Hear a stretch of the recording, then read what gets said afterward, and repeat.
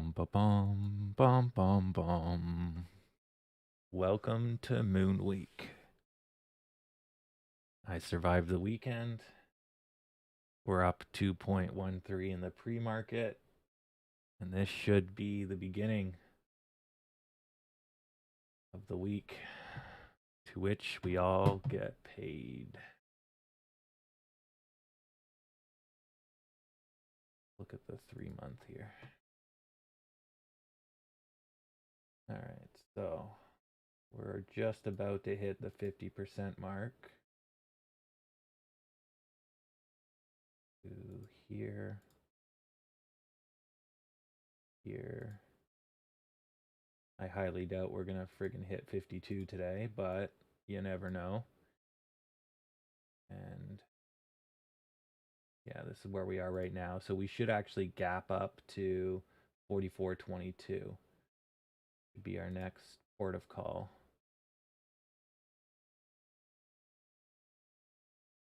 I'm gonna take this to this.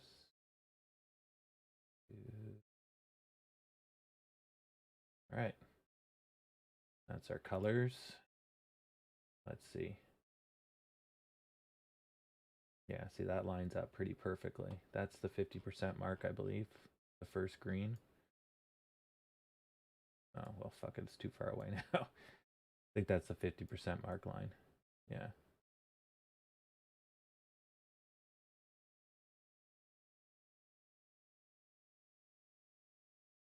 One day and zoom. All right. Perfect. So first 5 minutes don't really count, and then we will see what's going down on Sesame Street. I'm gonna at some point make some food. I am starving. I got a lot of coding done this morning. It's great. I had a breakthrough at like 9 o'clock last night, and then it's like, fuck, I'm too tired. I pounded it out this morning, and perfect.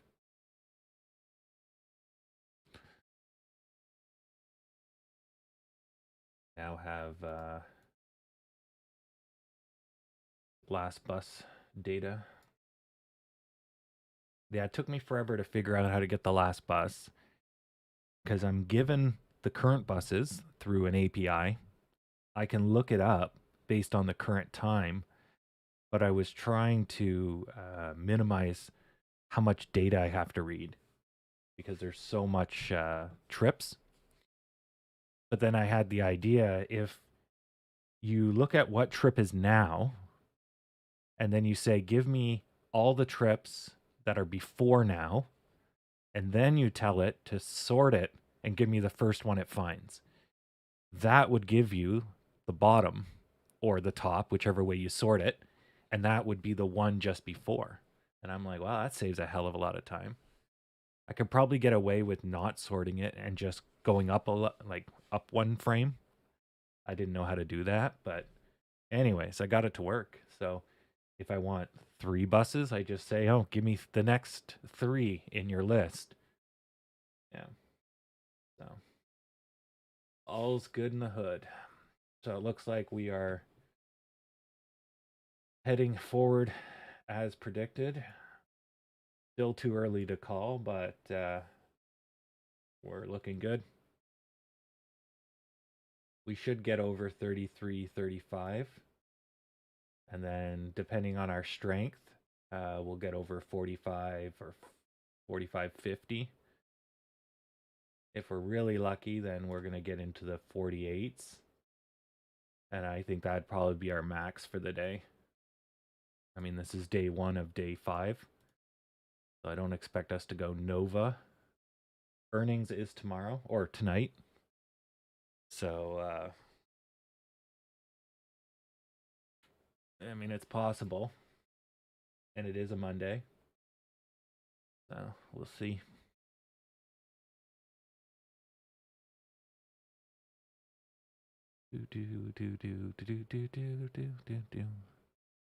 All right, so why this is making me money for once. Oops, let's go write some code.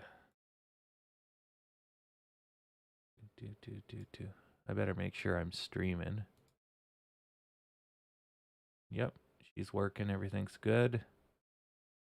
All right, perfect. Good. All right.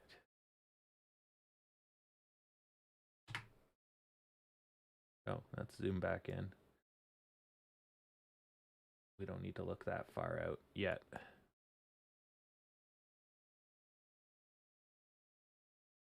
Oh, another milestone. It's been 50 days since the train derailed in Ottawa, and it's still not running.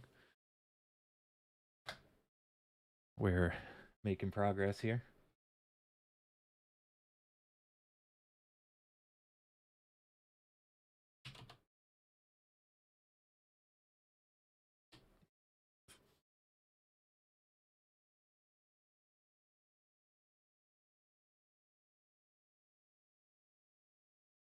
Morning, both of you. It's looking good so far. Volumes, we'll see when the volume updates again. The volume is kind of meh, but I think we're just getting warmed up. So, 'tis all good.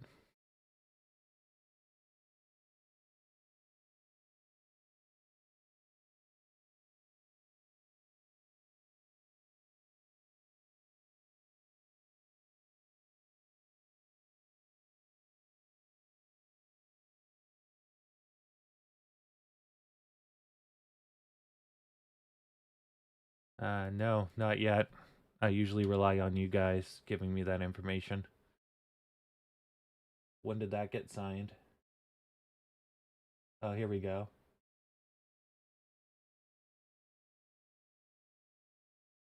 So they're just bringing back 4 movies.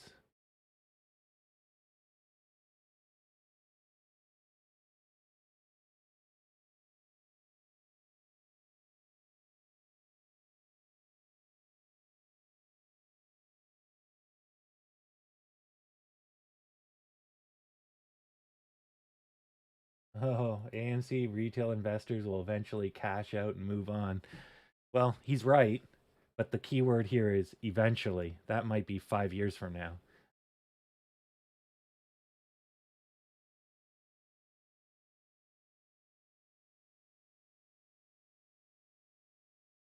All right, still good.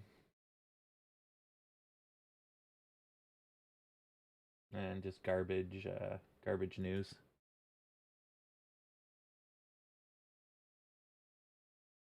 Oh yeah, the other thing I read was old. Yeah. The downgrade was November 4th. Yeah, I don't read the news just because most of it's all garbage. And if something is really important, one of you will say something about it because, it'll be all over the place. So right now we're in the power N shape, but that N was a little severe, but we didn't break the bottom.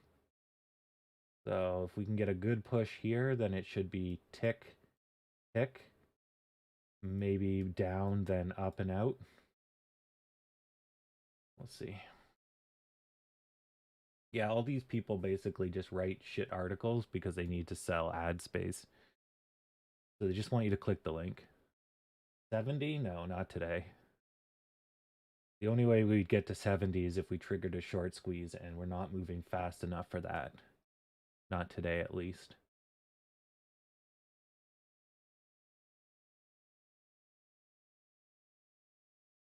Whoa. We could probably, if we really tried hard, we could do 50 something, 60, but the likelihood of that is also low. 45 would probably be a hard stop for us. I'd say 45. If everything goes well, 48 is probably the max. 45 is probably where we're going to end up. And then by the end of the week, we should be back in the 50s. Yeah. But we may do our parabolic today and then sell on earnings, or we do an okay day today and then we go parabolic on tomorrow's earnings. It all depends. Our rocket point should be 43 plus. Yeah, 43.35. If we can get over that, we should go up to 44.29. So we're right here right now. Once we get over this guy, which is the 50% line, we're going to gap up between these 2 points, more than likely. So I'll jump us from 42, or yeah, 42.50, whatever we're at right now. And we'll go up to 44.27-ish, or 44.28, or something around there. Then it'll be a push to get over 45.57, but it shouldn't be too hard, and then we go up to 48. Once we're at 48, I think we'll have the momentum, and we'll probably be in a squeeze scenario, because once you get up to 52, all these people that piled in are going to be friggin' screwed. And then it's the climb over this hump, which I think will take a lot of work. But yeah, we'll see. But that will get us out of once we're over 52, we're out of the U shape of this U shape. Once we get over 52, we run the risk of a roll. But if we don't roll, then we look at, let's see here. So see how that's the 50% mark for the bigger one? Weird how it all works out. So if we get over the 50% mark and we don't roll, but there'll be two negatives, completion and the 50% mark. So it's going to be hard for us to get over 52. But if we do, we could go up to 70 whatever. And then if any time we trigger a squeeze, then it, sky's the limit. But we need to complete this first hump. But 70 is the long-term goal. But short-term is 52. And very short-term is 45. 43. 43.57 to be exact. No. Which is why I put the colors up, just so that we have a little yardstick. Yeah. Yeah, well, eventually, like the shorters, when you short something and it goes to zero, you technically make infinite money. You don't, but you do. So, the shorts, as long as they bought high enough, there's no reason to sell. Just wait. Eventually, it's going to blow up. And they're right. Eventually, it will blow up. But it may not blow up in the way they expect or to the severity they expect. And so they may be holding for, 5-10 years, right? So if we start threatening that idea, the time frame that they have in their head, then they're going to start changing their positions, and then that's going to kick off a short squeeze. Because everyone will want to get out first. And they're like, oh, look, it's going to take another month. Okay, I'll buy back in when it's higher, take my money now and run. And then it cascades. Yeah, but we'll see. So we started off fairly weak here. We didn't get a push. Volume is still low. And this might be a breather, but I doubt it. It looks like we're going to dip early. Oh. This just might mean the day is going to be a little slower, which is good. I didn't expect it to go Nova. I think earnings is going to be the catalyst for that. Because people basically don't know when AMC's earnings are. And then there'll be a shit ton of articles tomorrow, and they'll be like, oh God, I should buy more shares. So I think as people wake up, it'll all come together. And all the smart people bought in weeks ago, right? Like I said, buy in when it was back in the 30s. Yeah. So those are the people that follow the stock. The retail traders will start seeing the news today, blah, blah, blah, and they'll get in if they want to. All right, so as long as we stay above that, we should be good. And we'll put another line here for the top. I don't expect us to dip too deeply. Well, the earnings call is already estimated to be positive. So it's already a 50% increase over last time. So previously it was 7. Now it's 3.5. So you basically went from losing 70 cents to now losing 35 cents, which essentially means you've doubled your money. It's a little weird to think of the math, but if you're losing $1 and now you're losing 50 cents, the amount of money you have has doubled. Because you're not losing 2 50s, you're only losing one now. It's a little complicated, but yeah, when you're in the negatives, yeah. So, and then if you look back a couple more earnings, we were in the 2s and the 7s, and now we're in the 70 cents, which means we've gone up by a factor of 10, I think. You go, no, is that 100? No, 10. It's 10. So you're going up by a factor of 10. So we have 10 times more money because we're losing 10 times less money. So that's, great, right? But we're not yet positive. So we're not yet not losing money. And that's going to be coming hopefully in the spring. That'll be our next earnings. Will be, actually, no, it'd be midwinter is our next earnings. November, December, yeah, February. And hopefully that will be positive. Although winter's probably not the best time to for movies, but then you have the spring lineup, the summer lineup, right? And then they go ham and we start the cycle again. Yeah. And it's all good. As long as the company is growing, that's all that matters. It'll just be a matter of time. Yeah.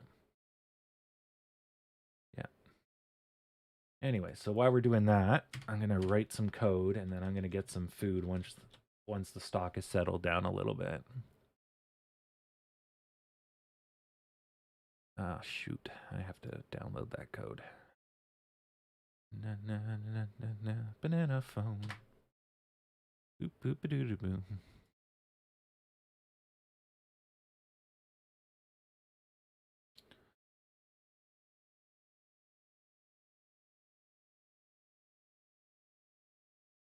Okay.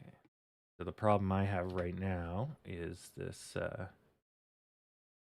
this stuff fell out of alignment somehow. I don't know why.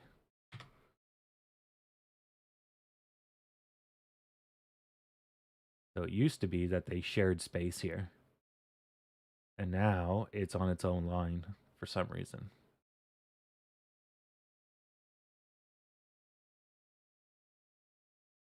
Wonder if it's the H1.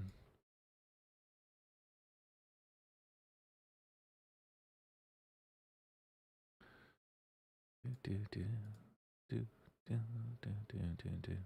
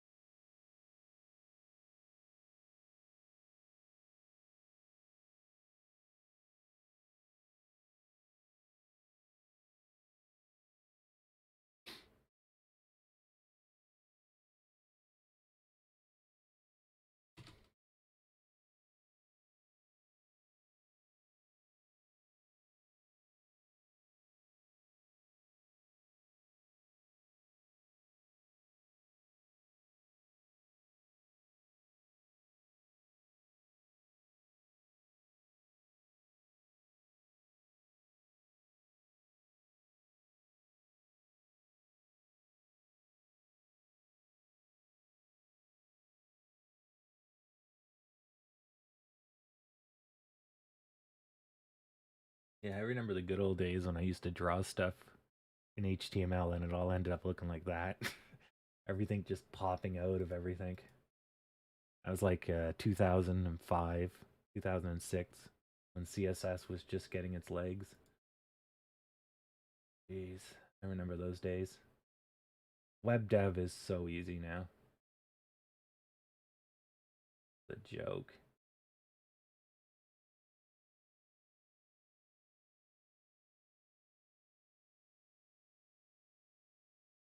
But yeah, spacing was just a bum. Everything wanted to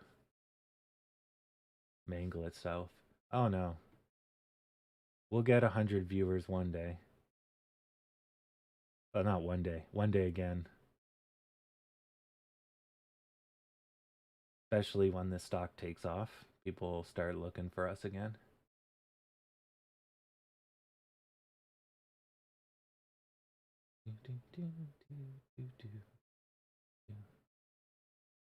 That's good. We're getting some of the oldies back in.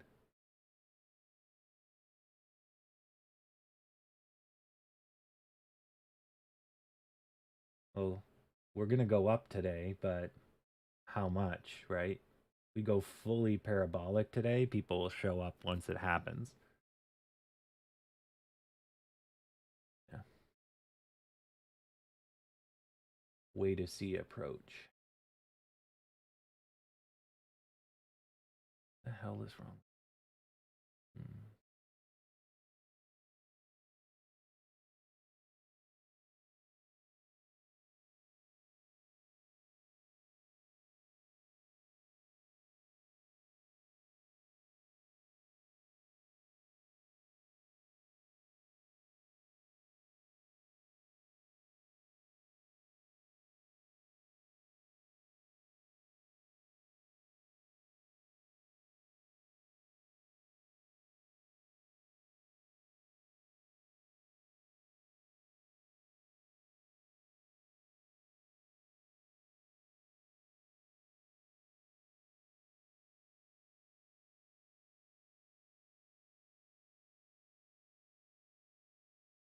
Yeah, the volume's not too excessive right now.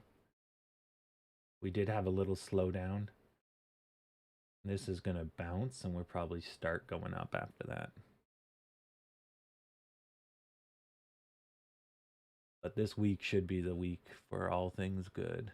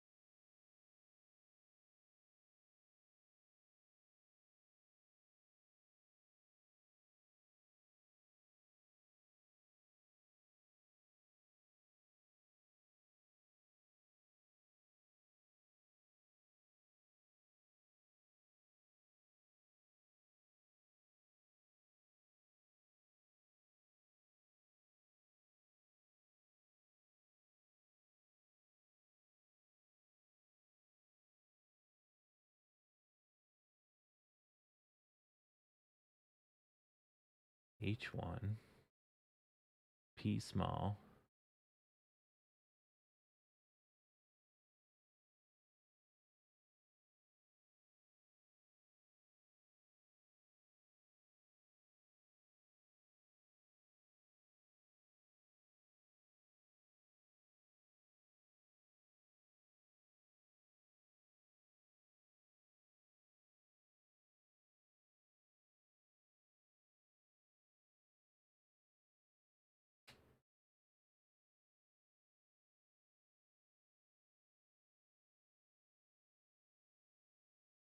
Maybe.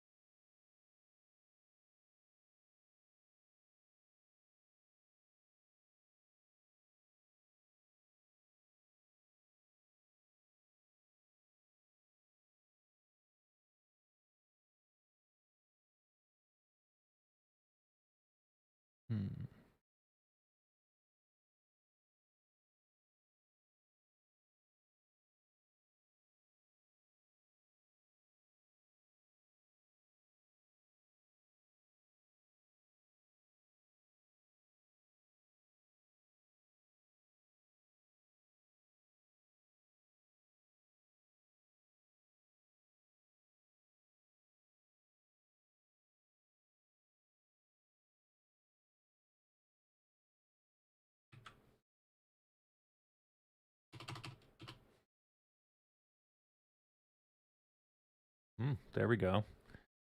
Okay. So the problem was the A link was giving properties. So when I added the ability to have the clicky drop down, it fucked the horse. Perfect. Okay.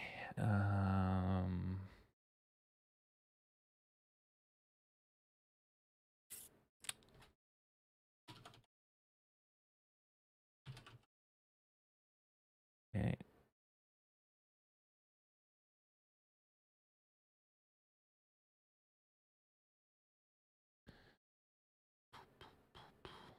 So then that should disappear. Poof. Excellent.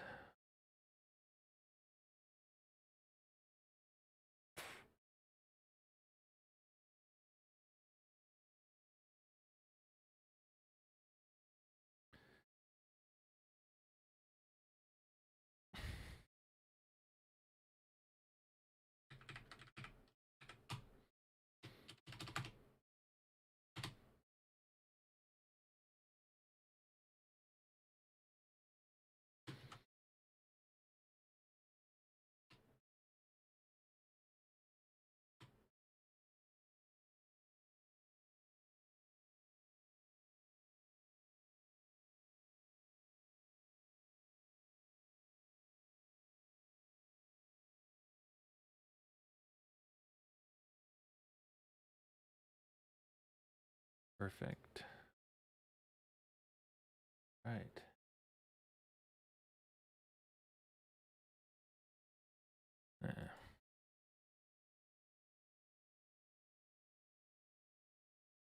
Excellent. Smithers.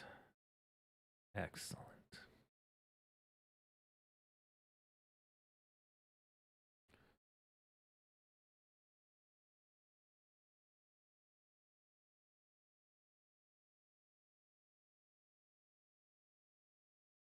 So now I think we're stabilizing and we'll start to do our thing. I'll get some food. And I'm going to work on this quick report button. I don't want people reporting a bus that doesn't show up for 97 minutes and reporting it as late. Oh man, it's been 2 years to get to this point. So close. I can taste it. Tastes like ice cream.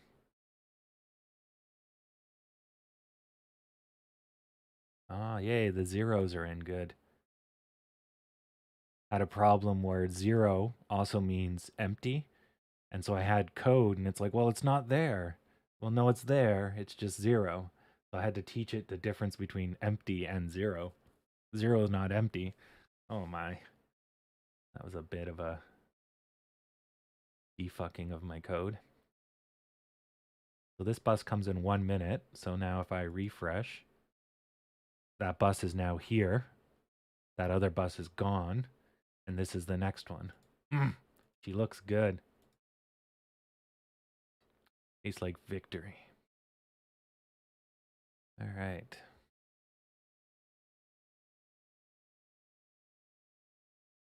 Do.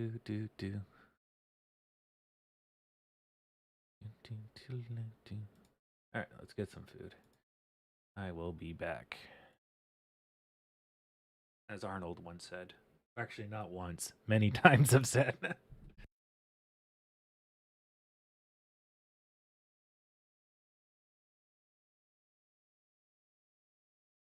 Now, to answer your question, yes and yes.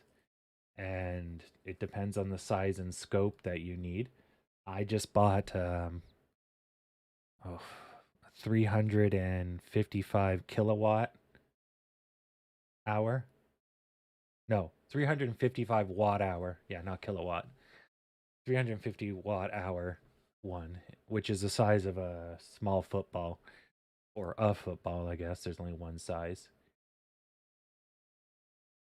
Um, and so it's pretty decent. Um, and I need that to power like a small computer. Well, 40 to 50 uh, milliamp hours, yeah, is watt hours at that point, full watt hours. Oh, a phone call. One moment.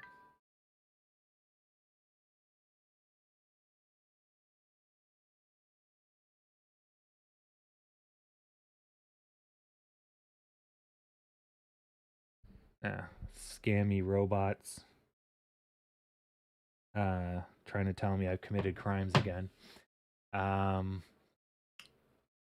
but yeah, so it all depends on your demand and usage. I don't have much use for it. It just powers my computer outside. But you know, it depends on what you want to do or need to do. Some people need, huge generators because they want to run like a PlayStation 5 while camping. It's like at that point you might want to look at getting like a gas generator or heavy duty solar. But I just got from Amazon. I got the best priced one at the time was fucking some Chinese name like Lamp Go or whatever. But it used lithium ion phosphate, so LP3 or no Li3PO. And so the phosphate batteries have a lot lower chance of burning your house down, and they also have a little bit better energy setup. They're not as or lifespan. They have a better lifespan. Lithium batteries have better energy storing, but they're too volatile. So I made sure to get an iron phosphate battery, lithium iron phosphate. But yeah, just do watt hour per cost. Do division, whichever one's the cheapest. Is generally it's all the same shit for the most part. Um, I got one that gave me an output on it that shows demand or draw, which is important because I'm running microcontrollers and they have variable power usage. So they can go all over the place. So it's nice to be able to look at it and be able to say, oh, okay, I got 3 hours left. I got 2 hours left, kind of deal. When I come back from the kitchen, I'll see if the thing has a name on the side of it and I'll let you know. But I need some food.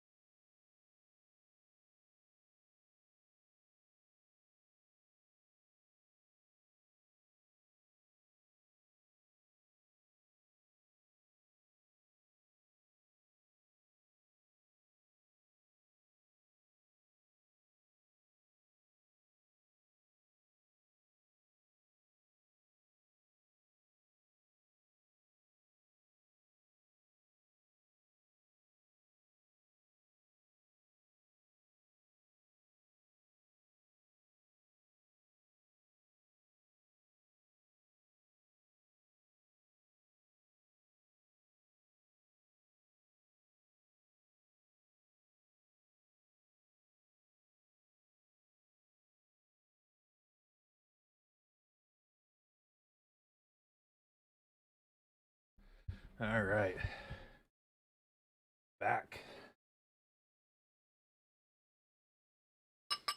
It should be 1 hour after market close. Is it going to be 5 or is it going to be 4? Oh wait, 1 hour. Jesus, yeah. Sorry.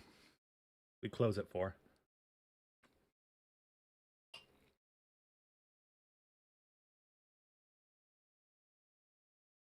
Yeah, you gave 2 different time zones and it confused the crap out of me.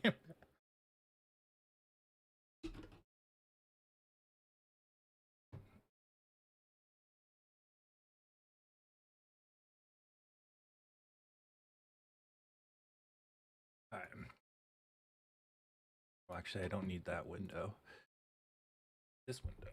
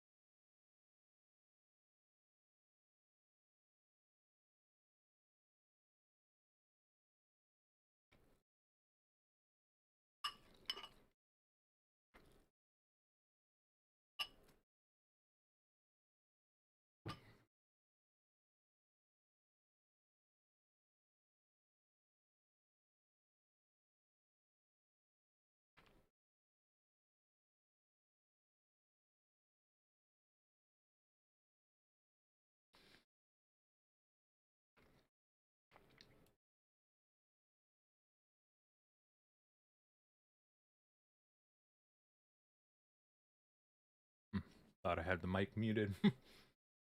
Sorry if you hear chewing.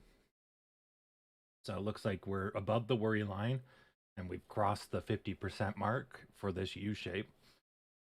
So we should go up another 10 cents. And then we might crest.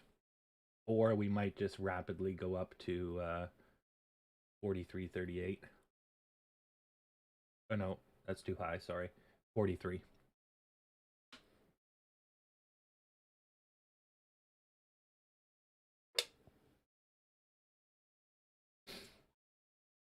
Yeah, because we haven't broken this line.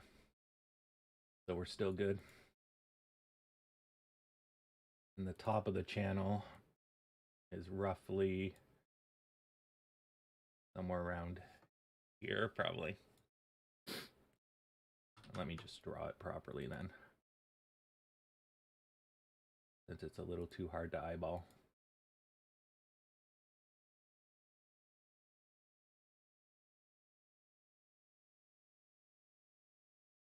There we go. That's what I was seeing. So we managed, 3 times now not to pierce the bottom. So once we get over this midline, I think we'll go, if we can get over this midline, which I hope we can.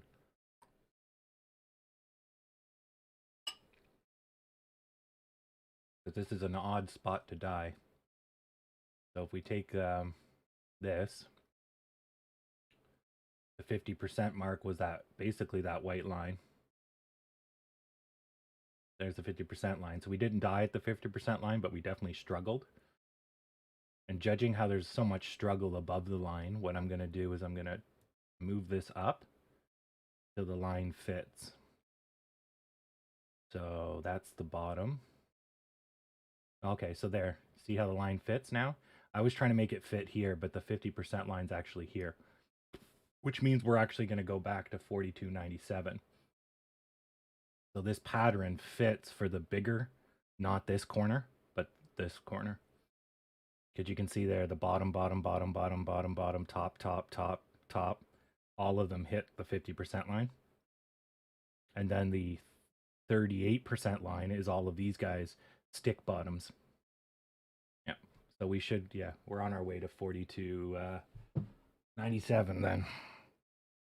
So we should be able to complete that since we passed the 50% mark on it.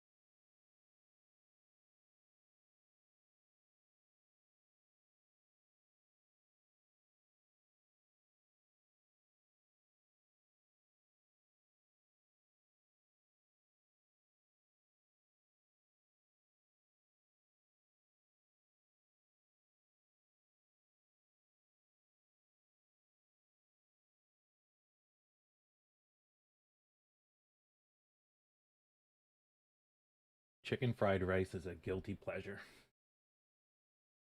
Oh, there's something about chicken bouillon or chicken grease in rice.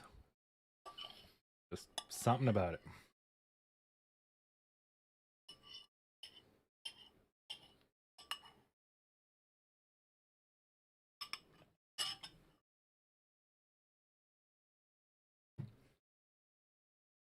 Oh, that'll get me through the day. I don't want to be starving if this thing starts mooning. Worst time to cook food.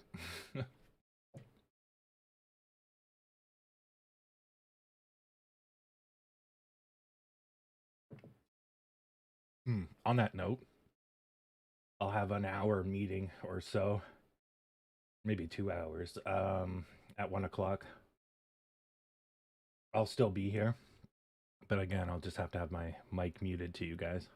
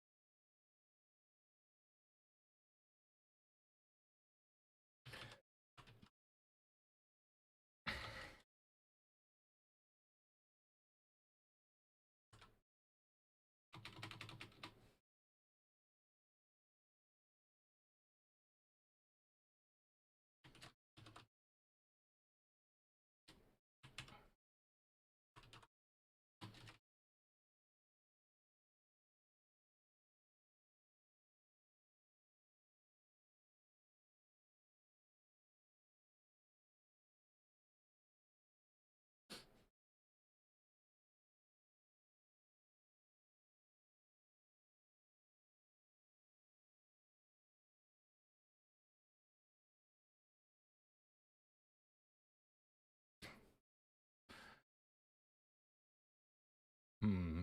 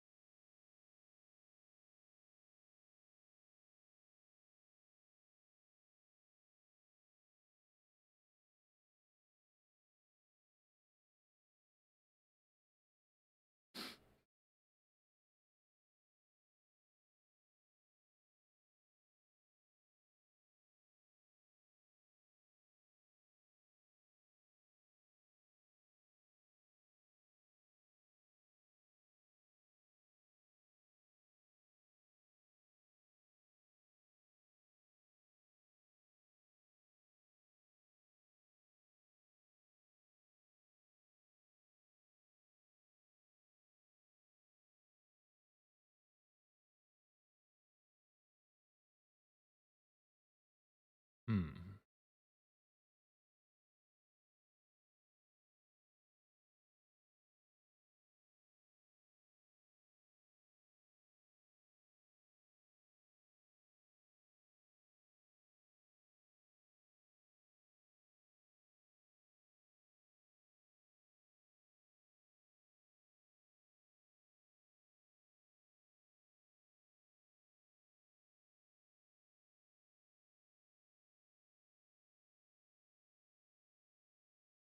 Yeah, we should have a dip between now and 10:55 since we haven't had one. The one at the very beginning before 10 o'clock doesn't really count.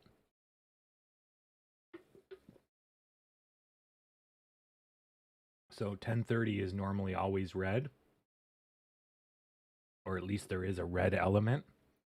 So the fact we're seeing green here and a volume boost shows that green is probably going to come out swinging post 10:55.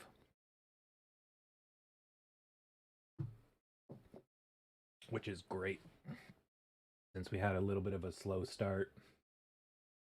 Now we've got over 10 million in volume. So we're at least 10 for 10 ish. That might start picking up.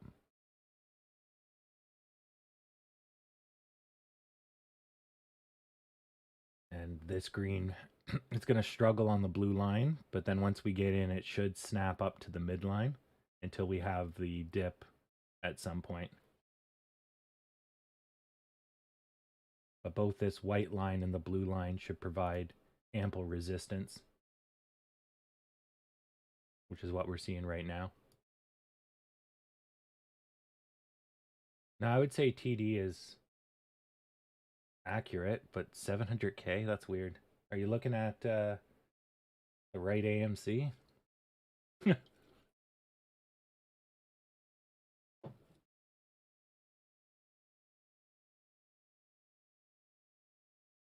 Well, I guess there's only one AMC.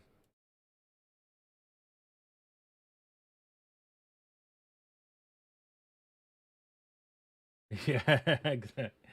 Yeah. All right.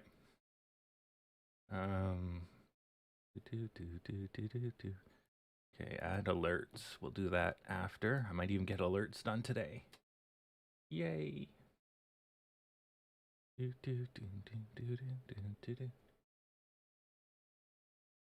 You should have higher volume than me. My volume on this thing is delayed by about 5 minutes.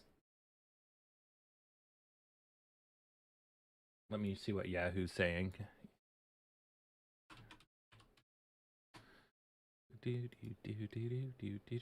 AMC has it at 11.311 for the volume. So we're at 11 million and rising. It's saying our average volume is 64 million.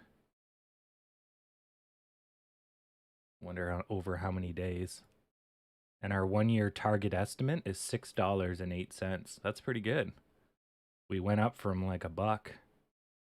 Not bad. Earnings per share is still negative $9.68 on their system.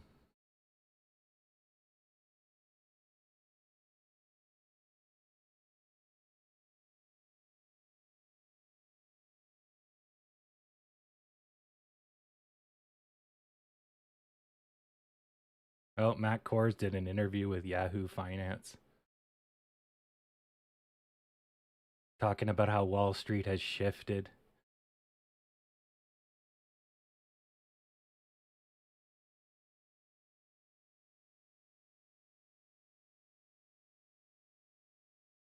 Let's see what people think of Matt Kohrs. One person is typing.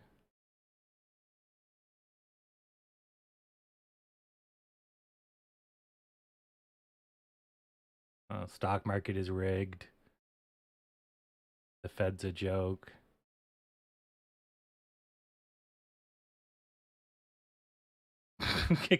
So, such disenfranchised.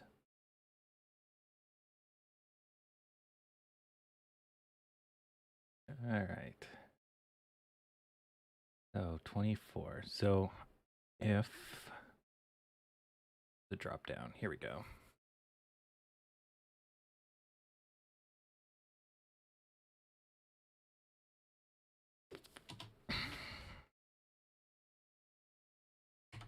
If trip key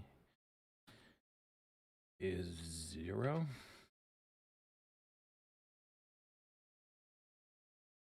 Yeah, I think it's going to be numeric. JavaScript does not do named arrays. Let's give that a try.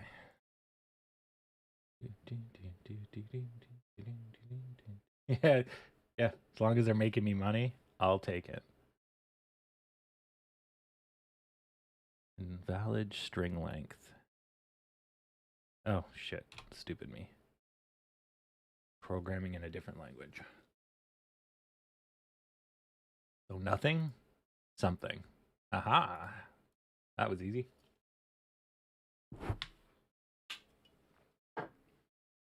Okay.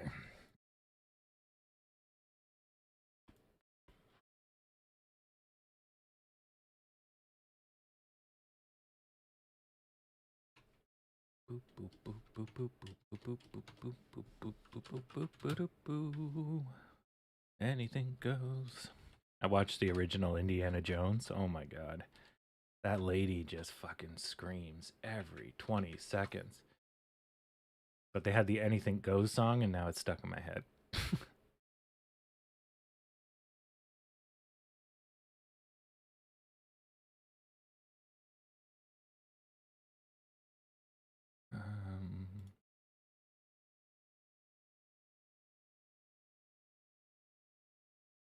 What could you report about a bus ahead of time?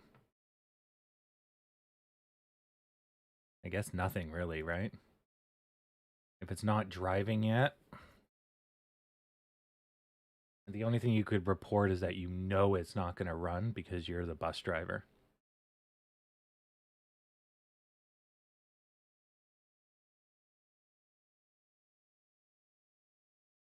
Oh, actually, I guess you could report the next expected bus, you could report it as early. You could do that. You could say, hey, it's here. But every other bus after that, you shouldn't be reporting, I guess, anything I can think of. There's no way for you to verify that the bus that's burning on the side of the road was your bus.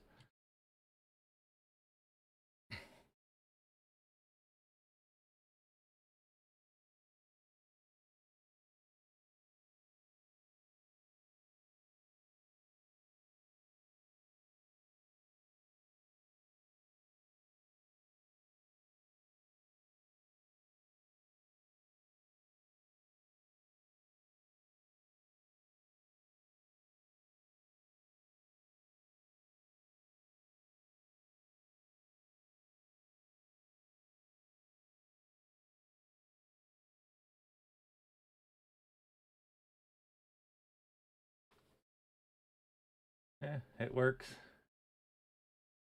Whatever works.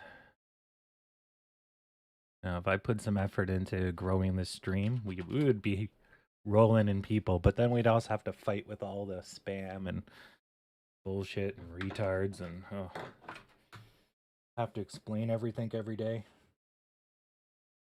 Yeah, so my health's not good enough for that, and I want to work on other things.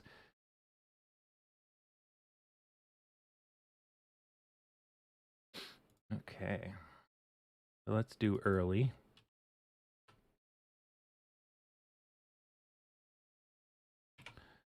Quick report this early.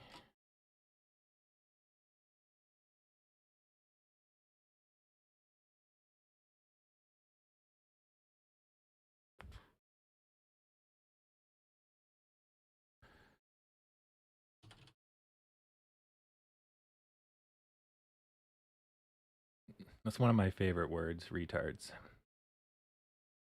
Because the root word of retard is slow. So to retard is to slow. So it's a perfect definition. They're slow in the friggin' head. It's the definition of a retard. You know, I'm not making fun of people with mental illness. I'm just making fun of people that shouldn't have a mental illness, but they've developed one due to lack of education and worldly exposure. Or drinking bleach. Whatever. I don't know their history. You, sir, look like a bleach connoisseur.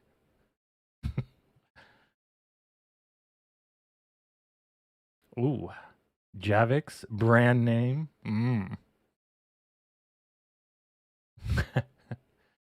Cancel culture is a thing, but it's definitely being drummed up a lot more than it is. It's just like every year Fox News goes on about the war on Christmas. There's no fucking war on Christmas. They just need something to fill holiday season. You know, hey, it's peace on earth. Fuck, that doesn't sell. It's Christmas wartime. God. If you buy into the chaos, you will become part of it. I don't buy the bullshit. You guys know that by now.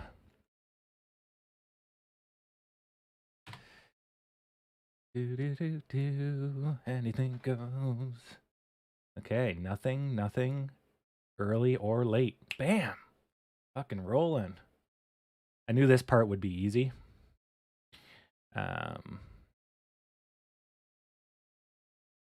But it's nice to see it. Once you have all the infrastructure in place, you just click, click, click, off you go. Everything just falls together. But as I said at the beginning of this stream, it's taken about 2 years to get here, and it sucks.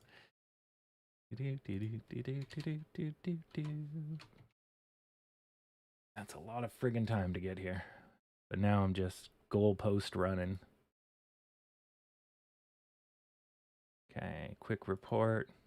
Late, early. I hate the yellow. It's hard to see. I might have to make it darker.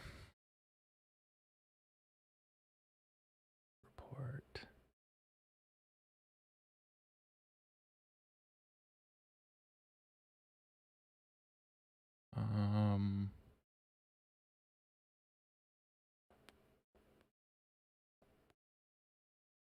This row was on the outside, and this was a child. So if I do this, you actually have to go one more.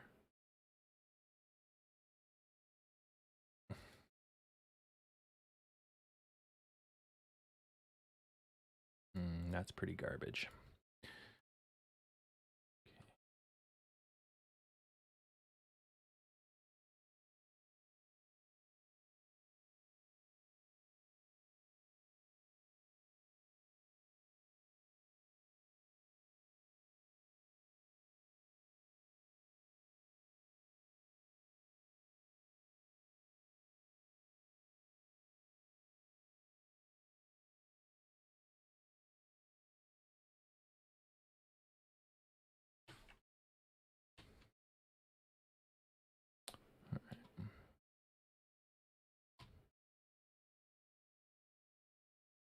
Oops.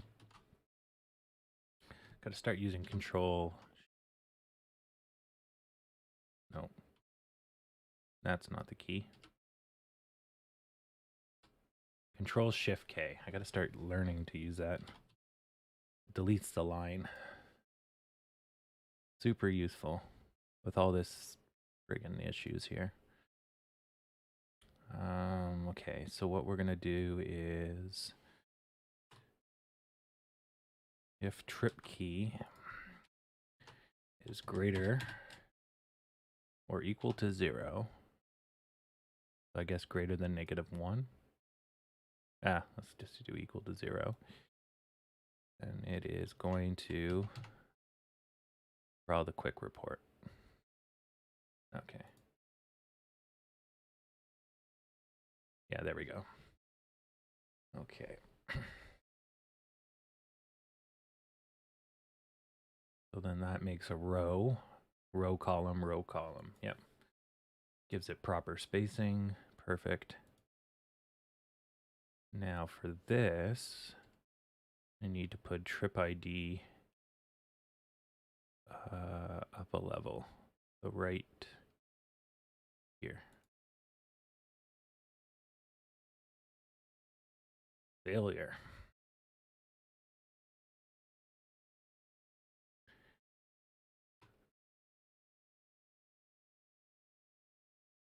Didn't like my empty if else.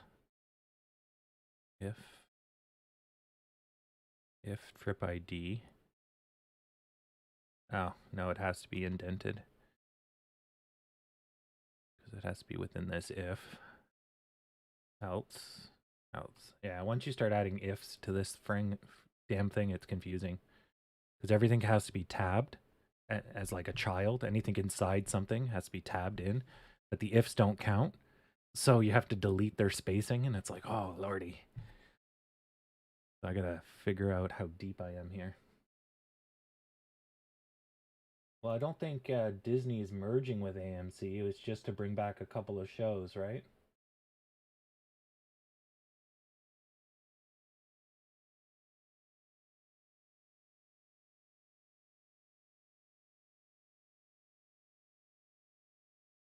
The last news article I saw,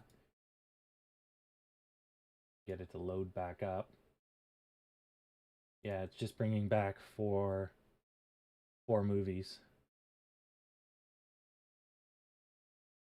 So that's just displaying old content. Wouldn't say that's too big of news.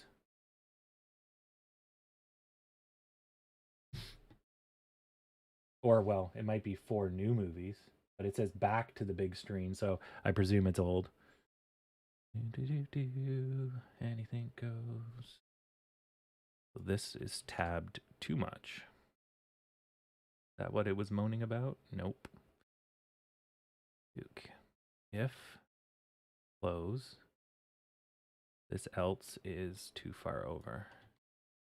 If trip ID, good. No trip ID, good. Okay, so for this row, and do the trip keys. At the end of the trip keys, do trip ID in its own row. Yeesh. That's what I want. Make it so. Ah, good job, number one. Gone, done, good. Quick report really needs to be in its own comma. All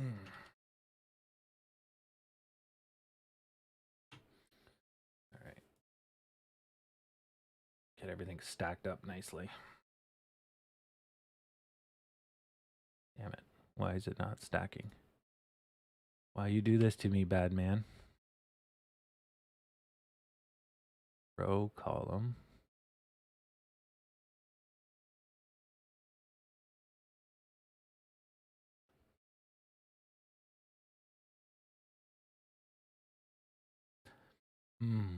That's why. Trip ID is actually in the corner. And these are all MX1s. Which means they are going to push themselves off the wall. Yep. Perfect. Perfect. Oh, looking good.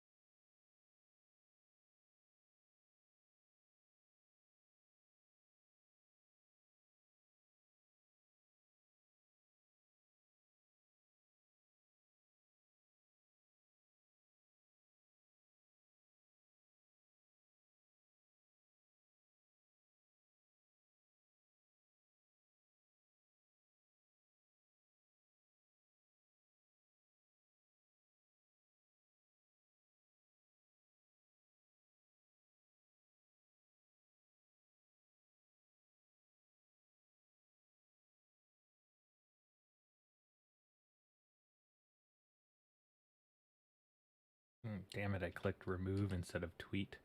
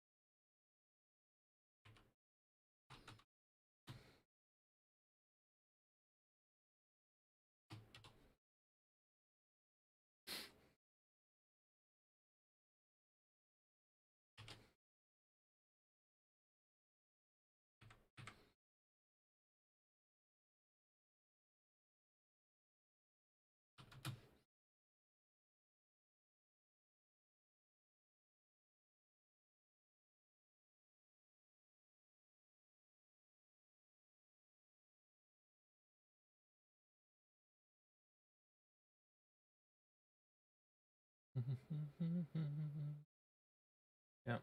So yeah, we want to get back into this channel. If we maintain kind of a similar channel, I'll adjust it. And then what that means is that we were traveling on this road, and then we basically just did a lateral. And now we're traveling on the same road here and see the same road here. You can see the line is pretty good. So we're kind of doing stairs. So, but we're still traveling along the same line. It's when we break this and we start going horizontal is where we need to worry.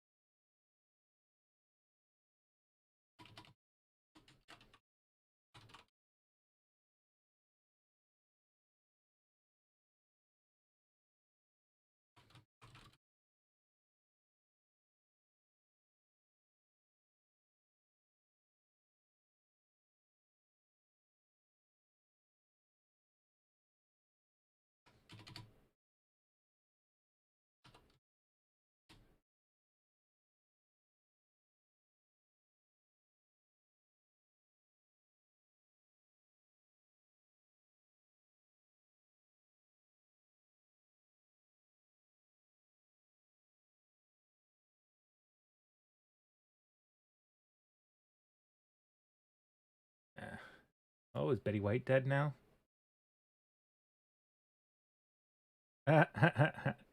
Oh, Betty White, don't worry. There's no news regarding Betty White. People are just chatting about her.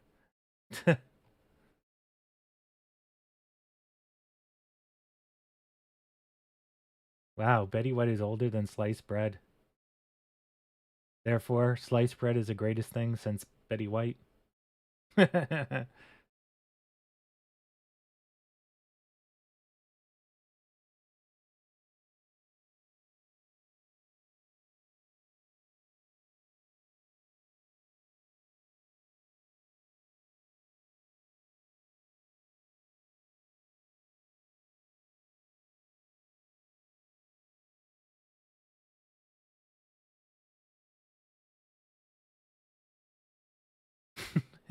Good stuff. I was thinking about Betty White the other day. I was like, fuck, she's got to be any day now. Yeah.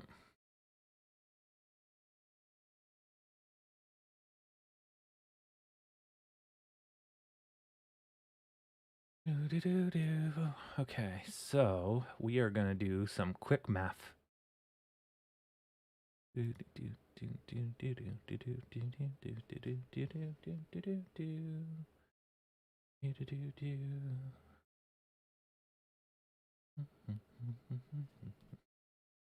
So now we're gonna ask if the time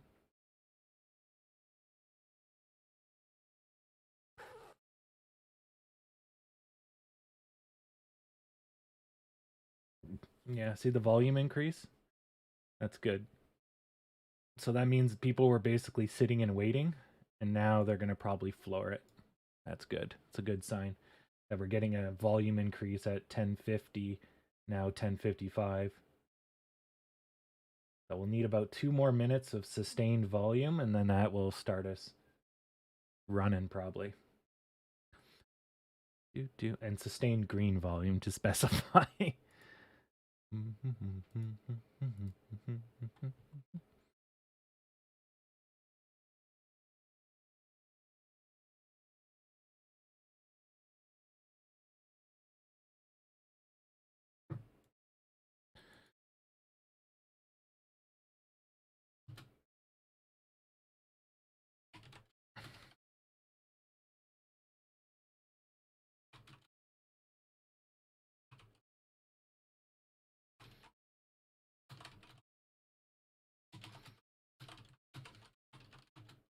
Nice push. Look at the volume.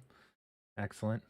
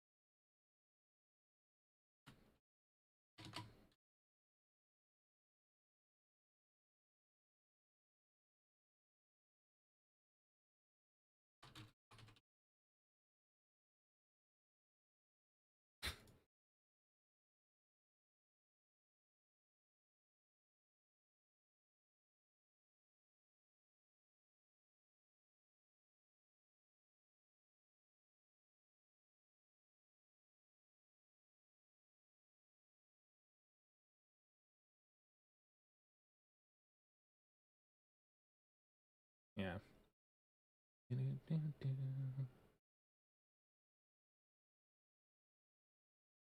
So yeah, that's the problem with the code. You probably can't see it, but so you have a bus. So while we're watching this, floor it like it should. Um, you have a bus, and I see a bus coming, but I don't know if that bus was actually late or super late.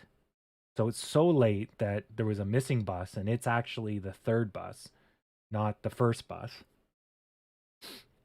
Or sorry, not the second bus. It's the third bus, and then it's early. So you can't tell which order, if it's the 1, 2, or 3. If the one's missing, is it the 2, or is that actually the 3 and the 2 is behind the 3? Like there's a lot of that. So I don't know really how to address that issue. But I guess from the perspective of a person standing at the bus stop, so we're back in channel and we stopped at the midpoint. Excellent. From the perspective of the person at the bus, you don't care. So if someone says, "Oh shit, this bus here is early," then you can just treat that trip as now early. It's the wrong bus for the wrong trip, but that bus is fulfilling the role of that trip. So I guess that's how you get around it. Yeah.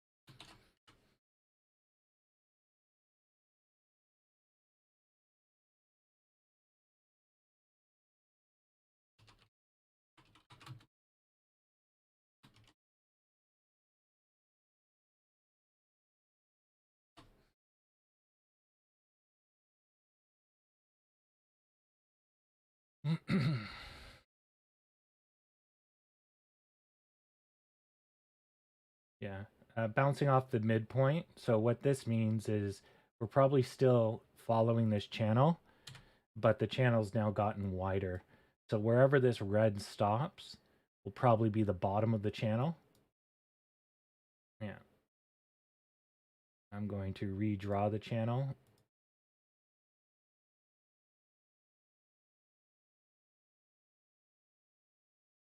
Oh, fuck it. Won't do it yet. Okay, I'll put this back. But I would expect the channel just got a little bit wider, is what it is. So let's say that's the bottom now, and then this is the top now. So I just make it a little more fatter. If this doesn't stop and it goes all the way back to this white line, then the channel needs to be like so. So the stock will eventually tell us what's going on. What's going on? But we'll see. The fact we touched the midpoint's pretty good that this is still gold. But I would have expected a little bit more support. Although, really, there is no support here, right? All the support's down in 42. And it just kind of surged on nothing, right? So yeah, we are in a bit of a precarious situation. It didn't interact with the blue line. So that's your pullback. And then the pullback has some momentum. But if all is good, we shouldn't go below the stick. And the green should pull us right back to the blue line pretty soon. So this is more payment for the blue line. And I was hoping when we paid for the blue line, we'd be on the top of the blue line. So the pullback would tell us where the line is. Although we just kind of went right through it. So that didn't happen. We had too much momentum. But there you go. So now it's playing out just like I finished explaining. So now it's interacting with the blue line. So that's letting you know that blue line is solid. So there should have been a little bit of interaction here, but I guess because it was so close, there was no pause, or I wasn't looking and there was, and I just didn't see it. And then it blew through. But yeah, so here's the interaction. So now we paid for it. So now we can climb to the middle. Since this is paid for, the crossing is paid for. And so now we can go up. Yeah, it's all good. And yeah, so that basically gets red off your back. So it doesn't mean you can't have red like this, but it just means if we do push, if it does want to go green, there's nothing holding us back. So our greens will get bigger and quicker. Yeah. Do do do do do do do do do do do do.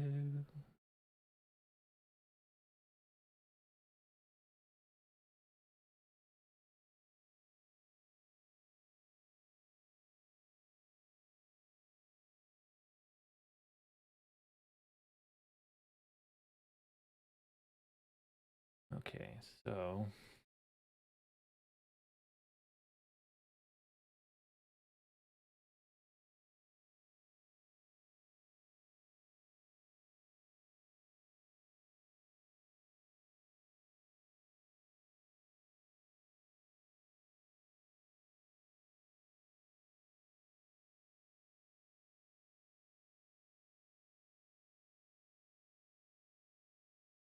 but people keep this poll up.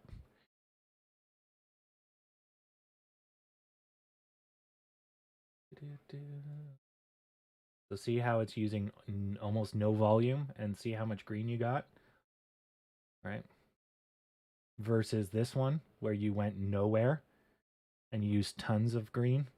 And that's because you're basically pushing against a rubber band there, right? Whereas here, you paid, right? So now you're good to go. So if we get the same amount of volume, which we might have in the tank because of the macro picture, then, you know, you're able to fly.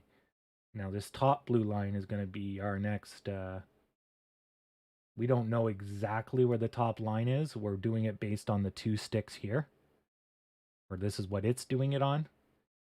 Arguably, those two sticks aren't properly measured. So there could have been a pennant here. We draw this line. There could be a pennant, oh, much further up, because you can see that line is starting to cross in. So let's do a worry line here. And then another one from here to here. So there's your breakout is going to be somewhere coming up in the next 10 minutes. 5 to 10 minutes.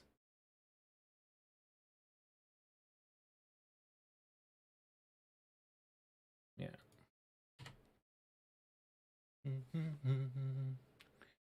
And so worry lines are just like the bottom of a channel. And so if I drew it, right, see, it's the bottom of this channel. And so that tells you basically if it doesn't break bottom, it's bouncing in the channel. And we know the direction of the channel, it's up, right? Because it's not making, it's making new highs and less lows. So if it keeps that up, then this channel meets this channel, which means breakout and lardy, off you go. And I should draw a line here for the Fibonacci. There'll probably be some interaction there. All right, let's do. But whenever you see kind of this stepping pattern, so this should get pulled back to the white line. But anytime you see like a stepping pattern, you can draw a channel as long as you have like 2 humps or at least 1 and a bit hump.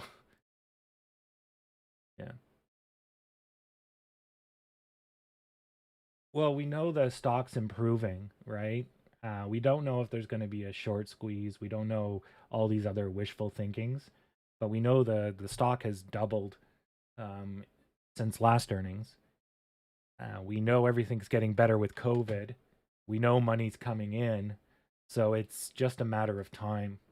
So we're technicals are poised for a breakout. All we need is the slightest push, and we should be flying off the handle. Now it's a marathon, not a sprint, but we're pretty close to the end of the marathon, at least for this part.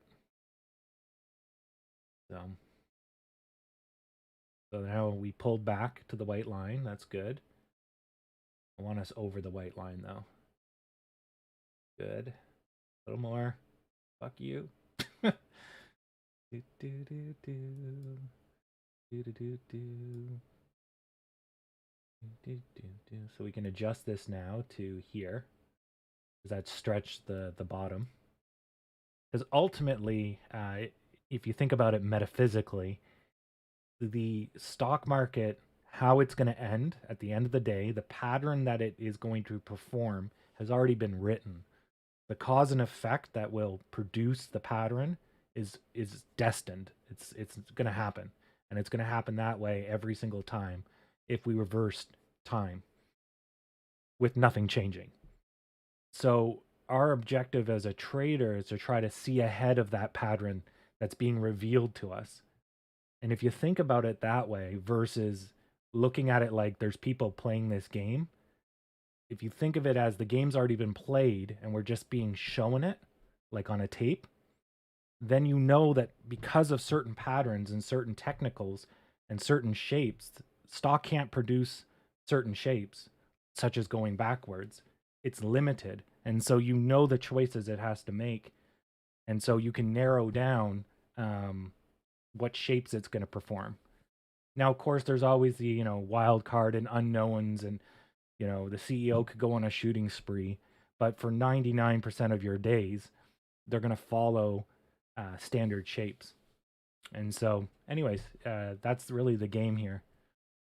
So I don't know exactly what it's going to look like or exactly what it's going to do, but I know right now it's limited to news causing a flash crash.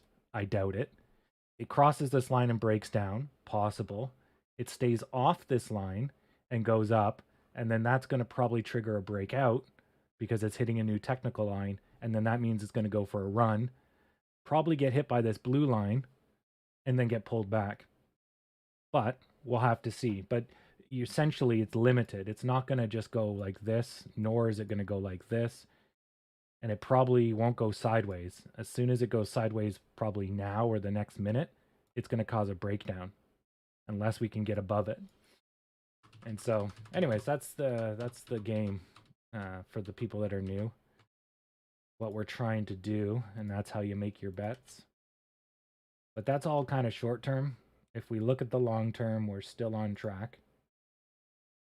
Right? We're completing this saggy boob, right? We had to drag it out from that last push to 44. So, but now you can see the line. It's like a perfect friggin' check mark. So it's kind of stupid to think it's going to just maintain this indefinitely. My guess is it's going to actually floor it, or earnings might slow us down a tiny bit, and we'll just have a little bit of a dry out, and we'll push. But my guess is there's a lot of pent up demand, so it's gonna floor it. It's gonna go somewhere between these two white lines, and have us flying till we get to at least the midpoint, and then we can start looking at the completion of the larger W. But baby steps, because even though the macro picture says it wants to do that, and it probably will achieve that, we don't get your hopes up too high. The stock market will. She's a fickle mistress. Yeah, but we're still looking good. So we're avoiding the breakdown. Good push. So this line's already been paid for, so we should be able to go through it. And then we're gonna get a 3 kings right here. 1, 2, 3. Now, when you touch a line 3 times, it either breaks down or blasts through, generally. So my hope is that it breaks through. And then we'll be on the up part of this channel. Then we have till at least 12 o'clock to get our gains. Now, it is a Monday, so we shouldn't have a big burn off. And tomorrow is earnings, so that changes things. But I don't really know how people are going to react to tomorrow being earnings. Are they going to buy in at the last minute? They're going to buy in at lunch? I don't know. We'll have to see that one.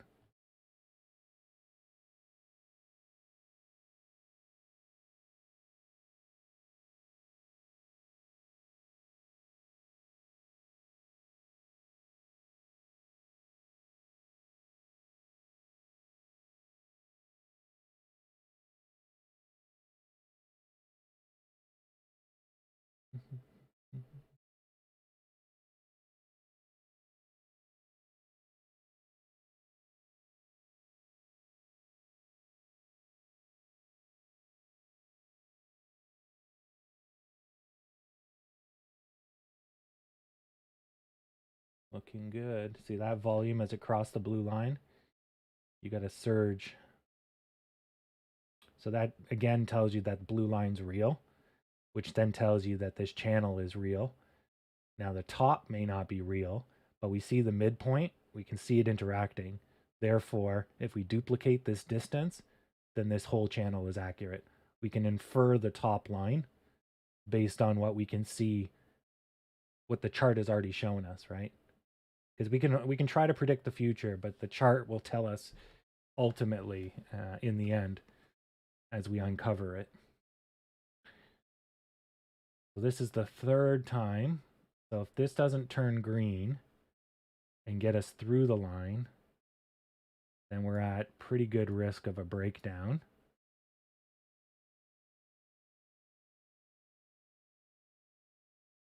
Come on. 22 seconds to turn this frown upside down.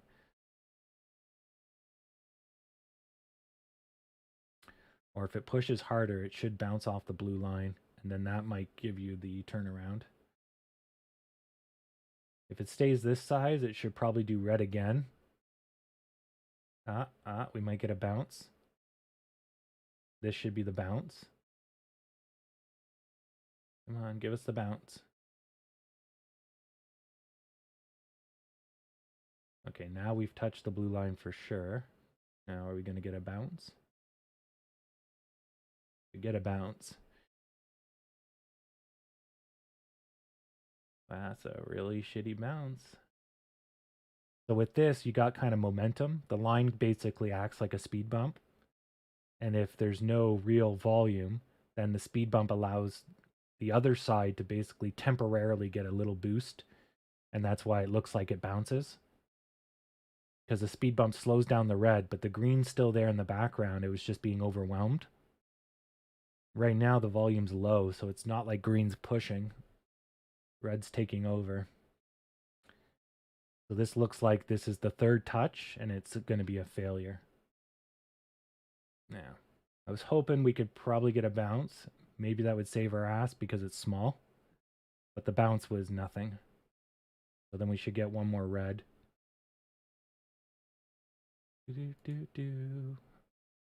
Now there is a gravity to every line. So that's probably what we're seeing here with this green. Yeah. After a point, it repels. Well, as you're coming in, it repels. Once you're inside, it pulls. So we're getting drawn back to the line, but we're using more volume here.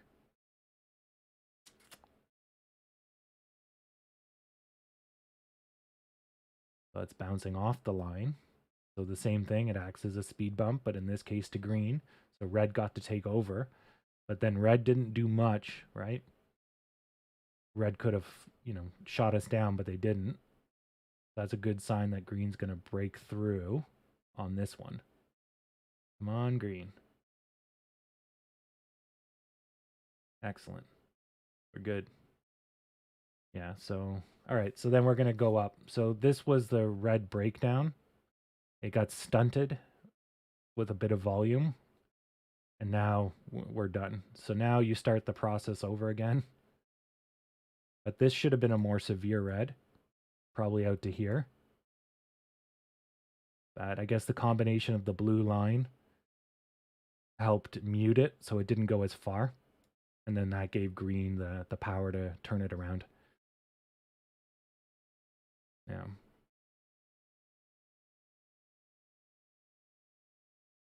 Oh, and this will turn into a power N shape. So you got two reds, and if this one completes to here, you'll get a boost to the midline, and then potentially onwards.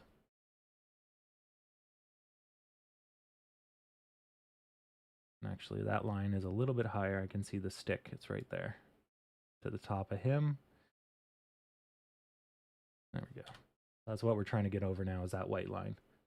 Once we get over it, we'll get like a 5-cent boost. Then we'll have enough space so we won't be hitting the midline right away. So we should boost to the midline, I would think, which is 96. And then from there, we can try. Oops,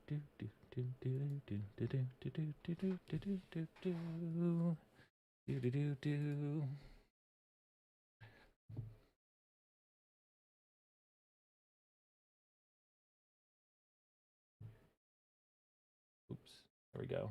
See that boost? That's case in point. So now we hit the midline, so that's why you see that red, right? And so that's why the problem, if it happens too early, right, it slammed its head right into the line. So we lose a few cents and it gets pulled back. If it happened a minute later, the boost might have been under the line. We end up in the same spot, but one overshoots, gets pulled back. The other one undershoots, gets pulled up. Ultimately, overshooting and pulled back is better. But if you overshoot by too much and you get pulled back too much, then you get momentum in the wrong direction. But when you overshoot, you have the chance that it will pull back above the line. So the midline or whatever line of support, you're on the other side of it. So you don't have to fight through it again, which is kind of what's happening right now. So we got lucky. We got pulled through, but we had enough energy to stay on top of the line. It fought for a bit, but now we're on top of the line. So there's nothing between us and the top line anymore. So it's going to be easier for us to go up. Yeah. Well, Red's saying no to that. That's light volume. It should get pushed back. Yeah. Or did we hit, we might have hit a support and resistance line I'm not aware of. Let's take a look. Now let's draw a line here. That's a little too severe. So that's probably we hit a support line I didn't draw. What is it? 43, 4403. Oh, it's 44, right? Yeah, it was 44. One day.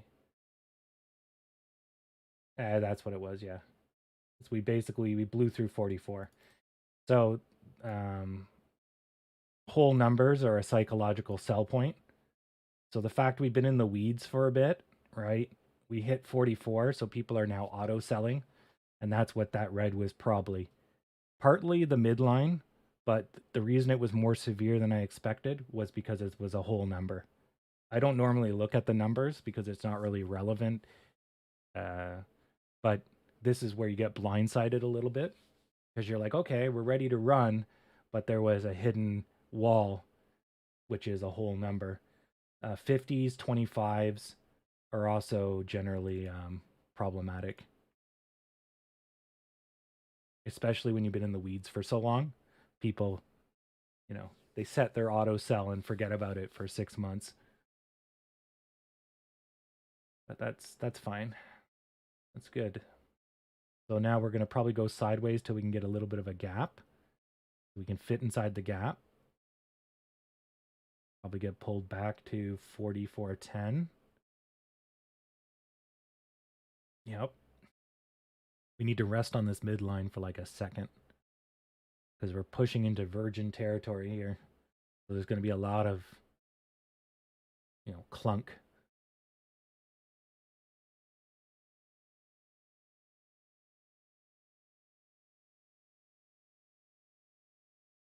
Looks good. Volume still decent.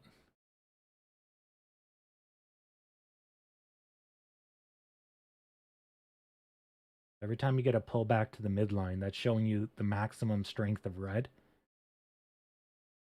And so, like right there, you didn't get a pullback. So red's basically getting told to F off. The red couldn't pull us all the way back, so that's a great sign.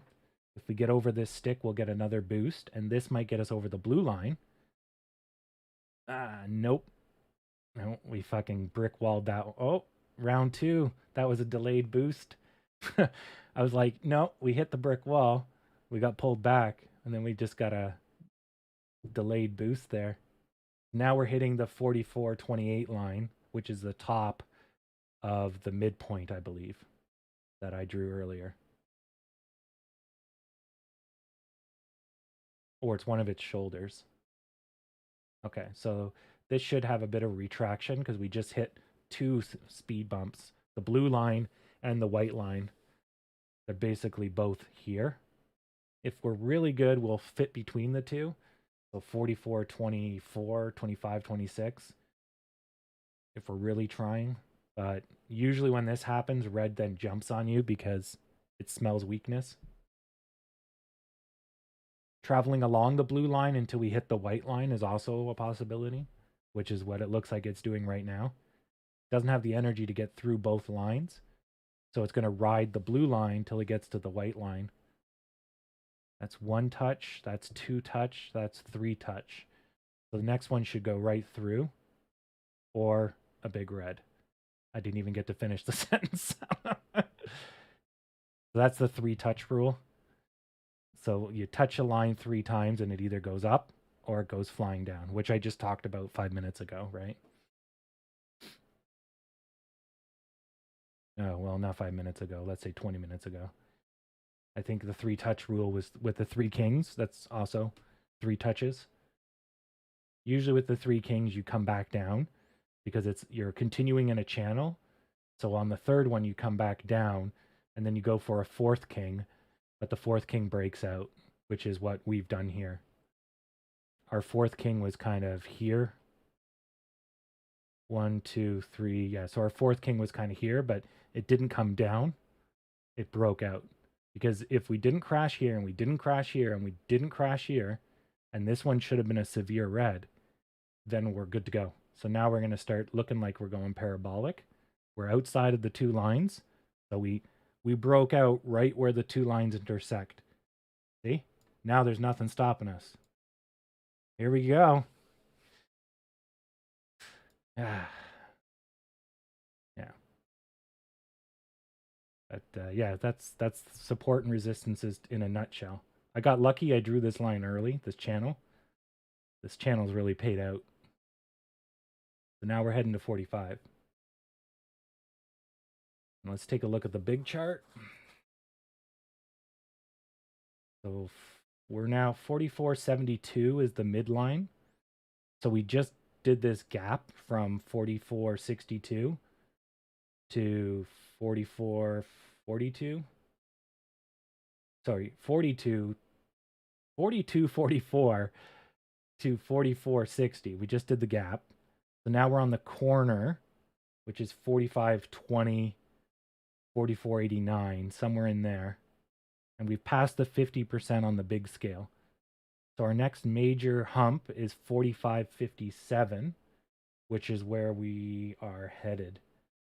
Okay, so 45 is a psychological line. Then we're going to 45.57. All right. Let's get this train rolling. This is why I got my food in me early. Excellent. Oh, enjoy the air. Yeah. Good. And this should be paid for, this blue crossing. So these reds should not be severe. Where did we stop? We stopped at 44.62, 44.60, 44.70. Okay. This blue line should act as support now. Now we have two supports. If the red tried to be severe, both of these would act as speed bumps, allowing green to go up. And then that will give you the power N shape. And power N shapes are usually the precursor to like a run, because it shakes out the profit takers essentially. And once they're gone, their weight is gone, and then you're free to go up. Yeah. I would say FOMO's around the corner. Yeah. We're at 6.7%. I think we're about to blast a good probably 10% up. So for everyone that bought when it was 30, you're welcome. For everyone that bought on Friday, you're also welcome. I need a more Morana song about me. You're welcome. Yeah.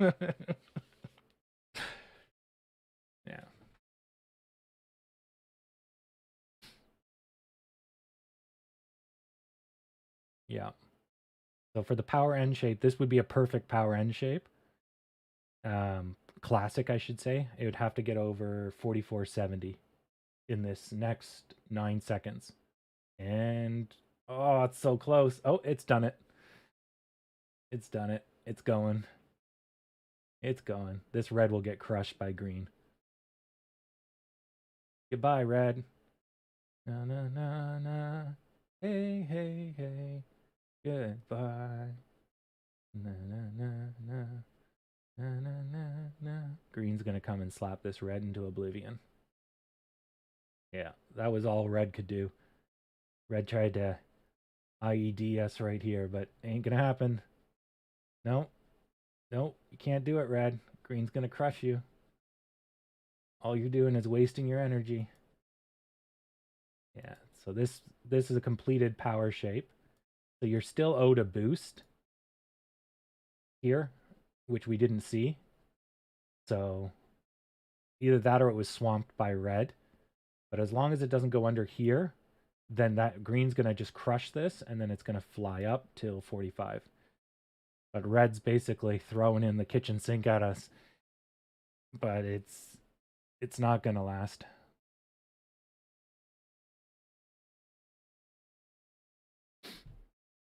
Come on.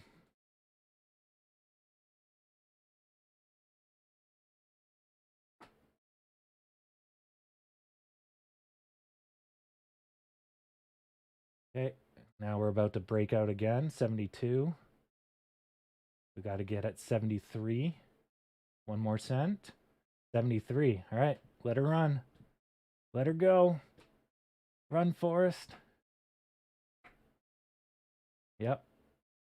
No stopping us now.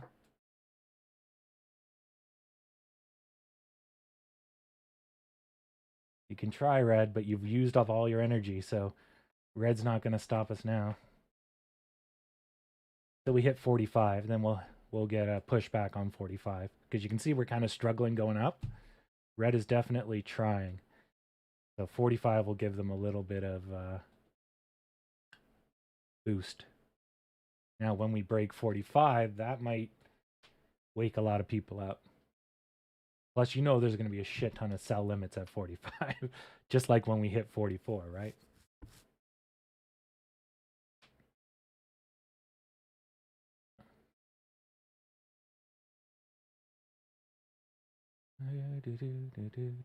Sure, I can take a look at GME. Here we go. Yep. So yeah, that's you got a trend line here. Whoops. Minus my ridiculously shaky hands. You got a trend line here. So my guess is it's going to wobble along this line. But you're right. If this happens, this is easy money, and this is easy money, right? So then if you have that, you'll crash to here, you'll try again, and then you get the crown shape here, which is basically your head and shoulders. So you run a risk of a rout when this gets challenged, which is about to happen if it goes 20 cents lower. So then they run the risk of this breakdown, this leg here. But they're, yeah, see, they're not in as good a shape as we are. So they're starting to go, kind of like parabolic here, which is nice. They kind of have a more consistent up. And so they don't have really the same W as we have. They have this, but that's also a very lumpy W, which means their general trend is still this, where our general trend has kind of fixed itself this way. So I still don't like the shape. It shows the overall intent is still negative. They just have a temporary breakout, which I think might. I mean, I'm still betting GameStop is toast at some point, but I don't know if this is the point. If it's trying to make a W, right, and it's got this kind of slant, then the next W hump has to come down lower to proper out. If it doesn't, oh man, it's a lot of drawings, but the likelihood is that this next one will have to come lower. It has to follow the trend line. If it levels out here, then it's leveling out. But this is not going to be the leveling out hump. This is going to be a midpoint. It's going to come down from 25, which is basically now, and it'll come down, which hopefully doesn't shit on us when we are trying to go up. But yeah, anyways, that'd be my take on that. All right, so we got really close to 45, not quite there. Came down, blue line supporting us.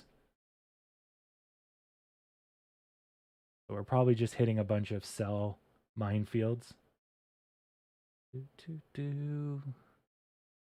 It's possible they'll pull us down, Zeus.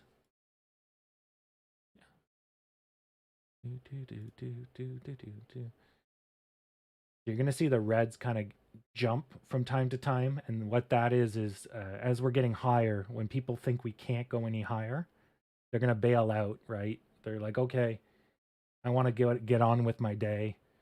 I think 45 is a good point to sell. I'm out. They're all going to be wrong in the end. I won't make any guarantees, so I can't be sued, but I've, beat this horse to death, right?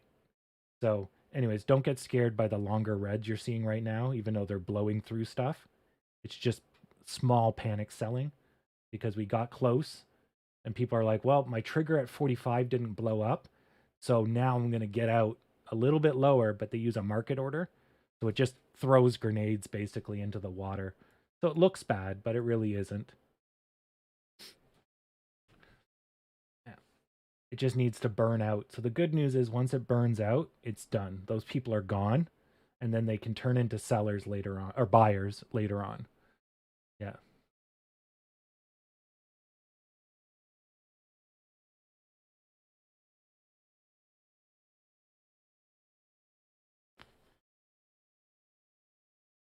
Okay.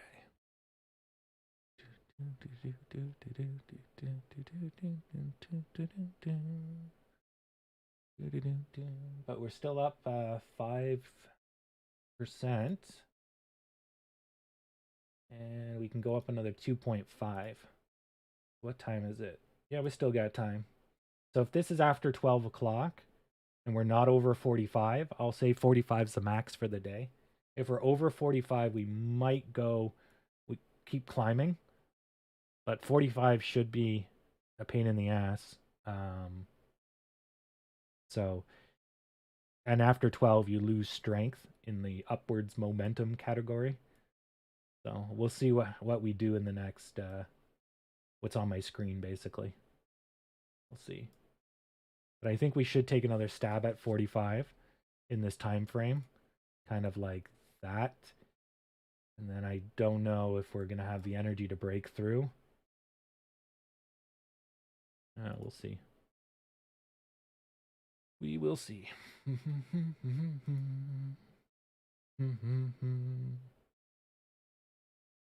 Okay.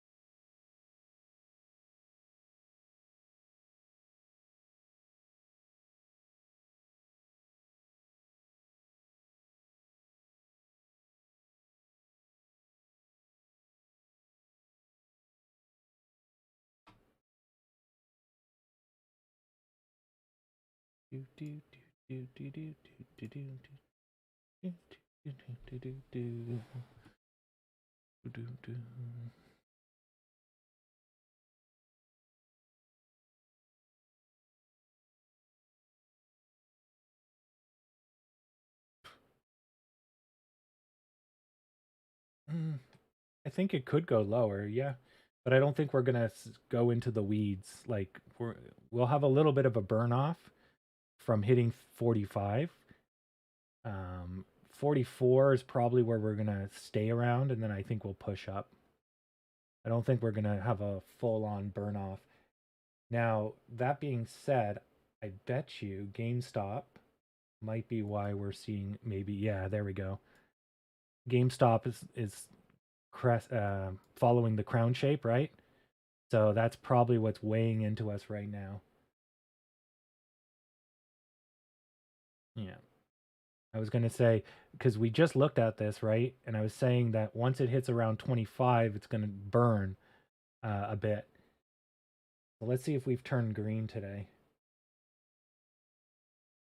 Let's see here. We crashed about the same time, 37. Let's see here. Nope, that's not what I wanted. Yeah, look at that line is almost identical. So I don't know who's moving who, but I would guess GameStop's moving us due to the sheer amount of money. Are we? Oh, we're up on the volume list. Good. Now, what about the Dow? It took a little tumble at the same time. Yeah, so same time.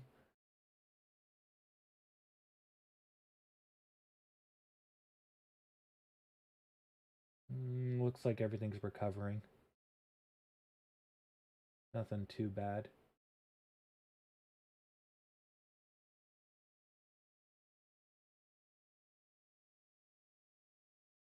Is the S&P? No. There's the S&P. 36, 37. So, yeah, I guess it's a combination of factors, but we're not breaking new lows on the Nasdaq's doing good. Yeah, we should be okay. It just added to the momentum, so we went a little further than I would have liked. I expected we'd probably go to around 44.20, but I guess the combination of all that negativity just added a little bit extra momentum. So we kind of flew through a little farther than we should. But all's good.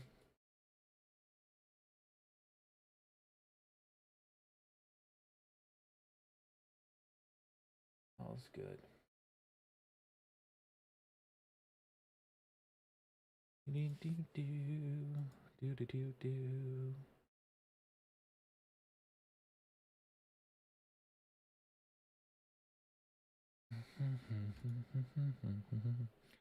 All right, I gotta write. I'm gonna look away for a second, and I gotta write some fucking code. Okay, so. Oh yeah, I blew up the website, right? Row 256.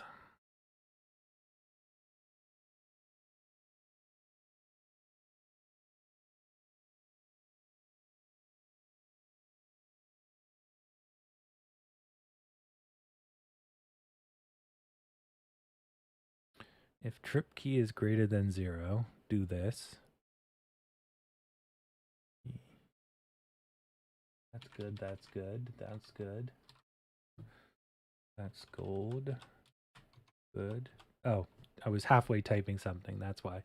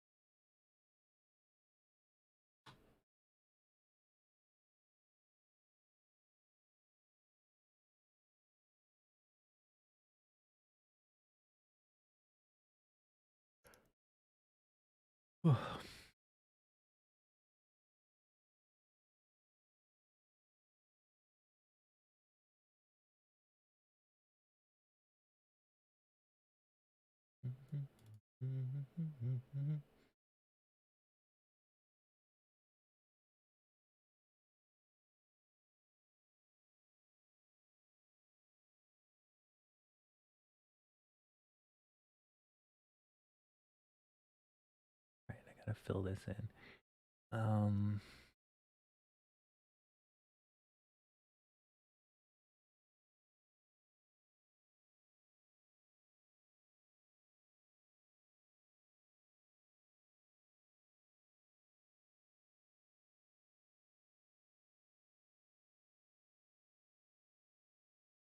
Where is it? Alert status. Arrival time. Here we go. Oh, it's minimized. That's why. All right. Adjusted schedule time. If trip adjusted schedule time exists,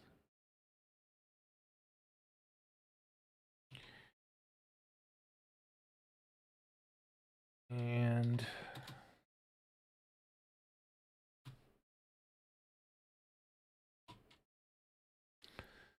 trip adjusted schedule time is less than, let's say,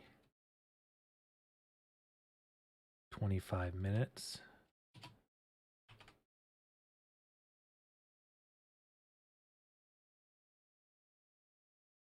Ugh.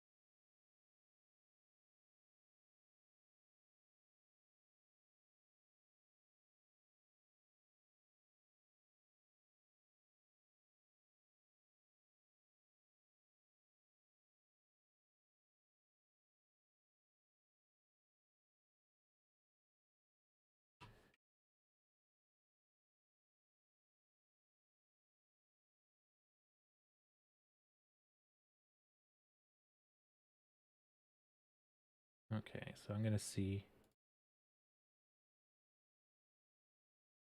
if I can report this one. So right now it says if it comes earlier, I can report it. Why does this one have a GPS and it's 17 minutes away, but the one that's coming in 4 minutes doesn't have a damn GPS? Ah, Jesus.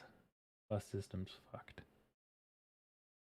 So we bounced off the bottom line. So we managed to fit ourselves between the 44 line and the bottom line that represents the wider channel. Okay, so now this bus is 3 minutes. Oh, okay, 57. I shouldn't be able to report it in a second.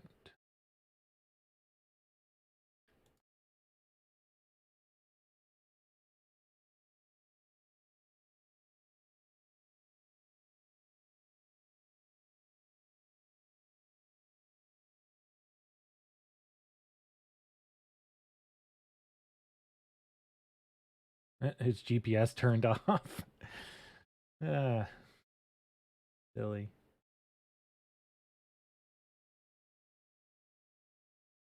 $11:54. Come on. Okay, there's 2 minutes. Now you can't report it. Okay.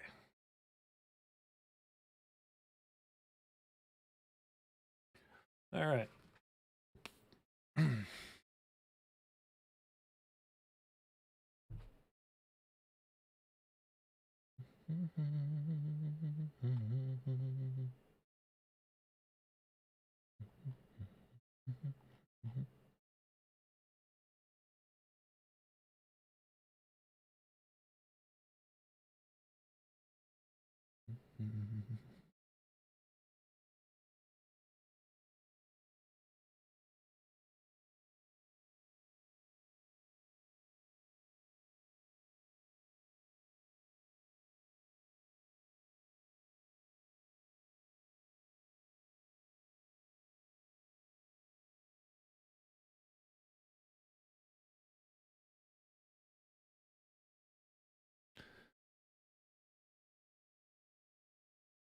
Guess.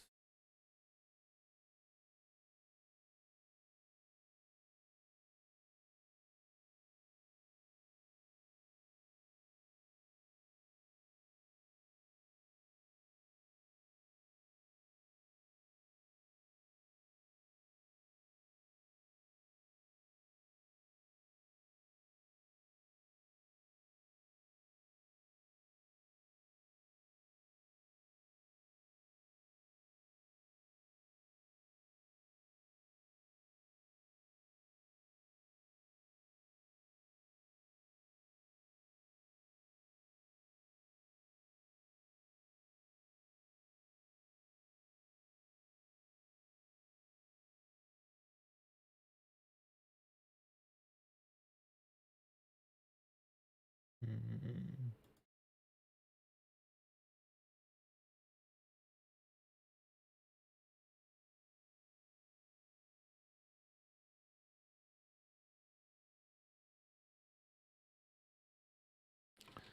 Guess I'll have to do it this way.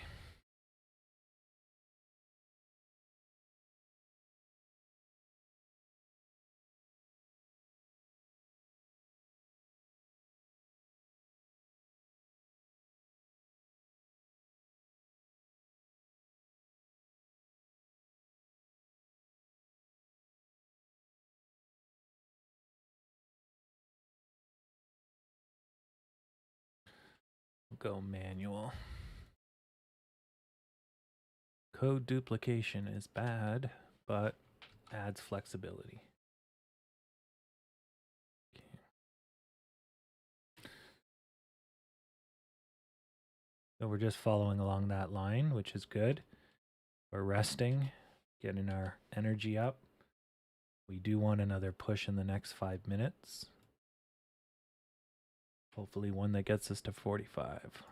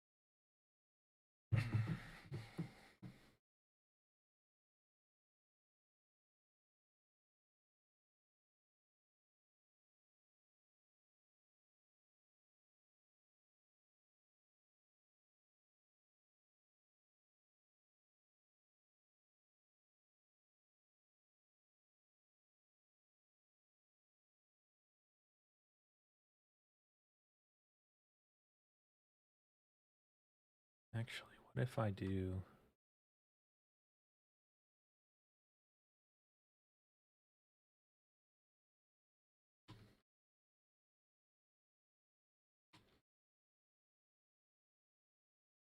No. I have to put it...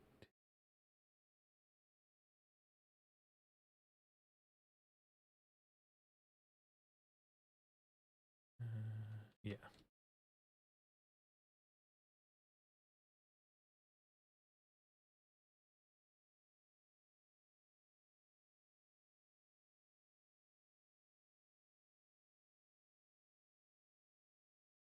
So if it's less than 5...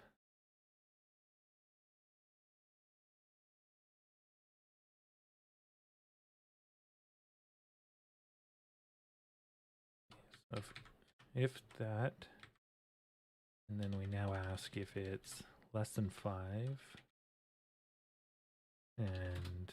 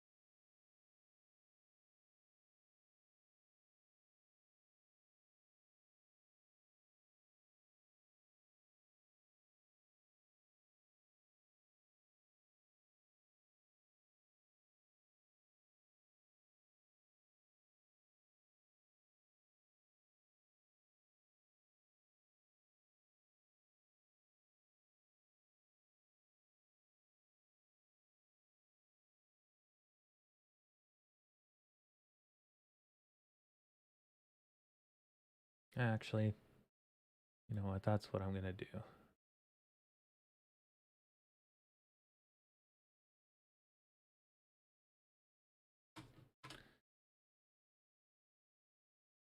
Thanks. Thanks, Windows. That's exactly what I wanted. Jeez.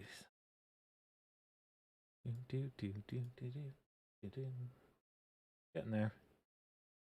Not too bad.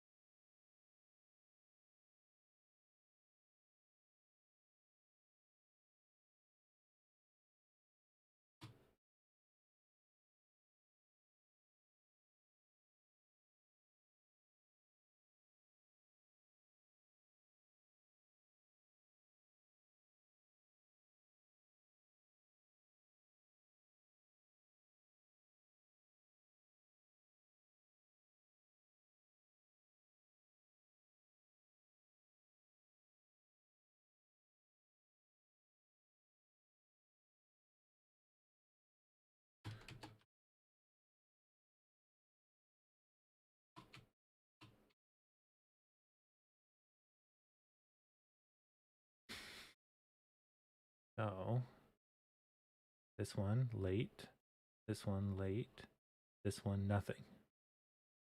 Okay. Perfect.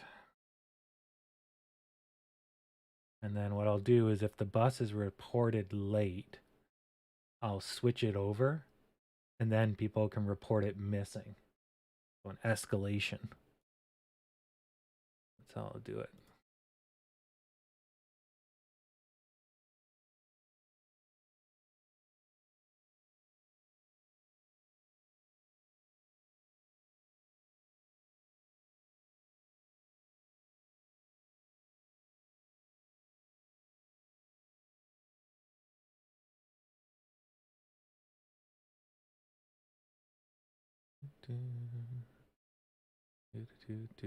Wow, everyone's trying to get to the US. Holy crap. The day it's open?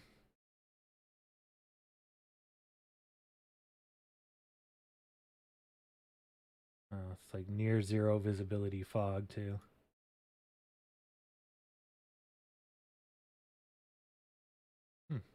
Cool.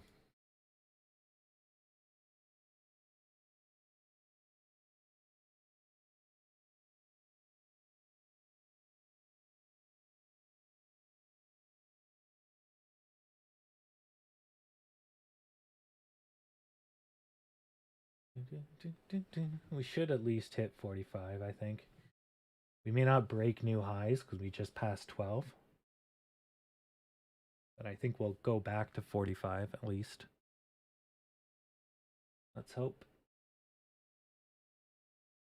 If we go too much sideways, then we'll lose our chance to get back in channel. But as we pass 12 o'clock, the likelihood that we'll start veering away increases. So really, we have a very small window for us to get up back in if we have any hope to try to get new highs.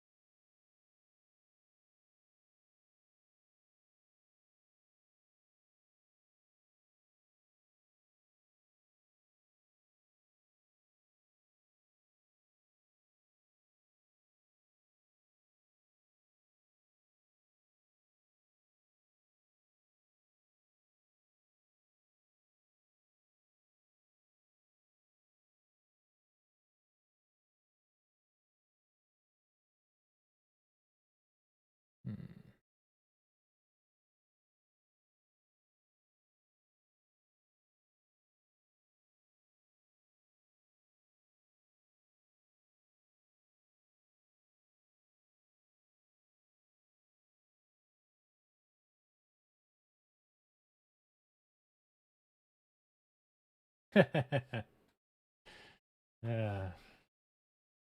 Yeah, let's break out Lemondorf for all the new fans.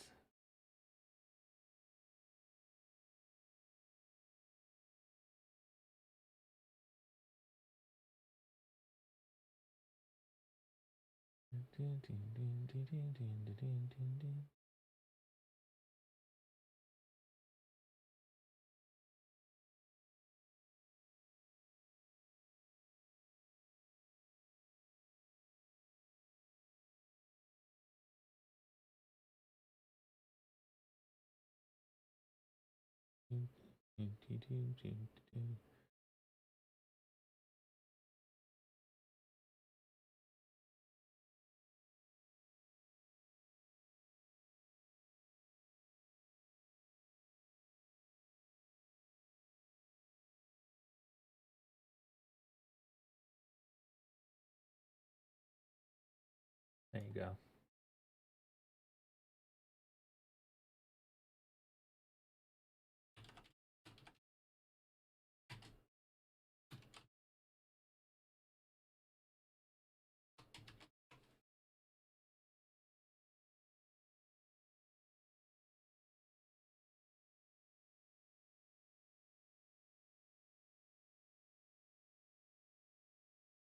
There you go.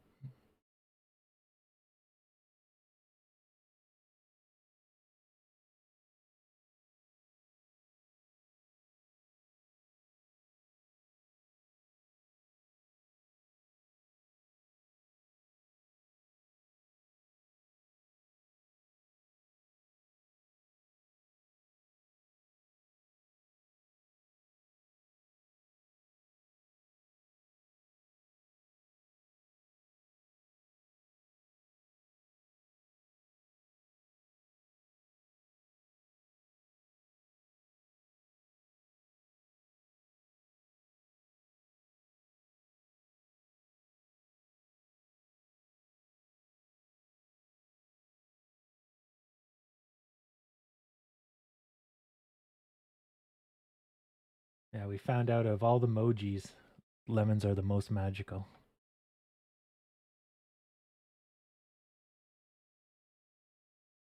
Your stick of wisdom is stick of truth and light.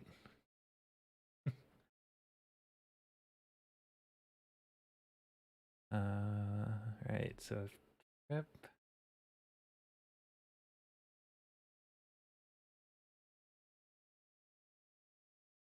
Oh yes, if you put lemons in the chat, it shows up on the screen.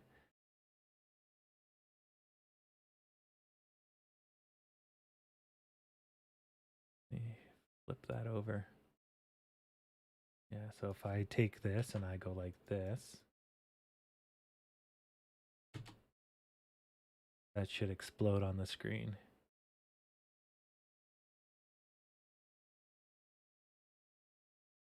Cricket, cricket. There we go.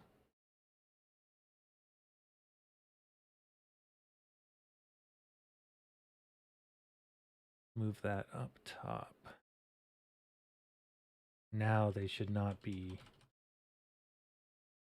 covered by my work.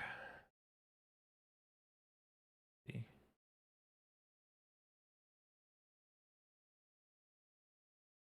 There you go. Perfect.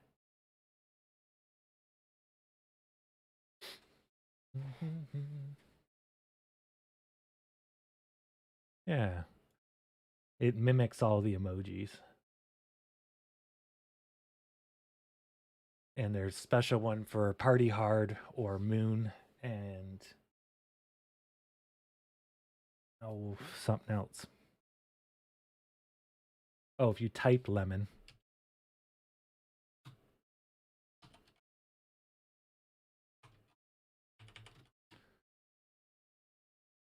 There's party hard.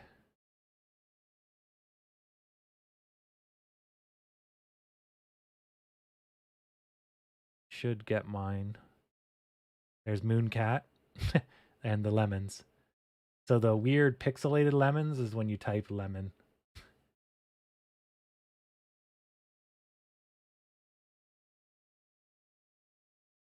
Lemon in a top hat. Let's see if that shows up. Or did I miss it with the other emojis?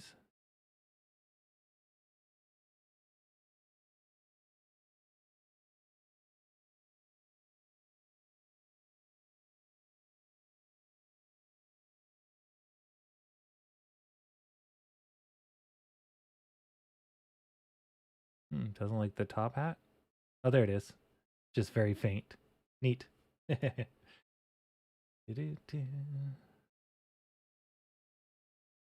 Or actually, it should be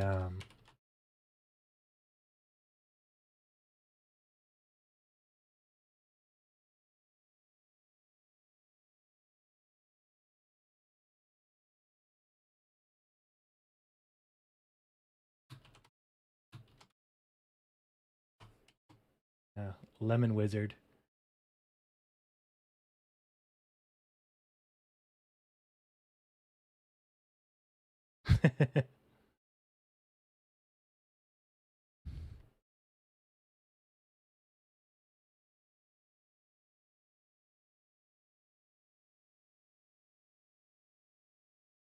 Oh, poop. Yeah, I got my meeting coming up. Do-do-do.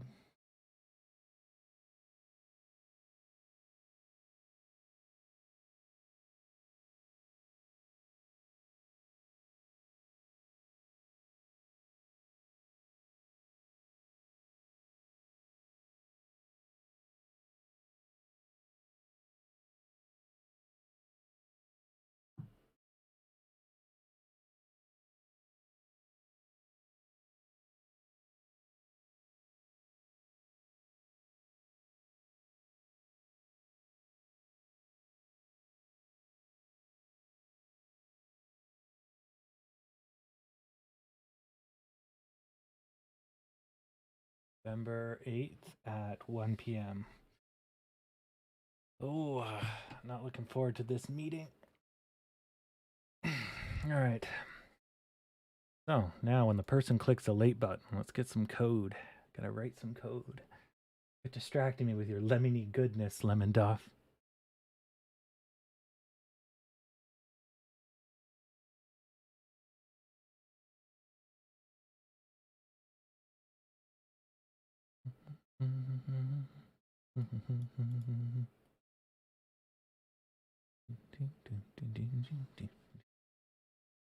So that's a pretty good shape because we built a bottom here.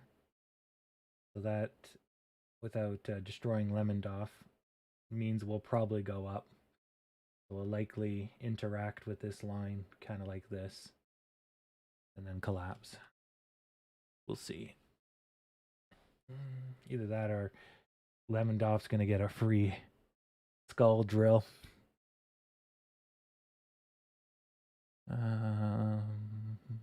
Late. So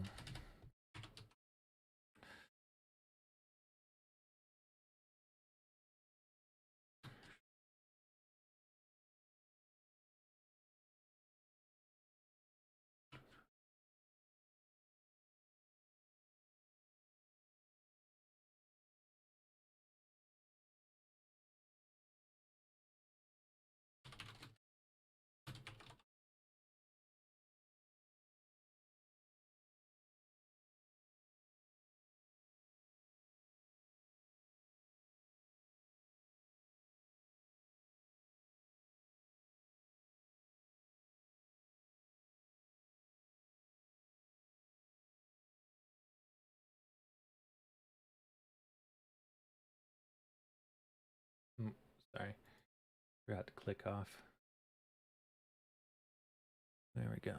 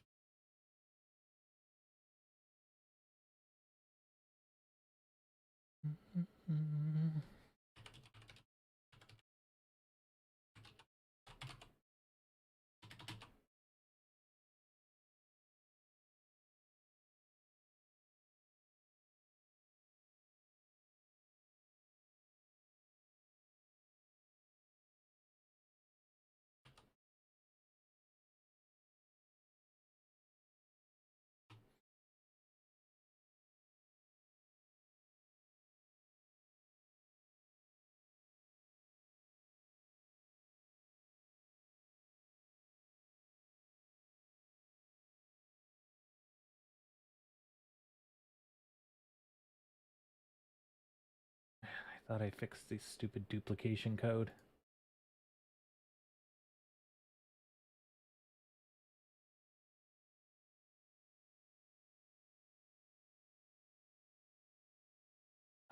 Super annoying.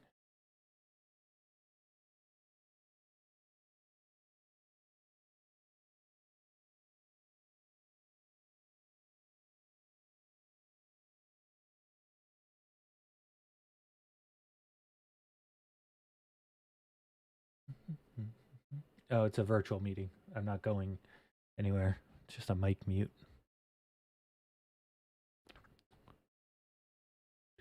It's not a big deal. I love this virtual world now. People are finally, you know, all the businesses are like, me, we can't do it. Sure as shit they can do it. They just don't want to do it. Like, finally, I don't have to listen to your bullshit. Your lies.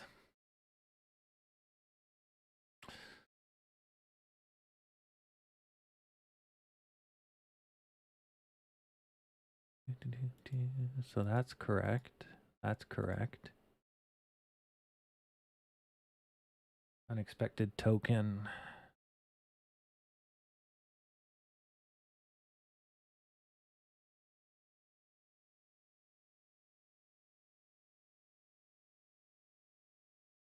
No, that looks good. Refresh. Still unexpected token. You do a for each. Never remember.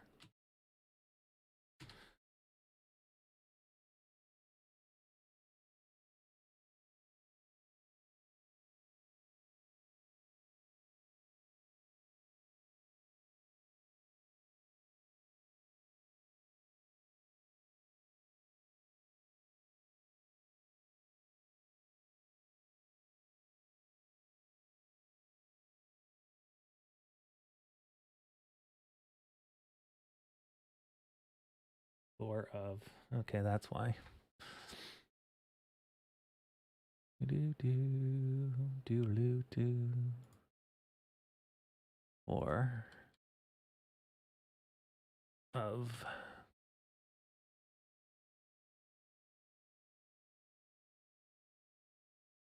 Yeah, I always put on pants in case I have to scramble away from the camera. But yeah, the very least, don't go commando.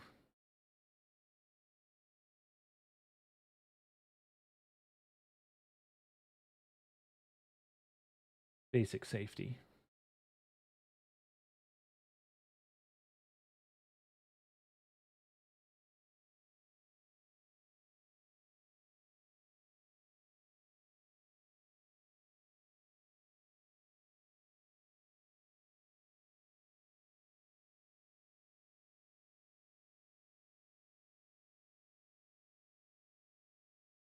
Why is it bitching?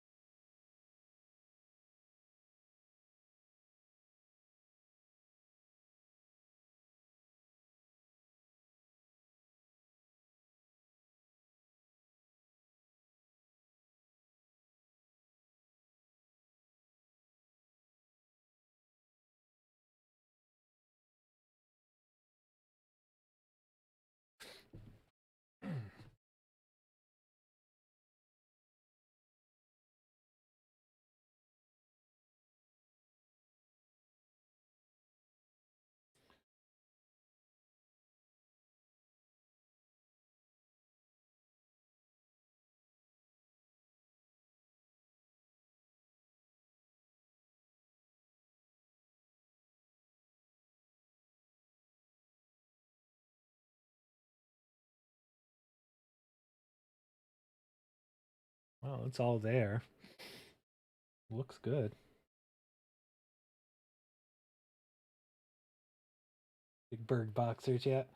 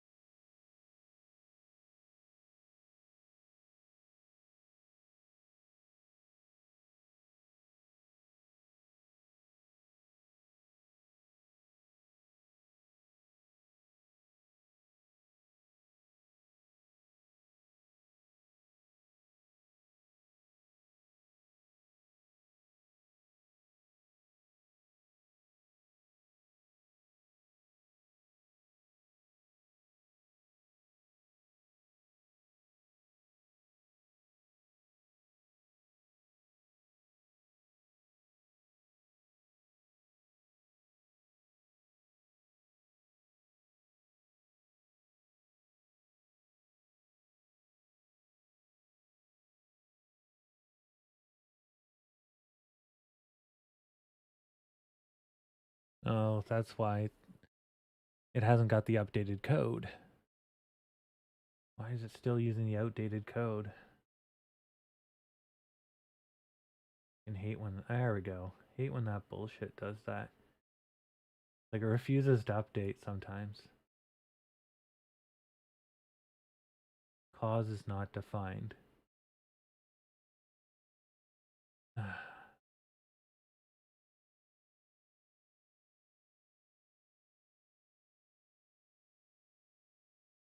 guess that's true.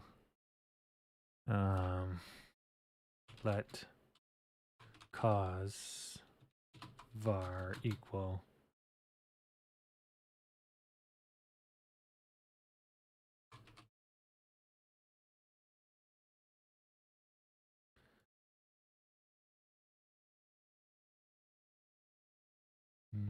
yeah, I'm inside a script tag, so yeah, object.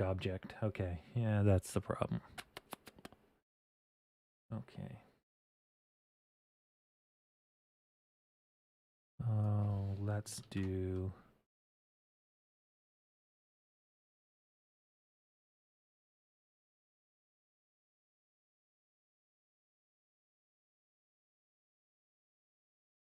see if it takes that. No, it's too much of a hack job. Okay.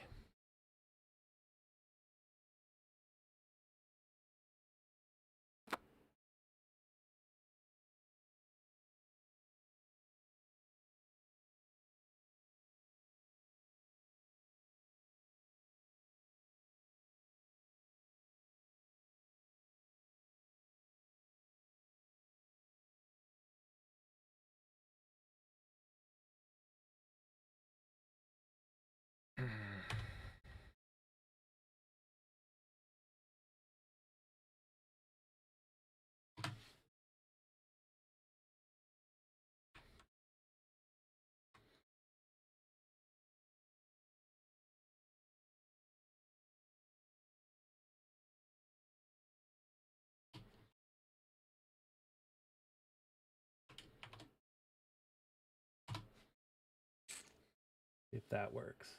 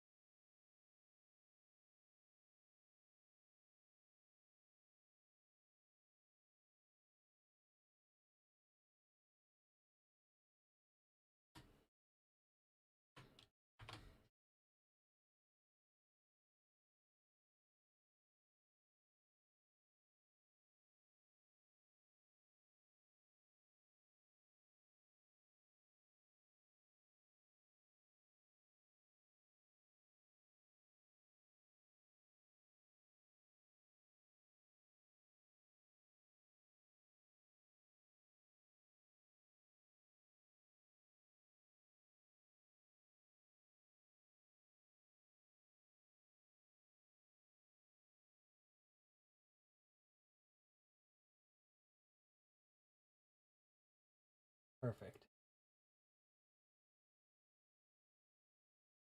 Okay.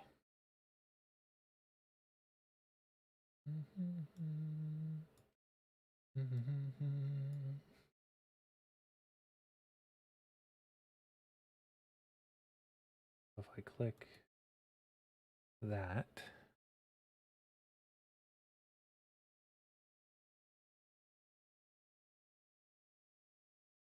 an expected token at JSON position 1.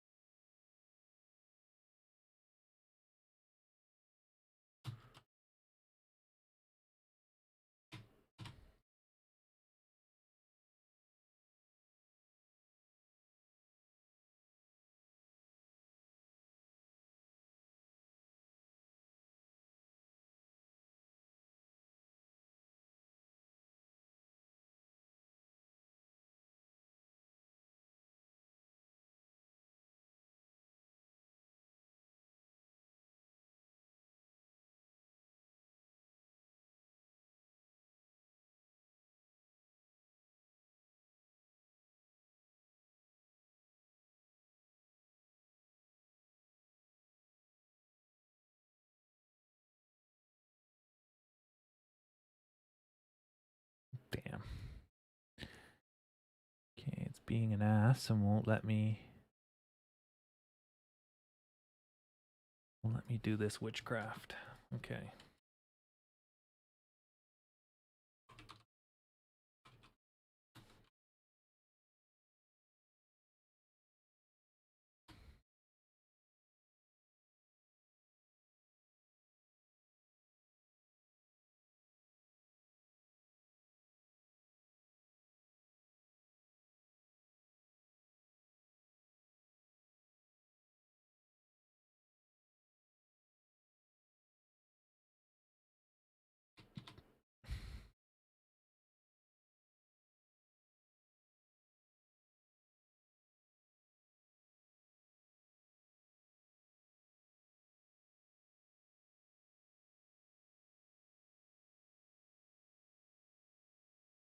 Cause var is not defined.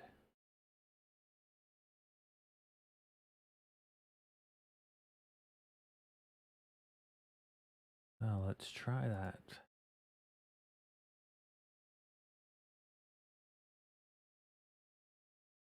Not iterable.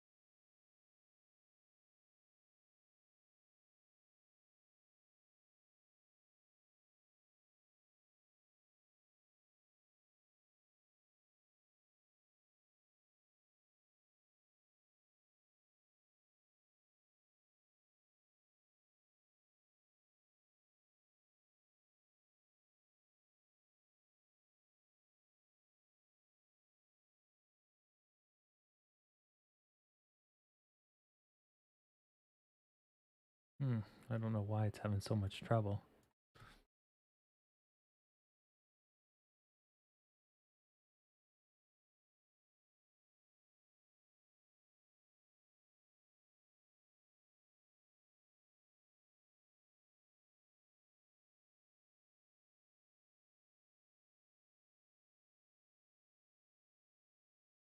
a nice push. Look at that volume. Looks like someone took a baseball bat and went for a home run.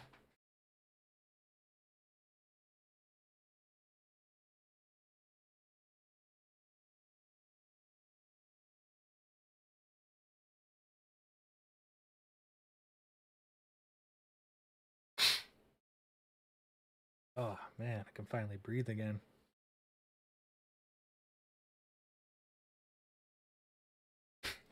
All right. Yeah, so it's going to be hard for us to get over 45. But we probably will not go any lower than 43.58 today. So we'll be within this channel. I think we'll touch 45 again before the end of the day. Now, if we can get over it, then I would say this channel is going to be our new maximum for the end of the day. But that's a pretty good maximum, because by the end of the day, that channel is putting us up at, oh, look at that. Nope, crossing it. So end of day puts us up at 49, right? So I highly doubt we can maintain that. But if we do go over 45 and snap into that, this is pretty much, you know, open country between 45 and 48. So we'll have to get through 45.50, which will be a pain in the ass. But once we do, then we got a playground. So, but that's probably tomorrow's song and dance, and that might happen in the first couple minutes of tomorrow or overnight.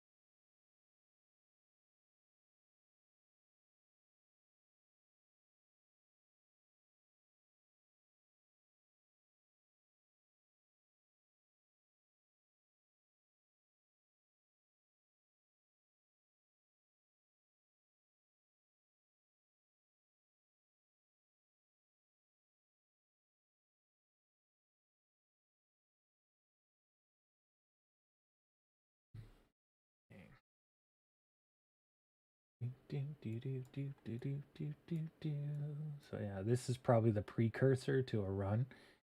So we'll probably go to 45 in this setup. If it wasn't quickly corrected, then I think that volume, that's huge volume. Like we're doing something, let's say around 600, 700, 1000. That was 23. So that's somewhere between 20 to 40 times the volume of one of these. So that's quite a lot of volume, which shows quite a bit of intent. So somebody's getting their bid in before the run.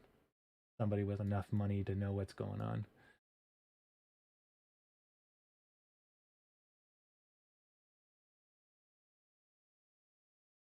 Normally when these things happen, kind of like sonar, there'll be a big splash, then a period of nothing, then there'll be splash, splash, a period of nothing, then splash, splash, splash, splash, and then the volume will take off.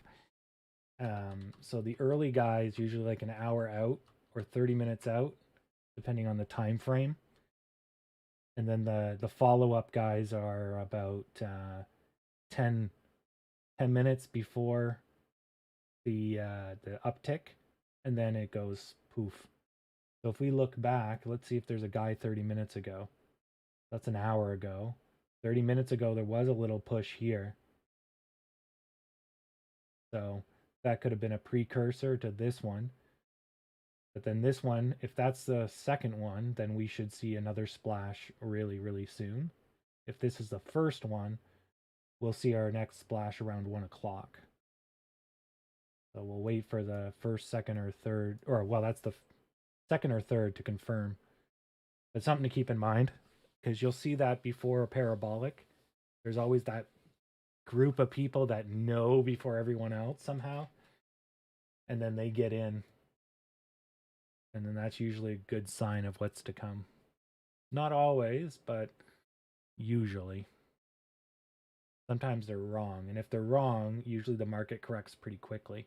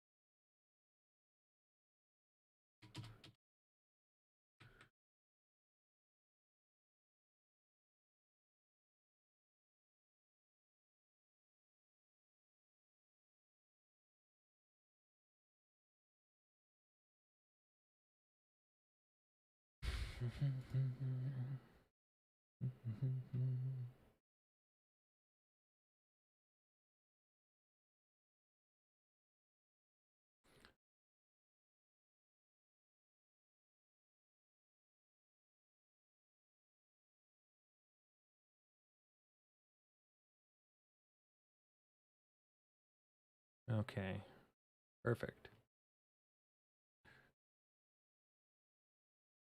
So it was in, not of.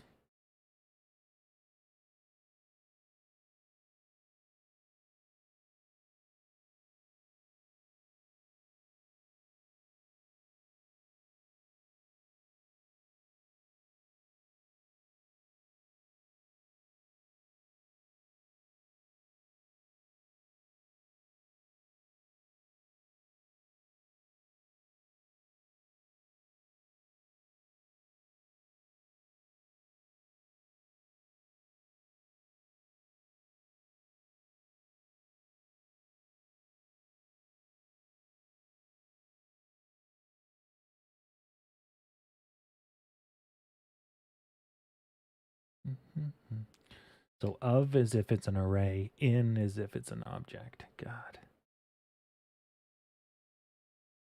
Not making things easy for me.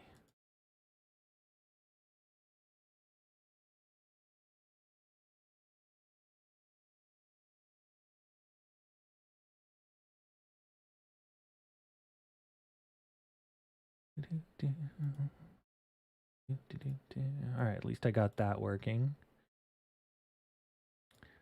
All right, so for each, how do I bootstrap 5 radios?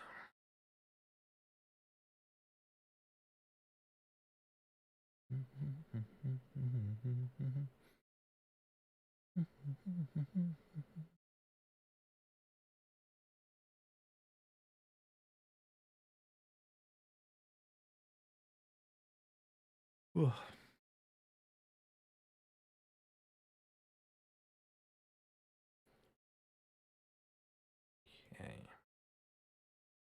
Now I'm gonna have to punch some code. I do enjoy writing witchcraft. Code sorcery.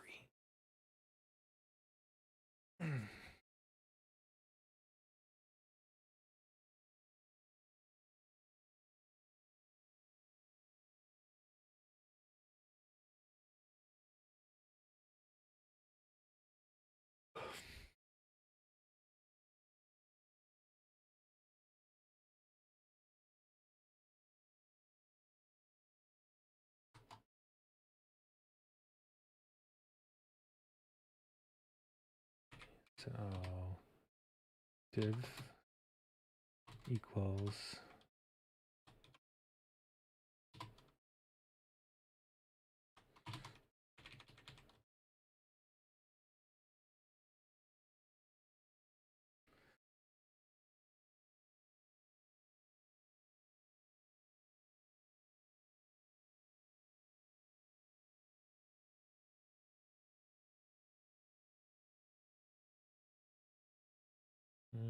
don't see how you can draw a flag on the day. You can draw a pennant from 11 o'clock.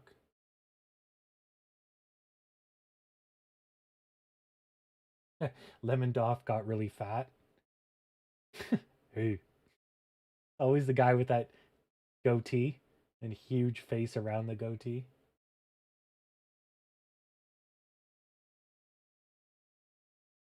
You send that past. But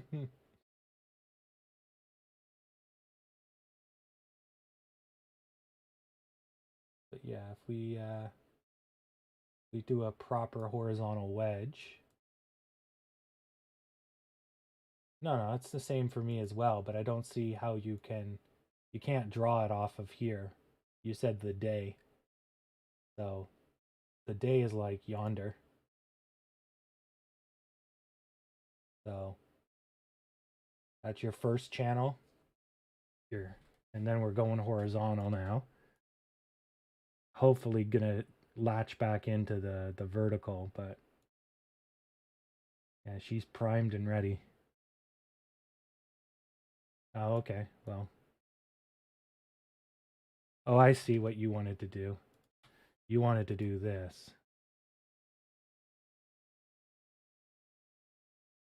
Okay, yeah. Yeah, for me it would be here to here. And that's your the part that's missing.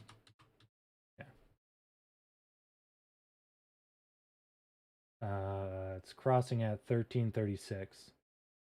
But I don't think we're going to make it that far. I think we're going to go horizontal and we'll break out around 1 o'clock.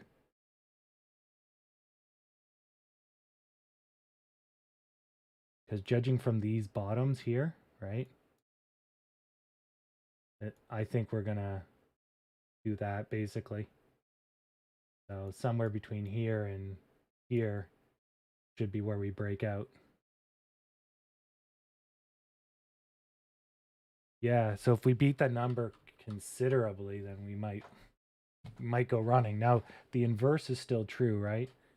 You know, we could fall short, but I don't think Aaron would be so happy and, you know, tooting his horn, not toting, if he thought it was going to blow up in his face.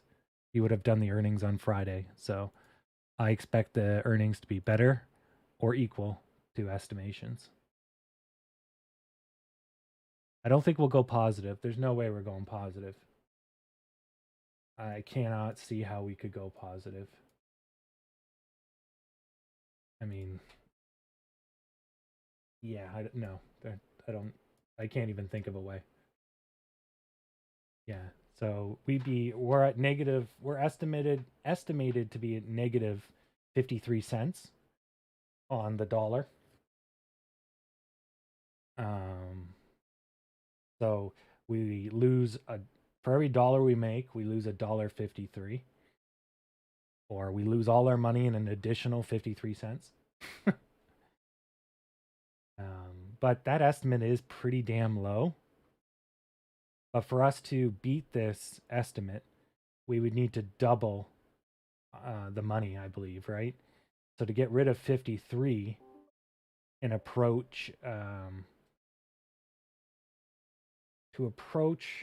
if 44 is 53 cents, then if 444 million is 53 cents negative, then 888 million would be positive, right? You have to basically double it in this case because it's a 5, right?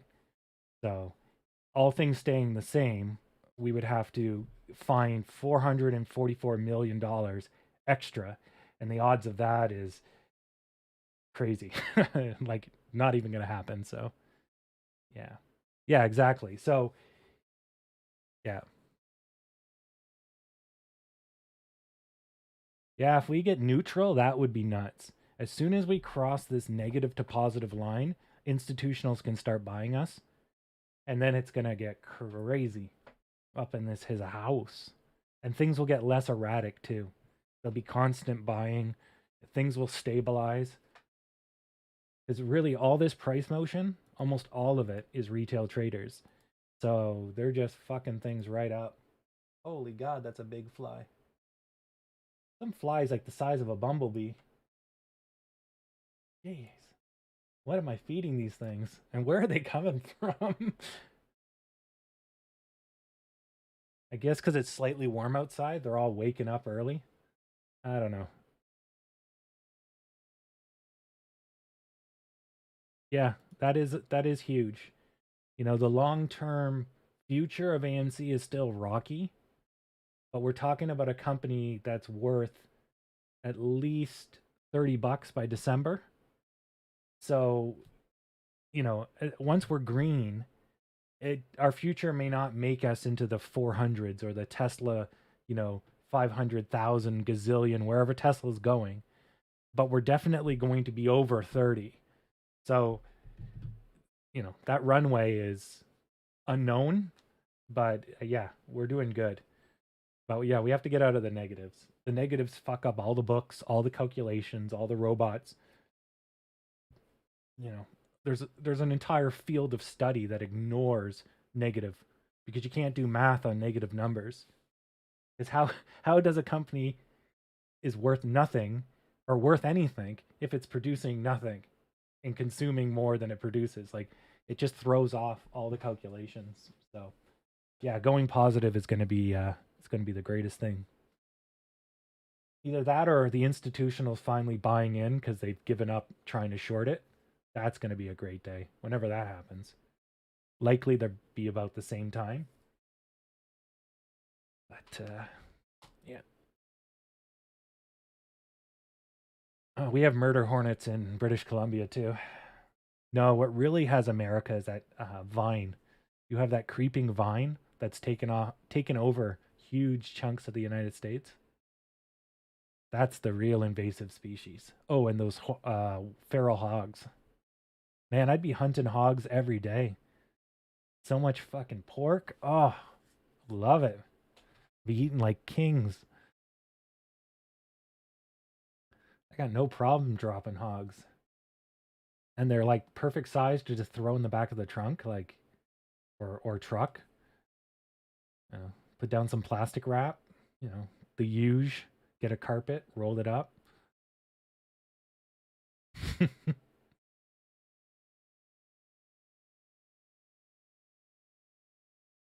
I'm sure I can find some kosher pork. Wink. Oh, this pig has a menorah on its head. See? Kosher.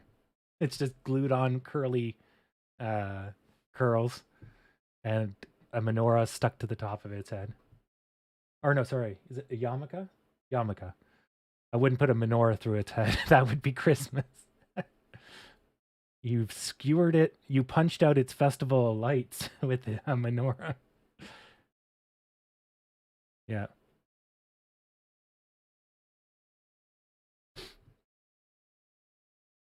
Yeah. No, the feral hog is starting to become a thing in Canada, and I'm like, oh my god, I want the free food.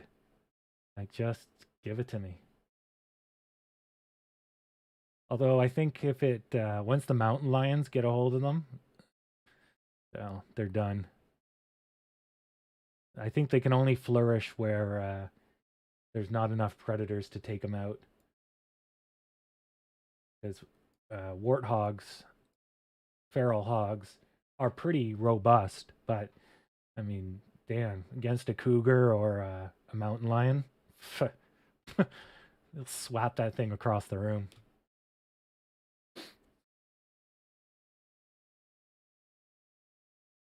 All right, so we're trying to cross this white line, but it does look like we are going to go breakout.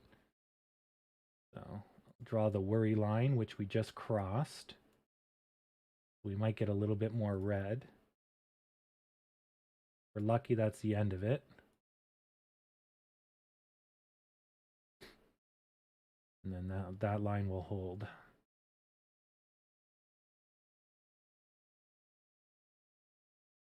Wonder what the machine says. Yeah, the machine says the line is there. Interesting. Either way, we broke the channel again. So previously the channel was here. which is where I draw the worry line first. Then with this, we adjust, and then it broke again, so we adjust, which it just keeps breaking it. So at this point, if it keeps busting the worry line, which is the bottom of the channel, at some point it's going to stop. But I would leave it back at some original level, whichever level seems useful. So this is more akin to it going horizontal, which means it will interact with these kind of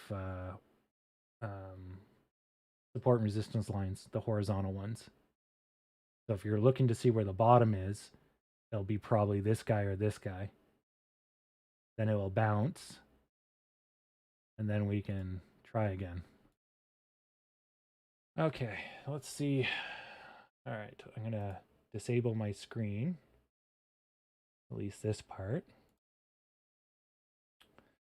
Okay. Do do do do do do do do do do do do.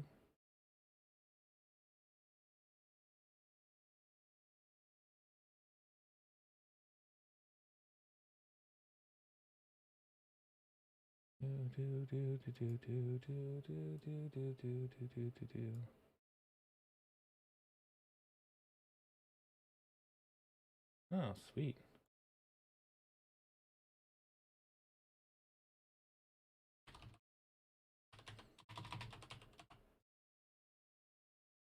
Okay.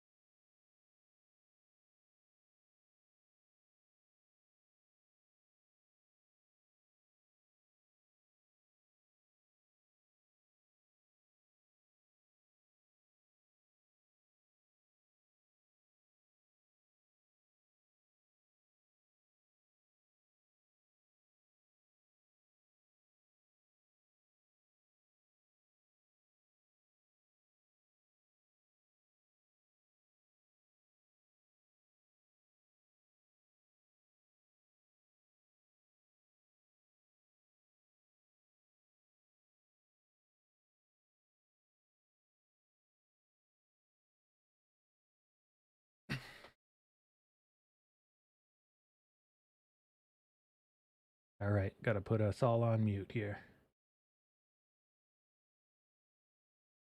I'll be able to see you in the chat though.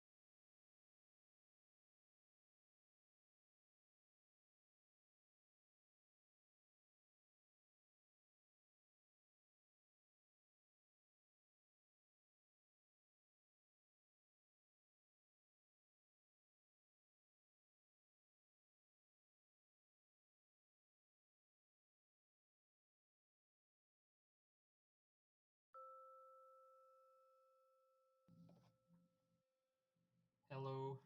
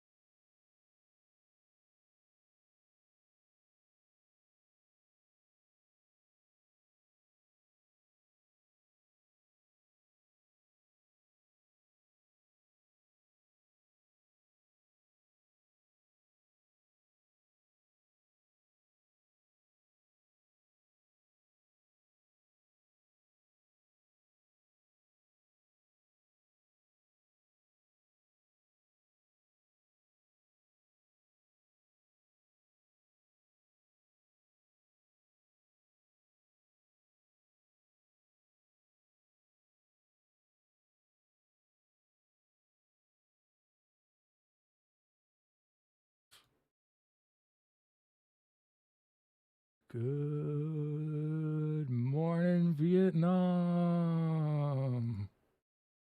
Well, that was long. Oh, fuck. I hate talking to psychiatrists. Every single one of them. They're just like, I see the symptoms. Let's treat the symptoms. And I'm like, well, we've been treating the symptoms for 4 years. Can we treat the cause?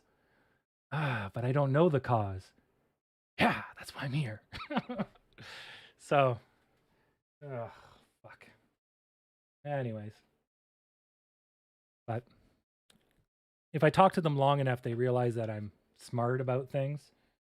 But,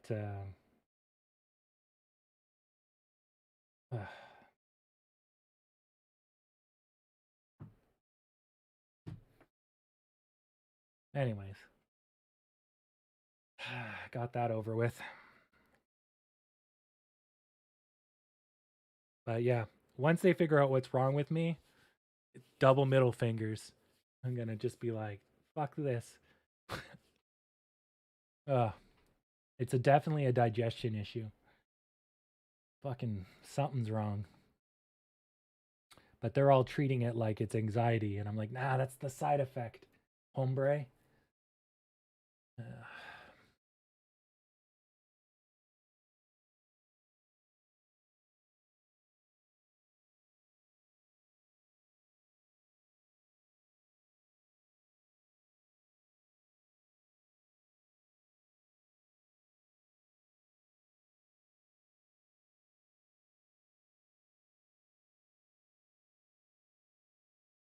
Okay, so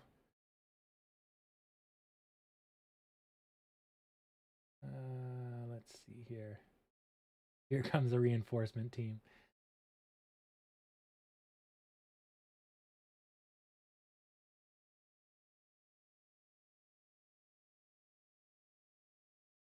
Oh, I'm just catching up. Astrologist? No, that's what I'm trying to get them to diagnose from like astrologist. Yeah, I'm trying to get them to do a gastrologist. I don't know why they haven't done it, but it's only recently I've figured out it's food, or at least eating or moving. I think where I really screwed myself is that I tried too quickly to go back to work. So they just said, "Oh, you're fine to go back to work. Everything is good. Case closed." And I think that's really what screwed me because I was feeling okay, not like $1,000,000, but okay. And it's like, yeah, but I'm having the exact same problems I had 2 years ago. So it's at the time I thought it was a one-time thing, right? It's like, okay, I'm over it now, right? But now that it's back exactly the same, it's like, I'm not over it, am I? Yeah. So anyways, he's going to recommend a gastrointestinal check, although he's a psychologist. But yeah, I just wanted to make it clear to him because they always expect, the brain goes to the gut goes to the brain reinforces the problem, brain triggers the gut. In my case, it's gut to brain, and then I do my best to stop the brain from triggering the gut to break the cycle. But even if I don't worry or I don't care, right, the body will shut down because of all the hormones flowing through it. But I don't have a good way of explaining it. So as soon as a friggin' doctor figures it out, nails it out, I'm going to be golden. I'm coming back. It's going to be Comeback Kid, the JK story. Oh, I can't wait. It's going to be a good day. I'll make myself sick on eating chocolate. Yeah. Actually, that's what initially they're finding that post-traumatic stress is likely a change in the gut flora. So you have a traumatic event, it throws off the bacteria in your gut, which further creates stress and anxiety. but that burns off within 2 years. But if you during the time, if you then give in to the stress, you will reinforce the stress, and then you can have post-traumatic stress forever, right? So the traumatic event is kind of like an injury. The injury will heal over 2 years, but you could make that injury worse if you pick at the scab. And I'm quite good at not picking the scab. And I'm well over the 2-year injury mark. But in my case, the injury event is every time I eat food. And so it's always happening. And if I'm not careful, I will create a complex because every time I touch the stove, I get burned. I go to I got burned. Okay, I got burned. Everything burns me. Now I touch nothing, right? But I can't live that way. So you have to just keep burning your fucking hand because realistically, that's the only way you're going to recover, right? But that's what I tried to explain is pushing the limits is very annoying. Give me one moment.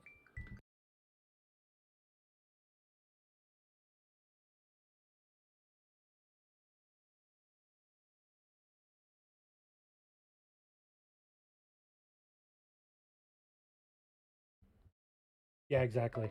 So that's exactly the process. So, you know, I understand psychology, I understand psychoanalysts, I understand all of that. I love it. And the stock market is actually an application of psychology, which is why I like it. Um, because I get to exercise something I know a lot about. Um, but I don't know the triggering event. But the key to overcoming trauma is you either don't let it stick. So your friend gets blown away and you just walk it off. Who the fuck cares? Who is he? Right? Don't let it stick. Or if it sticks for some reason, then it's not reinforcing it. So your friend got blown away. You really liked him. What can you do about it? Nothing. Is there a point worrying about it? No. Can you change it? No. So what are you going to do about it? Walk it off. Done.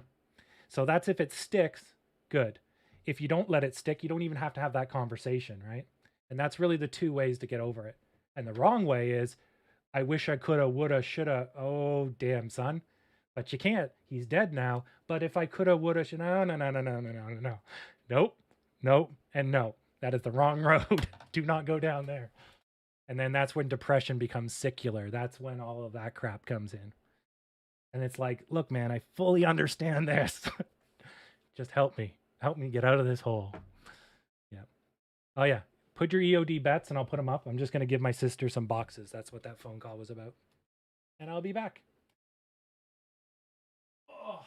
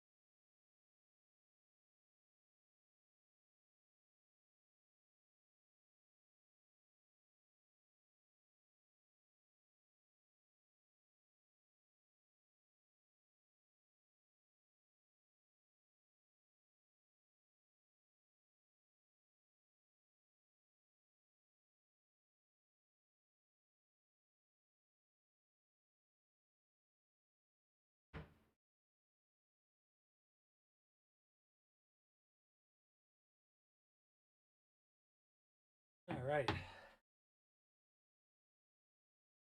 Oh, well, now that that meeting's over, no need for pants. Ah. All right, this is officially getting my astronaut suit. All right. So let me just do a recap. That was a nice push. So we blew right past the line, got pulled back to the line, tried to go. But remember what I say about after 12 o'clock, you can't make new highs, right? So we made new highs and it just quickly pulled us right back to 12 o'clock, right? So 12 o'clock high, or a high is 44.89, right? At 11:34. And see how we're not meeting that, right?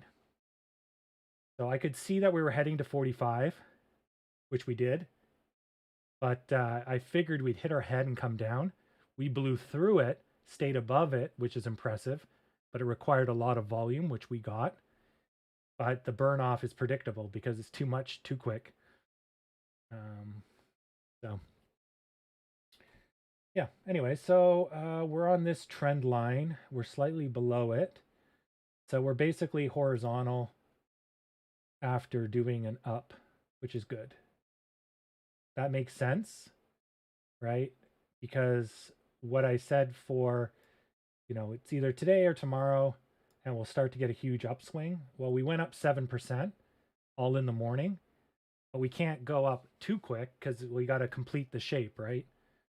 So we still need, a little bit more horizontal, but we're now here in the shape or here, right?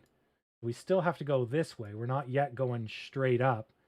That has very little motion and a whole lot of this. We still have to do a little bit of this and a little bit of that, right? So that's good. So, but when we do hit that wall, it's going to go. It'll be 20, 30%, and it'll just go straight. But that's coming. That's good. Good. We're on track. So just like you saw today when I did the 50% stuff and all that, that's what we're doing on the bigger scale. We're now past the 50% mark and we're heading to the 100% mark. Unless something tragically happens and it drops us like $3 or something, then we'd have to rethink things. Okay, let's do EODs. Yeah. Explaining to the doctor. It sucks. Very.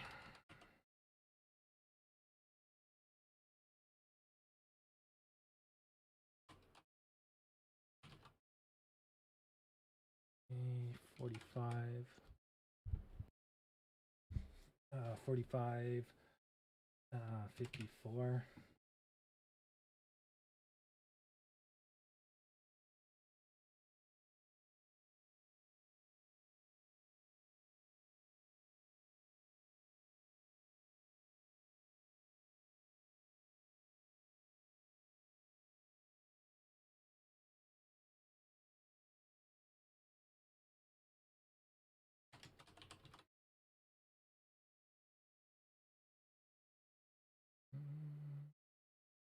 I'm gonna take where we are right now. I feel like there's going to be a push at the end of the day, so I think I'm going to be wrong. I feel like there's going to be a run up at the end of the day.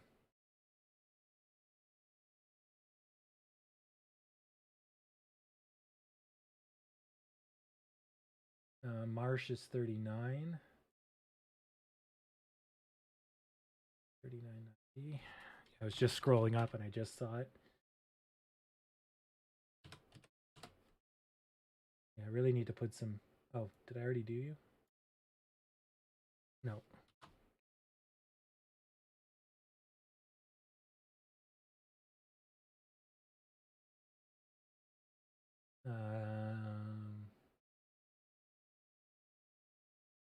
So Barry hasn't given me. Oh, you did 44.90. Okay, good. Scroll. FOC still waiting. come back and explain something.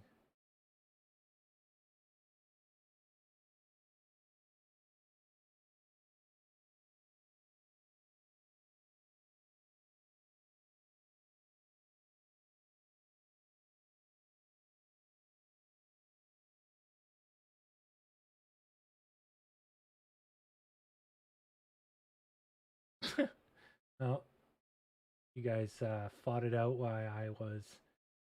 You're ruining my tranquility. You're harshing my mellow, bros. One person with a very strong opinion of the United States, another person with a strong opinion about opinions.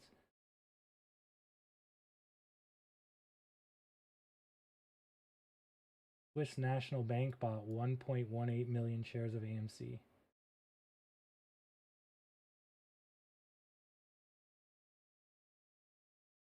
Our volume is 58 million, so we ended up with good volume.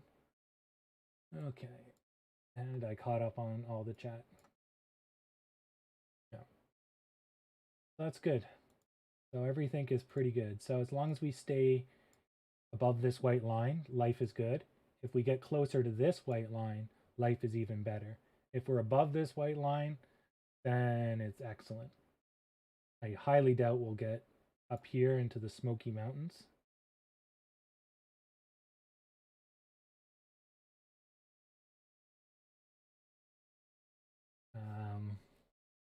But yeah, good.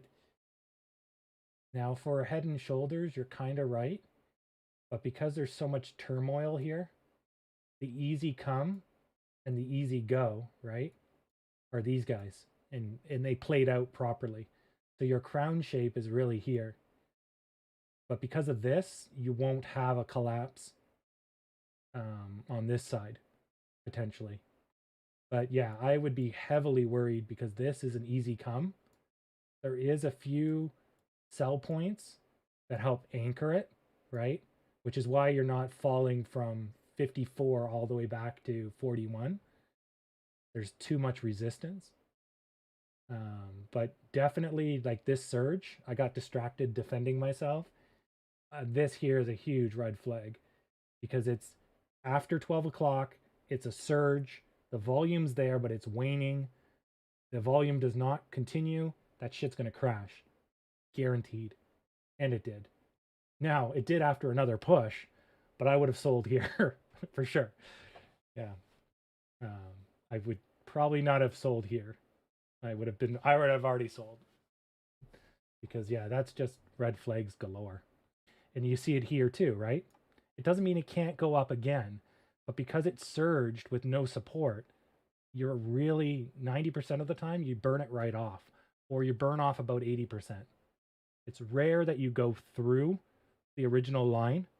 This one's on a bit of an angle, so it's weird. But because it's on an angle, this should actually be even higher.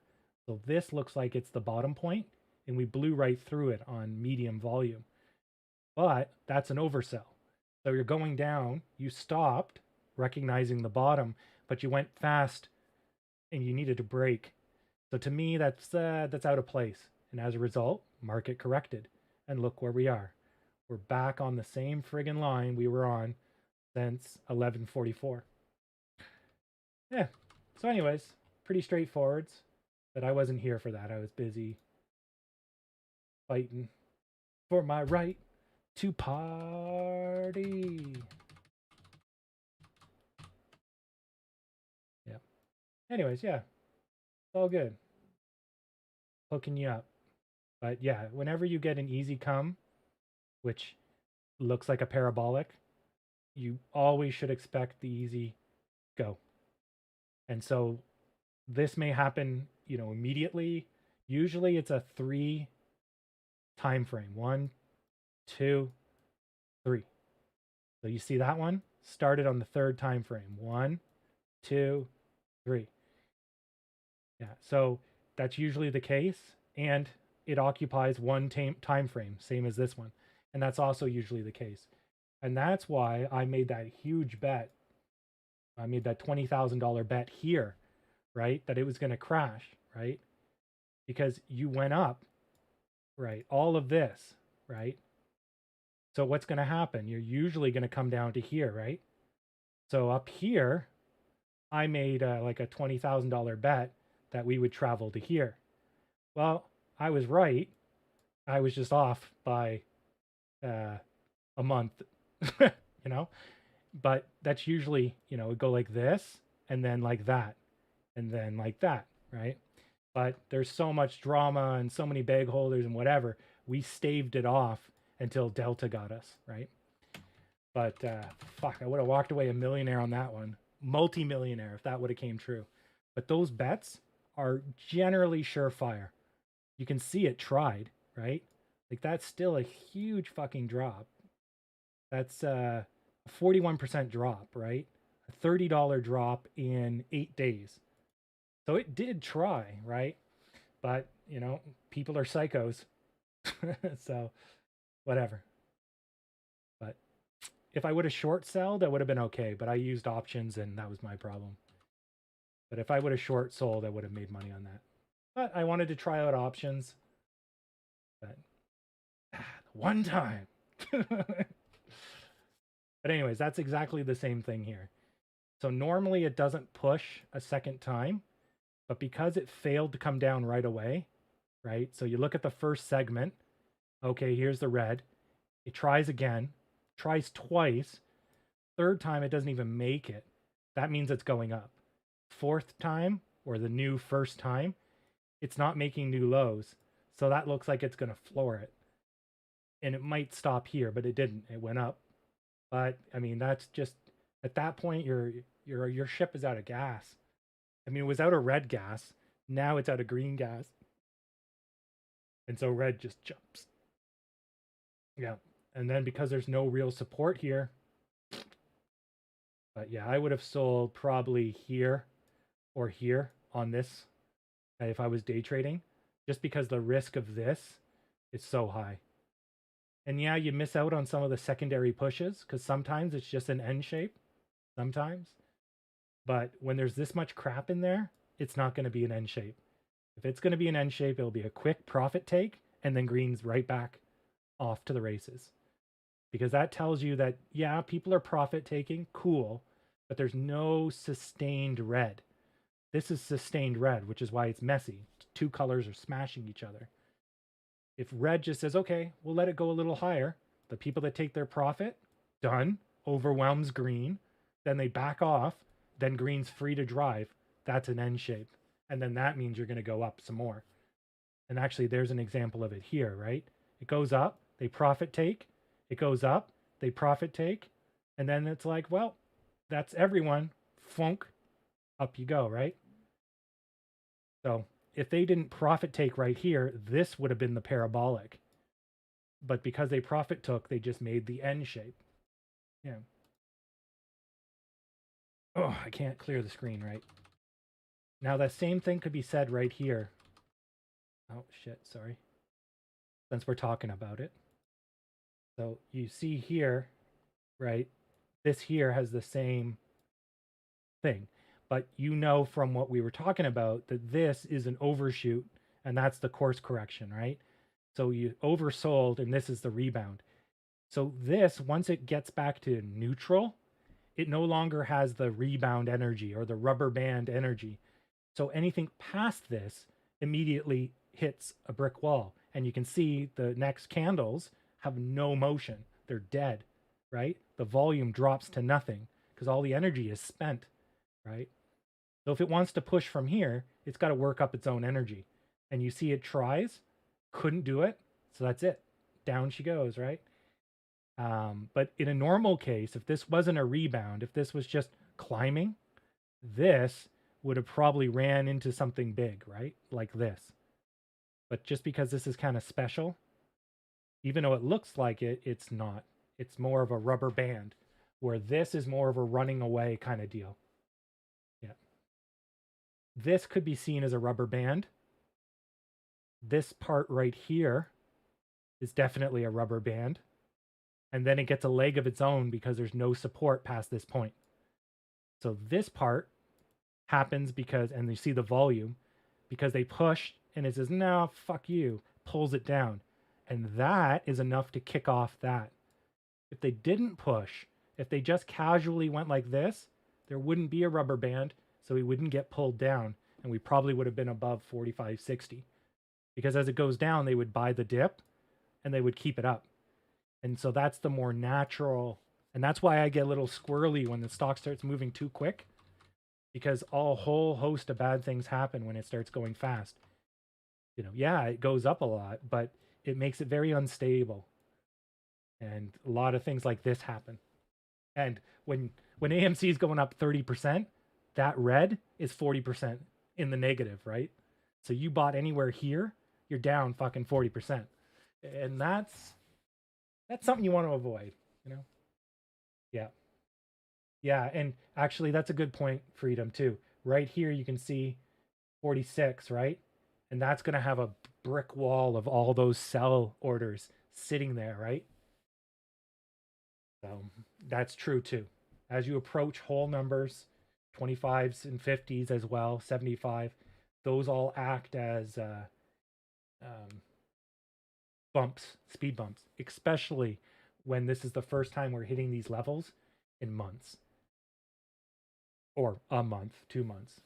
So that's absolutely right, because lines kind of recharge over time. So the longer you're away from the lines, the more weight they have. Every time you touch them, they get cleared. They start recharging right away. And then you have to judge the volume versus how you interact with the line. And then certain lines like 45, 46, or whatever, whole numbers, they're going to have more oomph because more people choose them. So it's going to take more effort to get through them.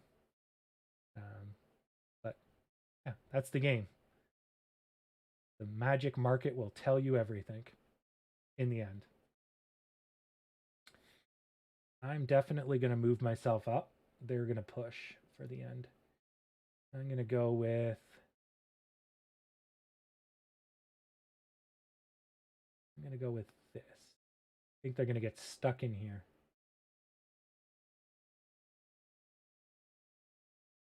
Yeah. Yeah, it definitely looks like they're going to push. How much is that percentage-wise? You know what? I think they might even be able to push 2%.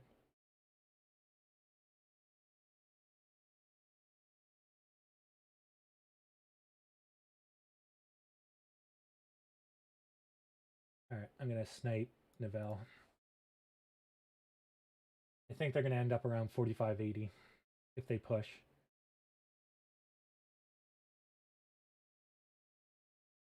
Oh, you're going to take my previous spot.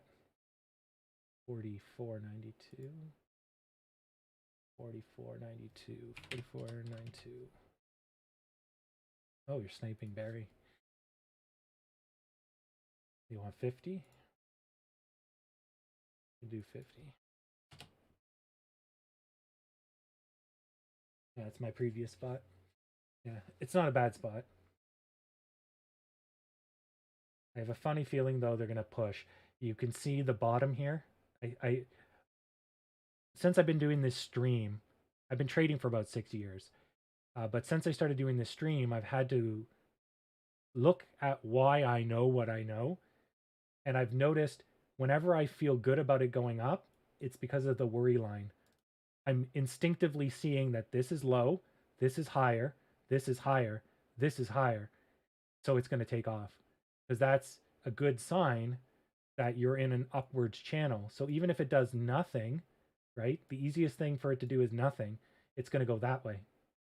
And so the likelihood that it will go better than that way, pretty good. If it travels too long, then the likelihood of it going down increases. But in the short term, because this is early, you got a good chance it'll break out. So, because yeah, just looking at that, I'm like, also you can see there's a W here, right? Now we have a failure at the 50% mark here, but that might just be a hump. And that means it's going to close to 49.50. And then every time you have a W, you have a wedge, right? Which we got the boost for right here. But maybe that will turn into then a breakout of the channel that I just drew a second ago. But all of that just processes in my brain without thinking. And then I have to go, well, why do I think it goes up? And it's like, oh, it's all of this and probably some other stuff. It's from being burned so many times. I've learned. Don't stick dick in microwave. But when I remember, I try to get it out there. Mr. Smith. You sure can.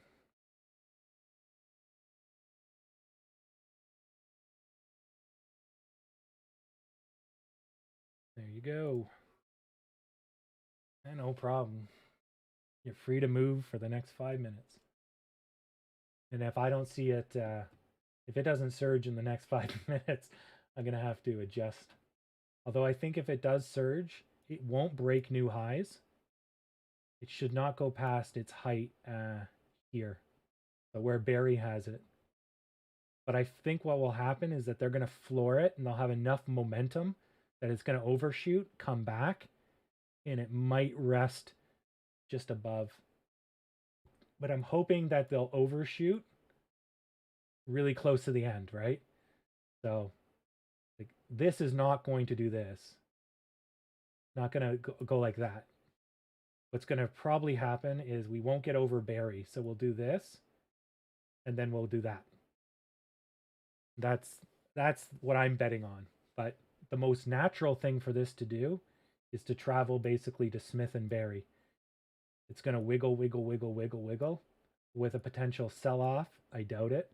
But there's people that worry about, earnings, right? They're going to freak out. So there'll be sellers.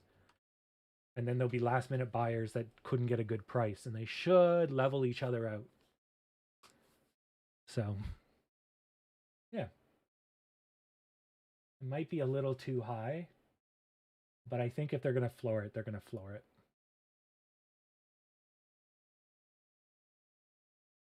Just the volume's not there right now. But you see how much they can move. So, I mean, if I take that stick and I flip it, well, I can't flip it, but I take the measuring stick and I put it here, that puts me well over me, right? And if it starts from here, well over me, but that still means I have to get like 50% of the stick, which is quite a bit. Not an easy feat. Hey, it's Roman. And the reason you got to always measure using like lines and crap is because the scale changes. Every time you zoom, it distorts the picture. And so it's very difficult, or it's not safe to trust your eyes. After 6 years, I can kind of eyeball it, but I know when I was first starting, it's a bitch. Because if I zoom like this, the personality is different. If I zoom like this, which I can't work like this, can't work with long candles, it's a different personality, right? It looks like it's moving more, but it's not. And that's why that grid is on the back, so I can help keep a sense of spacing. But I usually operate with the 10s visible. So about this level here. Yeah. Or something like this. I like the candles have a little bit of height, so my rectangles look like this in the background. Yeah. At the 10s. And this one's at the 20s. Depends on how much I have to show. So right now, I'd probably be here, just because I want to keep this whole thing in the view. So I have an idea of scale. Because yeah, if I zoom in like this, right? This tells me nothing. Like if you just showed me this, I could take nothing from it. It's like, okay, if this is the stock, we got a bottom here. We're seeing weakness. This looks good. This slope doesn't break new lows, but that's it. I can't tell you anything because I don't have any other knowledge of anything else. So, yeah. So this could turn in, now that I can see the bigger picture, right? I can see this. This could turn into a power N shape, which then means I could get the parabolic. Oh yeah, you know what? We should chuck a lemon in there just for good check, just in case it wants to surge, up to me, so I can win. I mean, there's no harm in that, just just a couple of lemons and it's the small joys in life.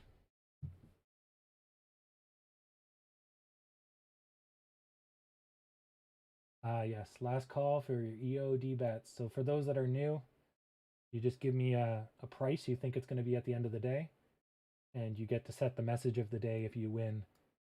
Um, oh, I think I was the last winner, wasn't I? Um, sometimes, um,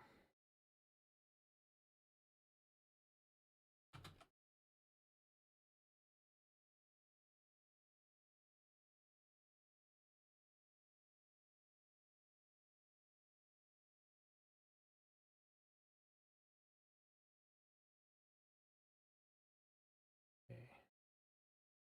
Ah, goats are like mushrooms. If you shoot a duck, I'm scared of toasters. Okay. Goats are like mushrooms.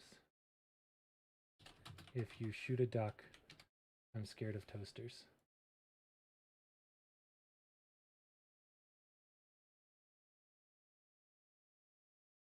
There we go. That's a classic.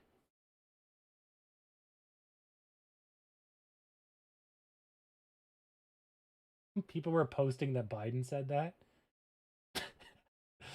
Oh, what idiots.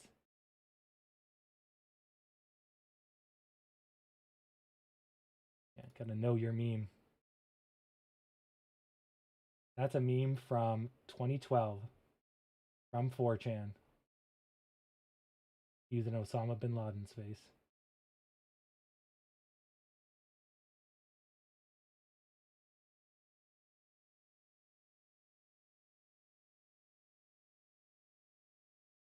Someone's life motto.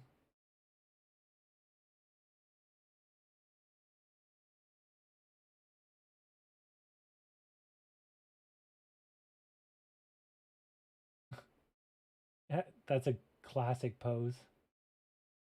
Total Chad meme pose right there. The girl's decent. Wide-eyed beauties. Not bad.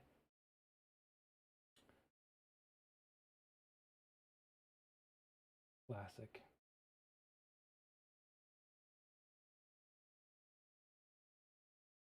Yeah, I gotta set the message of the day.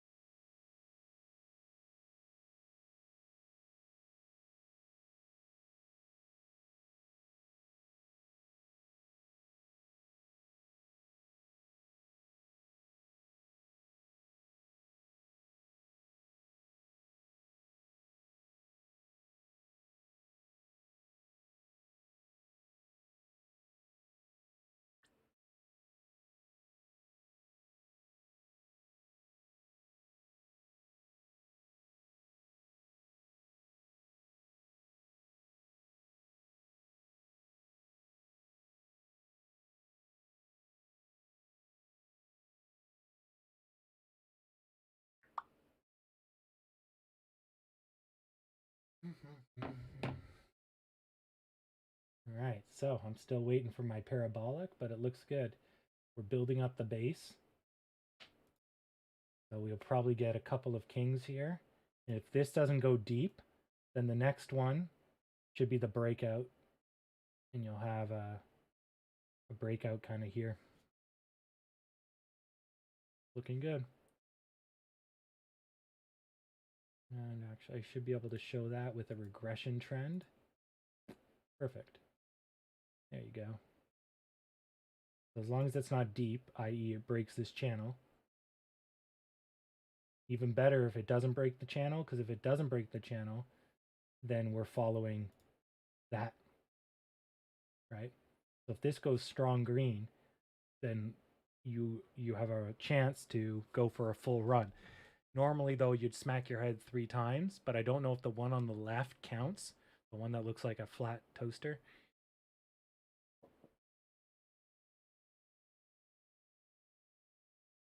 And the middle one technically broke through. So I would say this is all in the wash. You can't really trust it. But because it broke through and pulled back right to the line, it's like,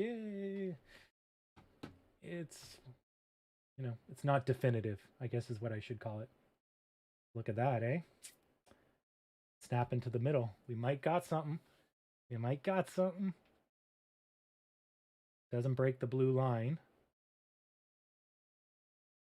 Then the next one would be a strong green. And then it should go for a run. Because the next one will break the line.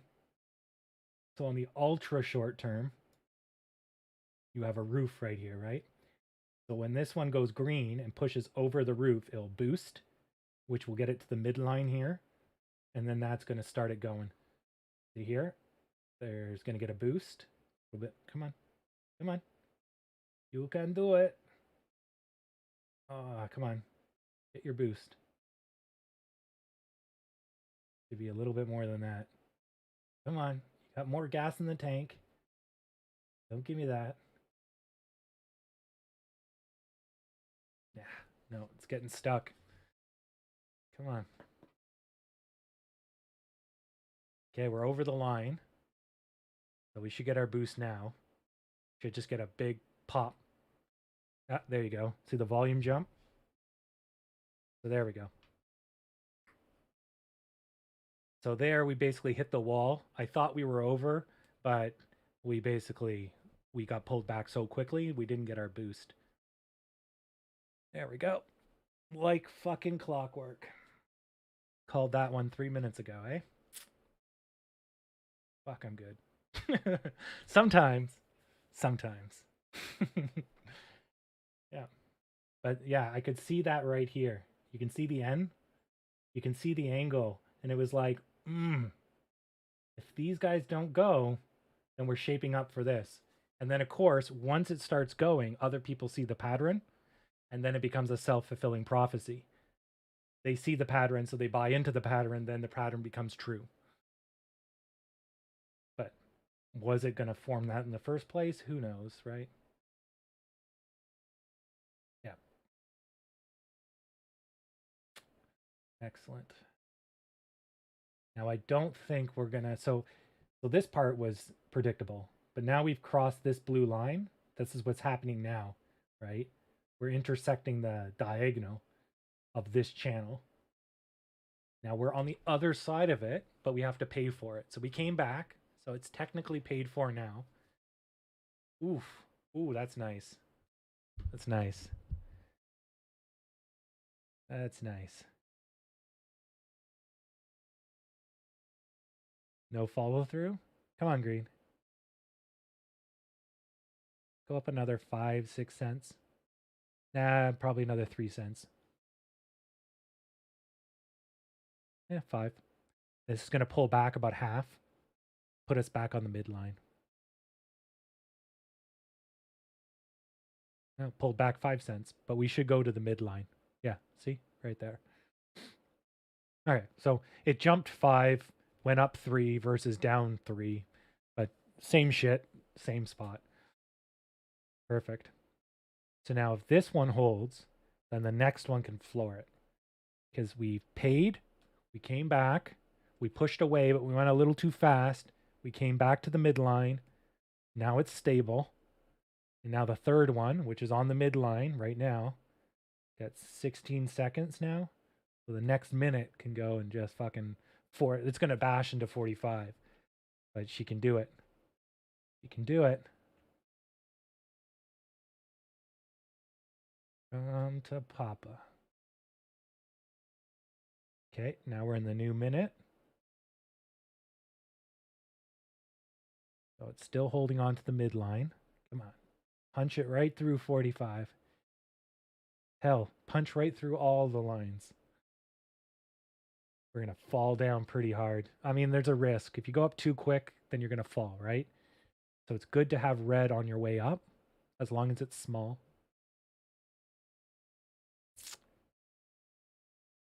Okay, there's 45. There's the bounce. But see, we didn't go high, right? We hit 45. It was only a couple of cents. So the bounce, not that bad, right? Perfect. That's the way to do it.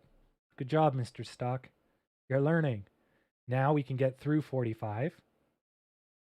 Once we break it, all we need is 1 cent over 45. So what's happening now is every time we hit 45, there's more sell orders than there is buy orders, and they push us away. We go to 45, they flood us, push us away. Go up again. Eventually, we're going to burn through them. And the second we show 01 is when we know we're through. Because that means all the 45 orders have been fulfilled. So now we got the support of the midline. So this we should push through on this minute. Ooh. Nope. Got slapped. Ooh. Second slap. But we're getting support from the blue line. And we should still have support from the middle. We might have bounced a little too hard. I thought the middle would hold, but we might have jumped off the middle, and now we fell. The middle would have like a little bit of a gravitational, maybe, a tiny bit up and a tiny bit down, but not very big. So we might have bounced just a little too hard, and then we fell as a result. That blue line should support us, which is what we're on right now. And the second blue line will definitely support us. So both of those should cause green because it's going to bounce. Yeah. And then it's going to bounce off that blue line. Come on. Come on. That bounce is pretty shitty.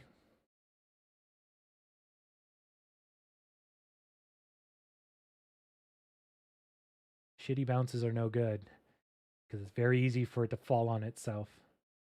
And then because you just tested that line, right, where Barry is, they're not going to get the support the second time. Okay, good. Now we're good. We're good. Oof. Close. That was close. Good. Yeah, so we're fine now. We have enough height, so we're good. The blue line will protect us. So we're probably going to go up again. Yeah. We're going to make an attempt on 45. Okay, we hit it. Still not through. We're on it. Down 3 cents. Not bad. Holding. That was pretty dangerous because we got thrown at the blue line, but the blue line stopped the knockdown. So if we try again, that blue line's not going to save us in this minute. So we want to get really close to the line, but probably not ram into it in this minute. We got 5 seconds left, and I think that's what's going to happen. Now, pushing off the blue line is what we're doing. Now we're running out of runway, so now this is tight. So there's the bounce. Ah, fuck, come on. Keep it up, green. Keep it up. Keep us in the blue. Because then there's the problem. The blue protects us, right? But if the bounce is so hard, it can kick you over the line. Green's going to try to push it back up, which it's doing, but it's not always capable because sometimes then new red jumps in and then green's trying to push it back and red's like, haha, bitch. So luckily, green managed to hold off before red jumped us because the volume's not there. So that's good. It looks like we're okay. But that was close. Still, the volume's not there. Shape's not good now. Oof. And we broke it. It broke. I was hopeful. See if green counters that sell. That might have been an oversell. But right about here would be when green starts to have to push. See. Because that last jump there was a little much. we shouldn't have collapsed all the way back down. Yeah, well, looks like the market agrees. Okay, good. Yeah, we're not going to get through both 45 and the blue line. That's going to be really hard for us to push through. You'll have to be the next minute. That's almost a no-go there. You got to get through 2 friggin' lines. That ain't happening. Because if we were going to get through, we would have got through with that red one. But we ran out of runway. We got bounced and basically pushed down. But now we're close. So how many times is this now? 1, 2. Oh, that could have been a third hit. I just realized that's 3 touches. That's probably why that red was a little bigger. Oh, yes, that's what it is. See, I was wondering why that red, I was expecting it to hold and then it kind of collapsed on itself. I didn't realize it's, 3 touches. 1, 2, 3. Yeah, well, actually, it's 4. Yeah. 1, 2. We actually don't know how many touches because it sat on the line, which is technically like infinite touches. So, yeah, that's probably what that was. Oh, it looks like we're going through on this one. Come on. Come on. Come on. 1 fucking penny. Do it. Ah, so close. Getting an action play-by-play right now. 1 friggin' penny.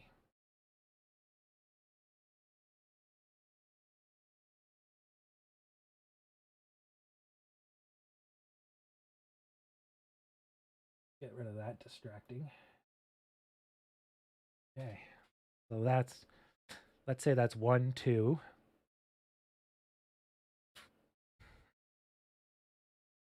So this one shouldn't be severe.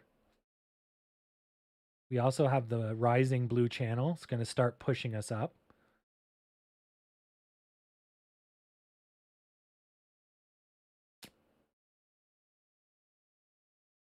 As long as we don't make new lows. This red goes here or higher, we're golden. Yes. So far, so good. 1 second left. Okay. Now give us some green. Give daddy some green. Take us to 45 town. 45. Nice. Still got 15 minutes. Ish. Come on.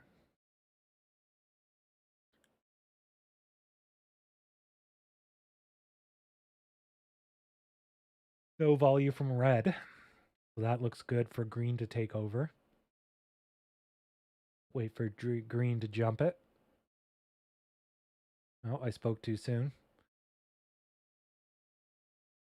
Red was just a second delayed. So it broke through 2 lines there. So it should rubber band back to 44.93. It looks like 92, 93. Oh, wait. Yeah, Barry. Well, Barry technically is a line. Barry represents the 90 line that you can clearly see. This should rubber band.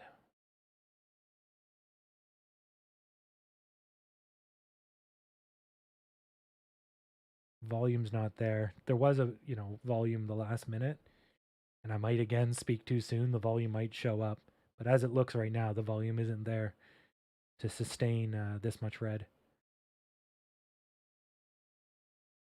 But where the hell's green?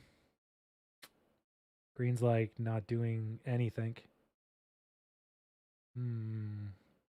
Green should have jumped twice there. Both times, nothing. The red pounces.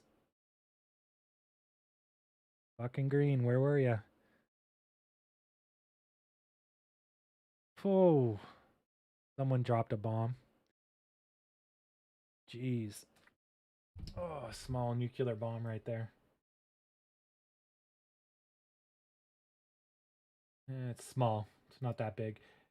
So this is probably an oversell. It went through 2 lines. So again, rubber banding.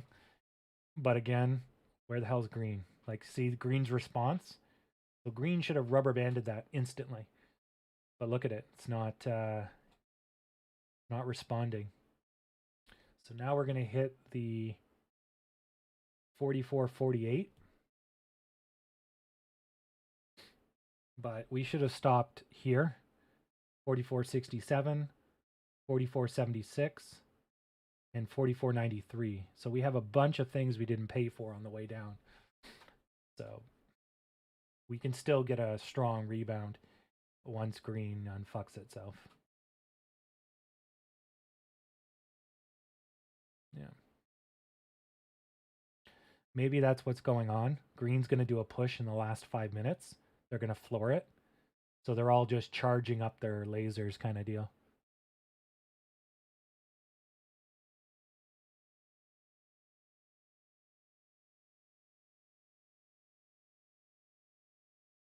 It's possible. It's possible. The volume's starting to get strong. But look at how big these reds are for the volume, right? It's like green's not even trying at this point.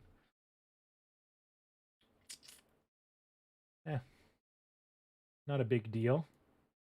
Just means I won't win. Son of a bitch. Yeah.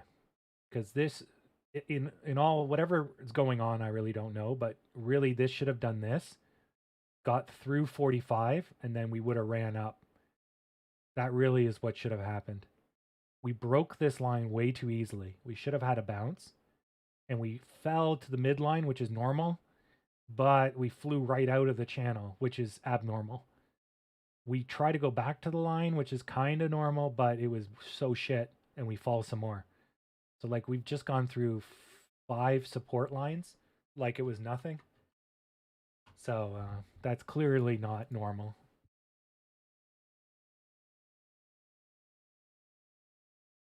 Oh, maybe, oh, you know what? Let's take a look.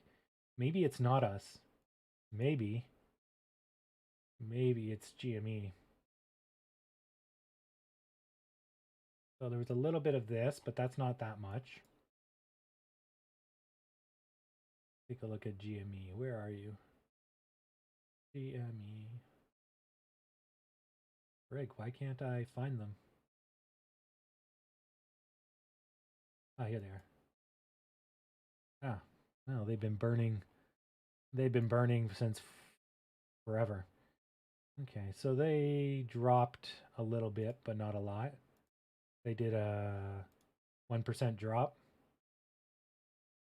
Let's see how it overlaps with us. Once again, we're doing better than GME. And see how much more stable we are? I wouldn't touch GME with a fucking 10-foot pole. For that very reason. Don't like their shapes. I don't like their pattern. Everything just screams tank. Like not good. And I don't want to live with that kind of stress. Okay, so there was a bit of a sell-off. Yeah, okay. So if GME is weighing us down, right? We're going up, right? And then GME starts to burn hard. So then that starts to curve us, right? And then GME tanks again, and that pulls us through the line because it tanked really at the wrong fucking time. And now that it's going up, we're going up. But that's a little much. But I mean, all that is necessary is a medium fish sells, right? So, but maybe because GME was going down, no one was buying. We'll see if this goes up, how much we follow. If we quickly destroy this red, then there's nothing to talk about. If we struggle to get back up, then we can look into that a little bit more. But yeah, I think that's just bad timing. Where we should have got a bounce, we got swamped and then shot. Yeah. Because, yeah, that really shouldn't have happened. But that goes into the bigger picture and why I look at the Dow and I used to look at GME all the time. It's because, you know, when you're right on the edge, sometimes the wrong wind blows and you get fucked. It's not critical. The market will correct it eventually, but, you know, still annoying. Oh yeah, no, it's still super bullish. Yes, we're still in the U shape. I just wanted to win. I'm like, fuck. There was still a chance, but I think now, even with the push, it's gonna go to here. So I don't think there's any hope for me to win now. So I would say this is where it's gonna land. Yeah.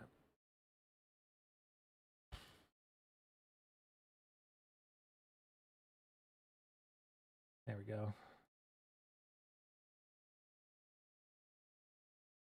Yeah. I don't expect it to have energy to get past Smith, 45. So it's probably going to smash into 45 and bounce. Probably end up at Barry. If it gets that high. If not, slow growth to Barry. But I expect them to floor it. Oof. Oh, someone's throwing fucking hand grenades though. Jeez. Yeah, we might not get there if they're going to keep lobbing grenades. No, we're still up 6.6%. It's still good. And the week's only going to get better.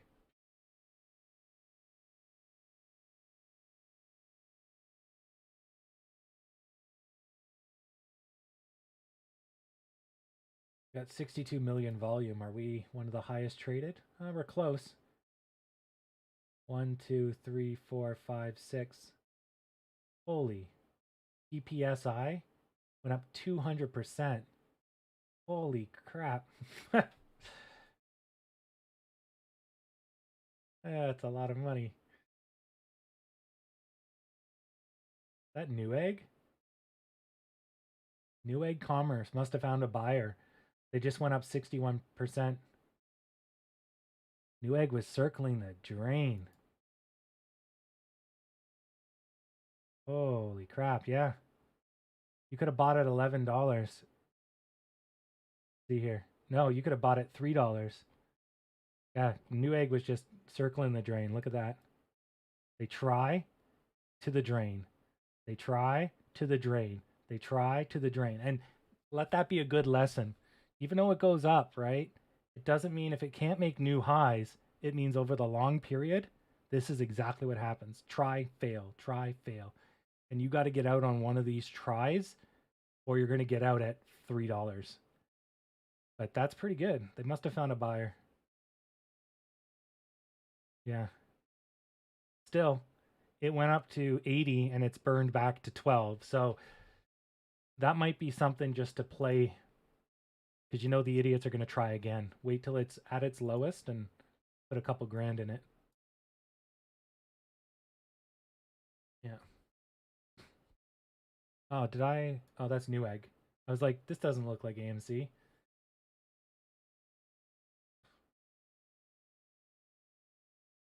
All right.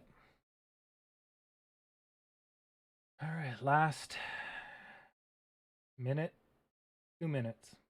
Starts now. All right.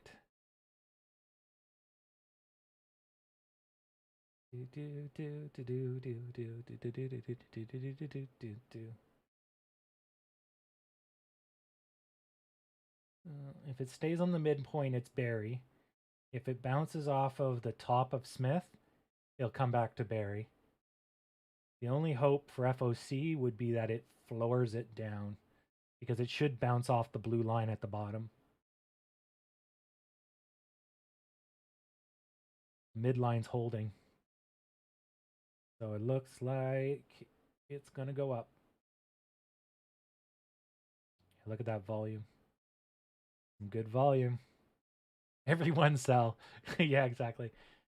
No, it's probably going to bounce off the roof and then come back to Smith or Barry. We'll see. We'll have to zoom in. Maybe it'll break through the roof and go to G Stonk.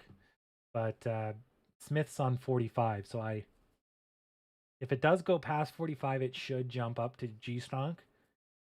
But we're gonna have to see.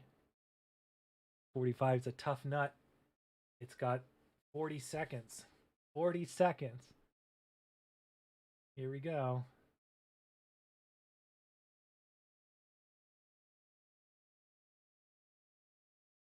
Gonna be Barry, Smith, or Stonk. 30 seconds. 20 seconds. Oh shit, she broke through. Oh, it rubber banded. See how much it blew through though? And that's what I was talking about. 10 seconds.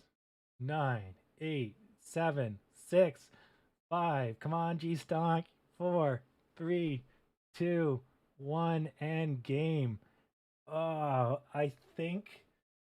Oh shit, that's close. What's half of 23? Let me get the math on that. 23 divided by 2 is 11.5. So that is G Stonk by 1 cent. Congrats. That was close. Holy fuck. It's 4506 on TD. Okay, let me go to Yahoo. Let me go to Yahoo. Yahoo. Let's see what we got here. Yahoo AMC. We got to go to the photo finish. 4508. Okay. Nope. I'm giving that to Smith. That's going to Smith. Both the photo finish shows that Smith, it's 08 and 06 on TD. So Smith gets it. Unfortunately. Nope. It's going to Smith. May not show here, but that's why we do the photo finish. So close. Yep. Good stuff. Yep. So it landed somewhere here in the last Furies. It was here. Yeah. Yeah, Neo isn't pleased. Exactly. All right. So I guess I'll stay on for the next hour because we'll have earnings. And we'll fire that up. So go take a break and I'll see you. It has to be 11 or higher to be G, or no, 12 and higher to be G Stonk. Yeah. But anyways, so I'll see you guys in an hour because the earnings call is tonight. And then if you're not here, well, cool. See you tomorrow. Yep. After hours with JK and the crew. All right. So let's clear this. Let's switch it to after hours. There we go. After hours party.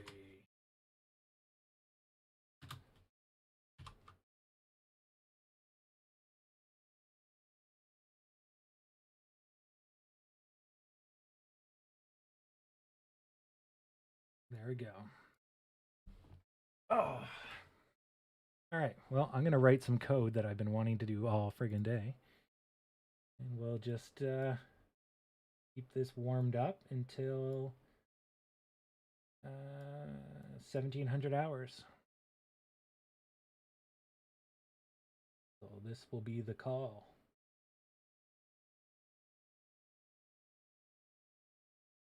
So my guess is we corrected this piece, but we blew through 45, which, you know, is going to pull back. So the long-term trend line is somewhere around here. So I'm guessing we're going to slowly drift this way until we get the catalyst. And then that's going to fire us off. I mean, that's not a bad trend line. That's basically the trend line we've been following since here, right? I mean, if you take this trend line, which is, let's say, a 45 degree, take this trend line, it's like a 45 and a 6 degree.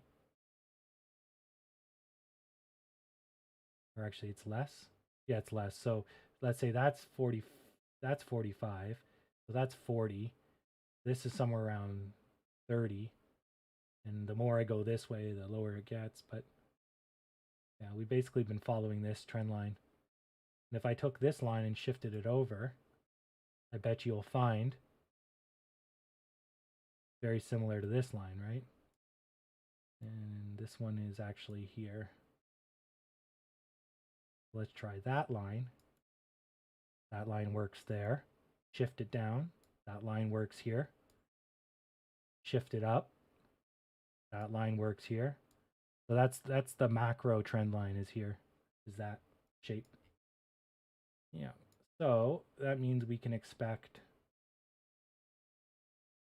probably 4504 by 1700 hours. Or at least we'll be over 45 for tomorrow.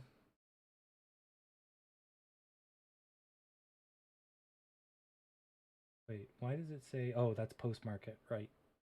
It's like, why does it say we're at 45.13, but we're below? Right, after hours is down here. Shows how much I stick around for after hours. Yeah, exactly. Exactly. And so when you find that there's a trend line and you can duplicate the trend line, you can think of it as just shifting in channels or shifting lanes, but it's still driving the same direction, the same speed. And that's a very good sign that things are moving in the big picture, because the big picture just says, I'm going this way. How you get there, well, I'm just going to walk straight. The wind blows you left or right. You might have to walk around a rock or two, but you're still aiming that way. Yeah. Much better than those days when we're looking for the bottom. Oh, it's just seeking for the bottom. Like where it stops, nobody knows. Yeah. Oh, I think 50 this week. I think, well, we can easily do 45 to 50. It's going to be 55, 56, and then the push to 70. That's going to be a pain in the ass. But I think we're doing good. And if tomorrow's a sizable day, let's say tomorrow's like a 15 or a 20, and then the next day is a 10 or a 20, then Thursday might be a squeeze, because you'd have almost a 30% loss, 40 if you include today. If you include last week, then you're looking at another 15%, right? So you'd be almost out half your money. So that's pretty good. Plus, again, now that we're talking about going back to an established level, all the people that are short selling at 40, 50, 55, they're all going to start taking losses. Physical losses, not just unrealized gain losses. So they're going to want to bail, right? So it's going to start to speed up. If we can keep the momentum, they're going to get choked. And we're going to make the dollars. Fucking finally. After waiting almost 6 fucking months. Fuck you, Delta, COVID. God. Be nice to see my bank account repaired.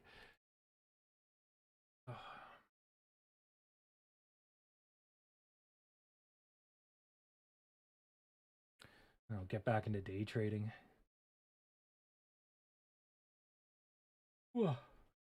At least I got 100% of today's gains because I bought yesterday, like I said to. I woke up this morning and I'm like, I know it's not going to be red, but please, for the sake of everyone, if this was a red Monday, something would have been really wrong. So, I mean, I trust, but I verify, right? So if I woke up and it was a red morning, it'd be like, something's wrong. Something is up. The likelihood is nil, but it's nearly impossible, but doesn't mean it's not possible. Yeah. The likelihood of your husky killing you is near zero, but it isn't zero. Something to always remember. Div.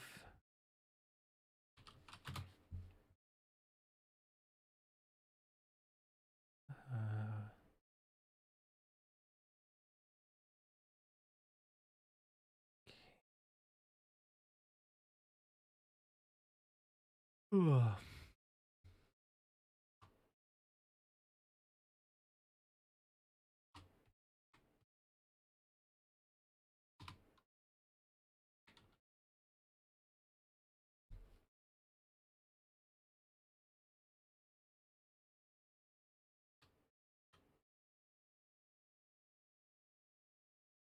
Dinner cooking time. Hedgies, it's what's for dinner.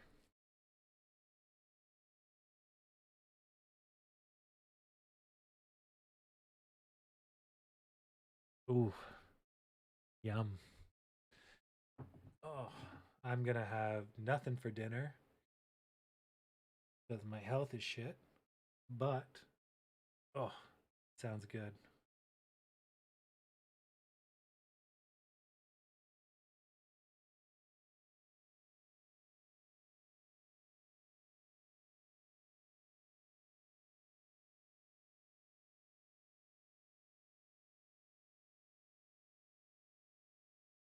Oh man, Apes would trash that building. People would be peeing in vases. I mean, Citadel didn't get where they are being retards. Got to give them a little bit of credit. They might be a little bit evil. They might do evilly things, but you know, they didn't get there by being stupid. If AMC succeeds, it's going to be because people are stupid. Literally going to be people dumb as rocks winning a war of attrition. Like, I just want to see AMC win just for the shit of it. Be the greatest comeback story of my generation. I was there. I invested in AMC. Great.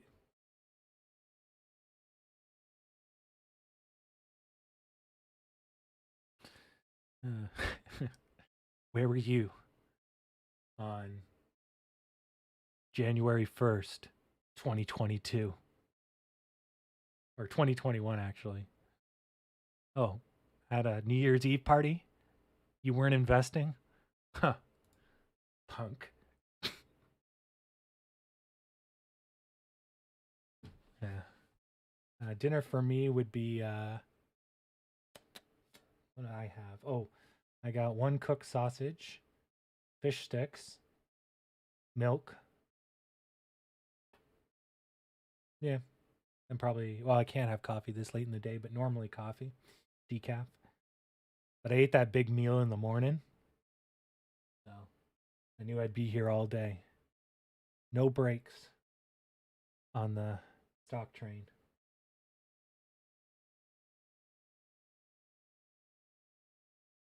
I should actually put that earnings is coming up.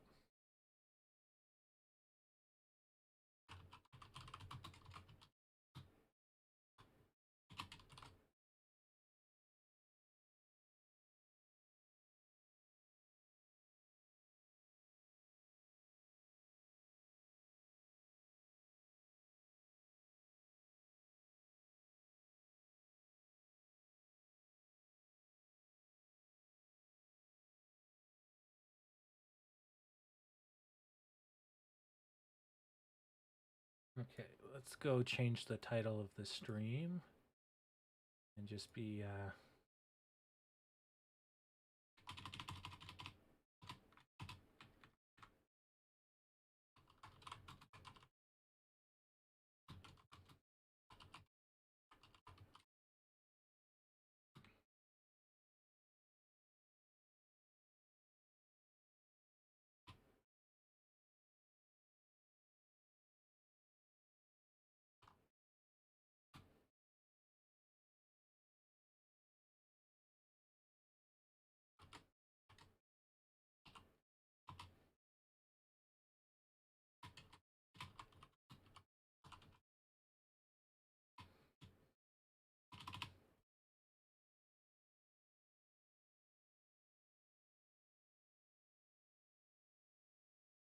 all right. There we go. All right, so can you guys see my work? No, I'll put it up so you have some entertainment. Yep. Okay.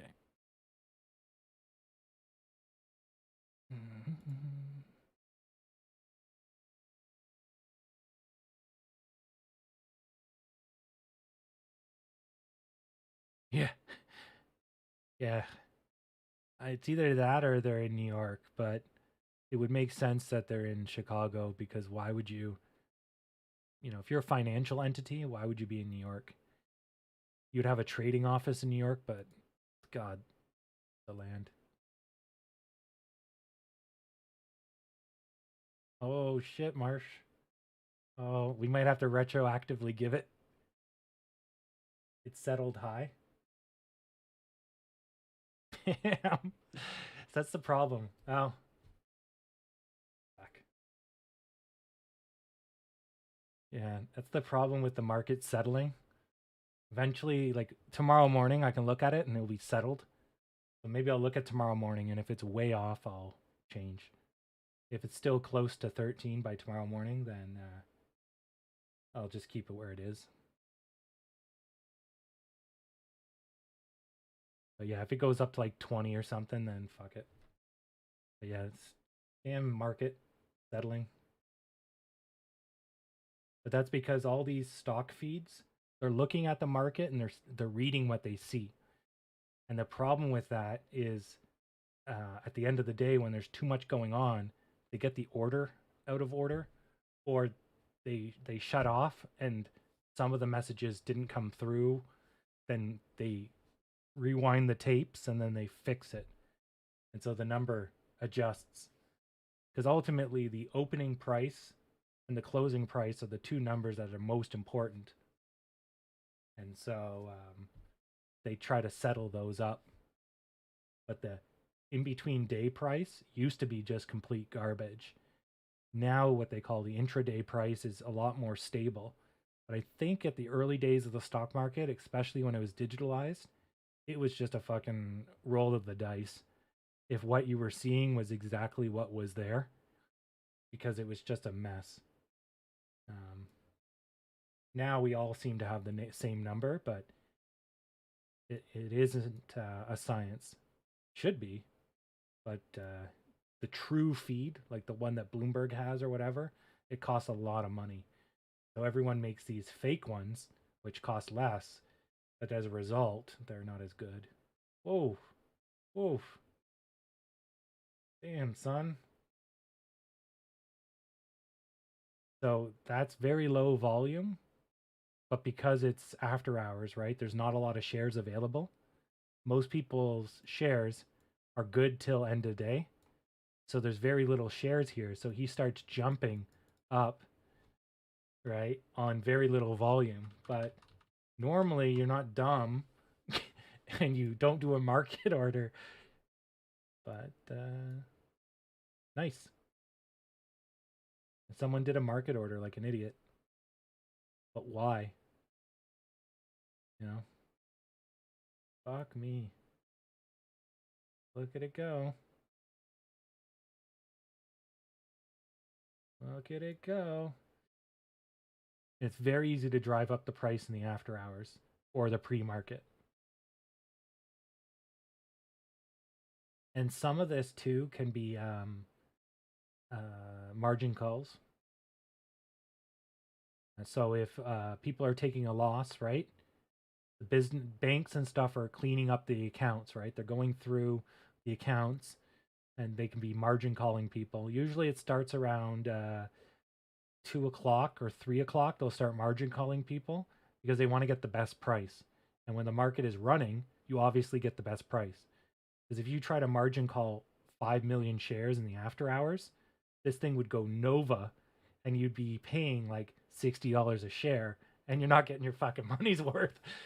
So usually they try to do it ahead of time.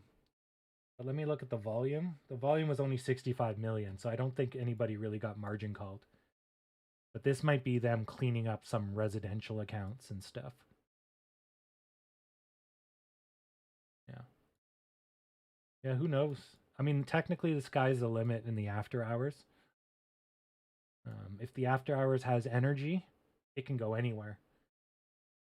But it doesn't mean it's going to hold till tomorrow. Still impressive, though. Yeah. But this is generally a good reason why you don't play in the after hours. Not worth your money or time. Not unless you really like to live dangerously. Your name is Austin Danger Powers. Oh, you use pen on the form? I see you too like to live dangerously.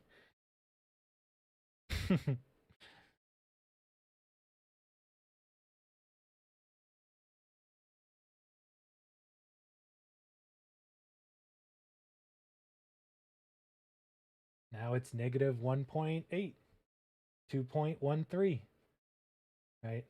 So again, it doesn't mean much. It's fun to watch, but it doesn't mean much. What we want to see is the impact after the earnings call, and then that will tell us a little bit about tomorrow. Yeah. That, and if it stormed one way or the other, that's also telling. But if we just wiggle, that's normal. If we get extremely high volume for some reason, so if we have volume that rivals the volume we had here, then we should pay attention as well. So these are actually reasonably high because they're rivaling the volume we had back here. So this is worth paying attention to, but that was someone flooring it, and that's the counter swing. So it's explainable. Nothing too dastardly. But yeah, that's a $4 swing. How much was that? 7% swing. Holy crap.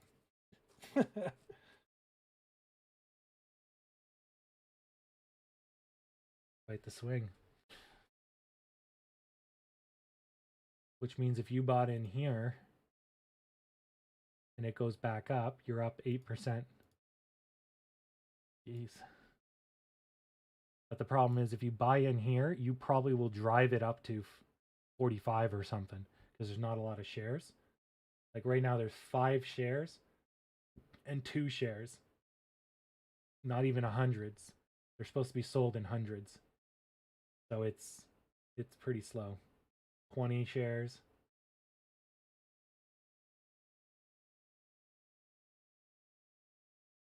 Cricket. And the spread right now was 43.20. Now it's 45 and 46. So there's 1 share for purchase at 46.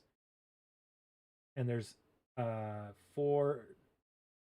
shares at 43.20. So we're either going to 43.20 or 46 unless someone introduces new shares. But because these two numbers don't match, right? And there's no market maker in the after hours, it will just sit there until somebody either takes 43.20 or 46. And so we're just going to fly one way or the other. There's now 101 shares at 46. 1,000 shares at 45.06. So somebody's selling.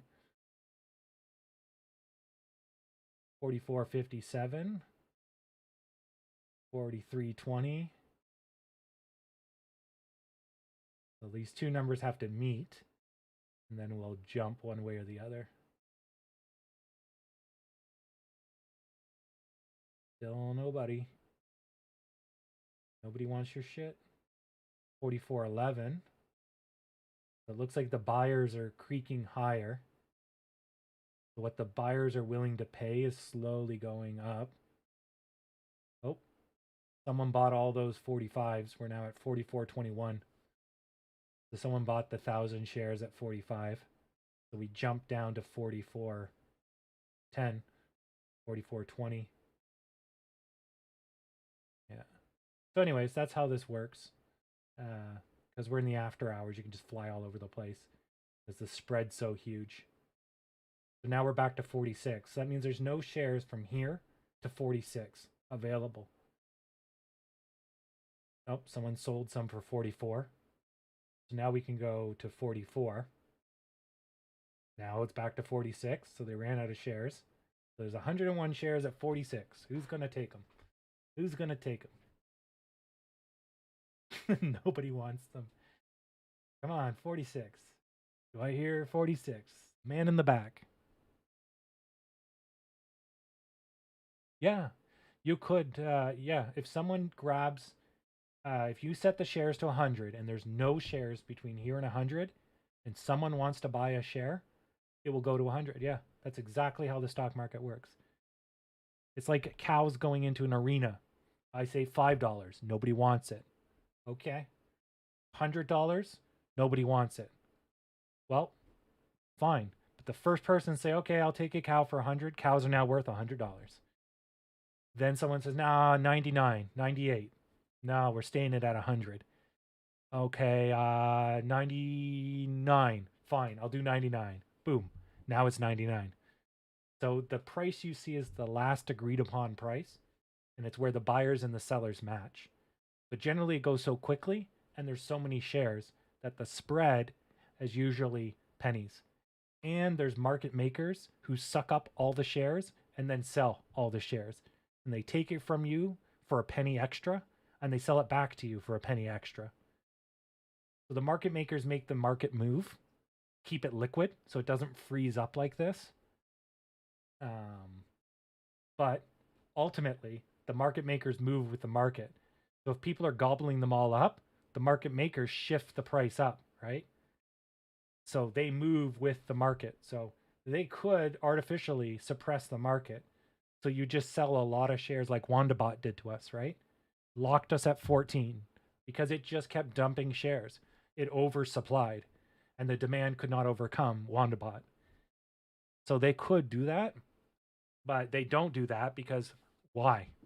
Their job is to move the shares and they make pennies moving the shares. They're not trying to make profit on the shares. So, anyways, that's how she works. So, and it's good for us because a stale market is scary. Because if people get scared, one person can trash the whole market. You know, one panicked person can just bomb her down, I don't know, 6%. I mean, realistically, you know, if it's a really thin market, you could technically go to whatever, right? If the person's willing to just throw away all their money, you could go, you know, if no one's selling, except for maybe one guy selling at $5, right? And there's no other shares, and you really had to get out, you could buy down at $5 or sell at $5 and drive the market down, right? Yeah, it's doable. But in a fluid market, that doesn't happen because if you tried to sell at $5, there's a million people between you and your $5 that the market wouldn't execute your order because it has to take, by law, has to take the next best price. So it can't cherry pick because in the early days you could, because a share is worth whatever you would trade it for, right? So I go up to you and I say, I'll buy your share for $10, but I know Billy around the corner will take it for 20, but you don't know that. So I get it for you for $10. Billy gets it for 20. I pocket it. I go to you and I buy more shares, right? And then that's the early days when the market was updated daily or weekly. I think it's daily. They would update it daily, and then print it in the New York Times. I think is what they did. They printed the daily, but I mean at that point I think there's like 150 companies at that time. You know, you're trading shares in like nothing and nothing corp. You didn't have a lot of choices. So that was a simpler times. You know, everyone's like Warren Buffett's so smart. Warren Buffett could have thrown a rock anywhere and made money. You know, he's not dumb, but he also was in a really fucking great time for corporations. The only thing we had in our time is Facebook and Google and Nvidia, crypto, right? That's our Coca-Colas and Campbell soup. Yeah. Because I mean, he was buying right after World War II. Like it's just a fucking gold rush.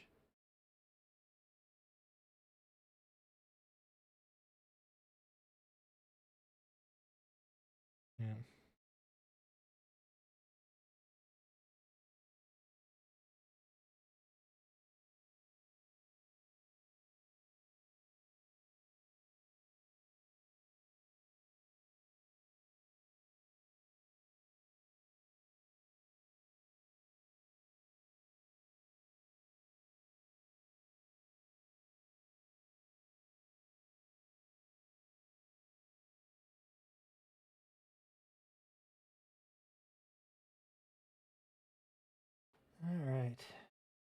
Good stuff.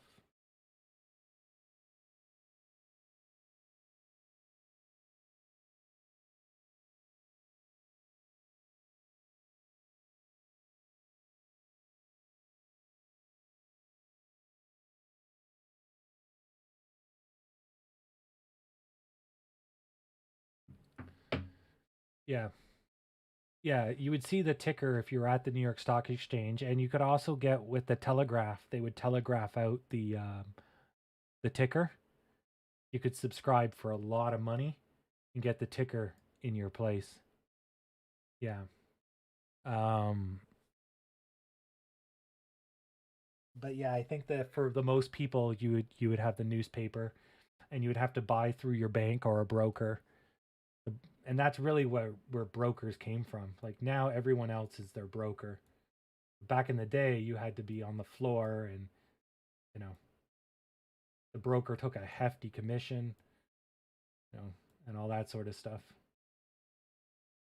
Yeah.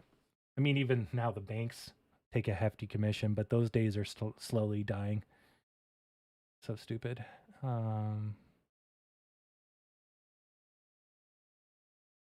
Oof, it is fucking hot in my room for some reason.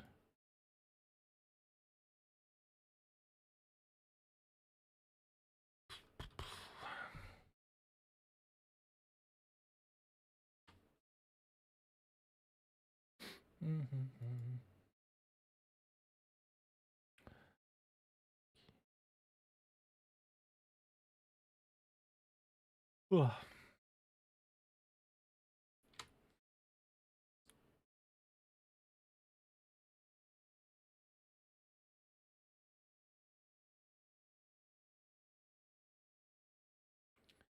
Oh, okay. Sweet. So what's the oh, here we go. Well, it's not really leaked. I think they give it out at 3 o'clock, but it takes some time to percolate. So they beat Wall Street estimates. So the company rose to 763 million. They guessed 708 million. So they're off by 1.2, so 12%. It looks like. Quick math. Let's take a look.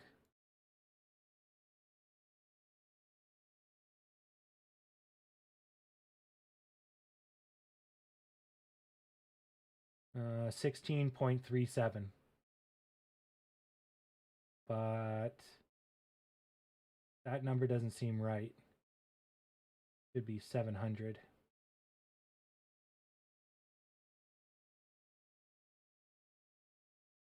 See if I read that right.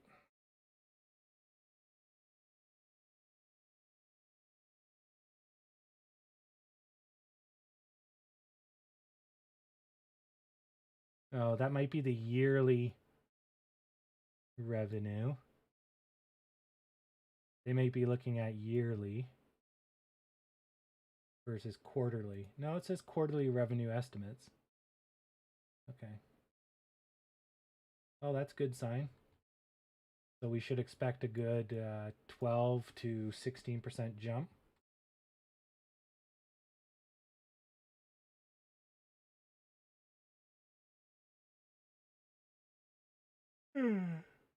What was that? 18.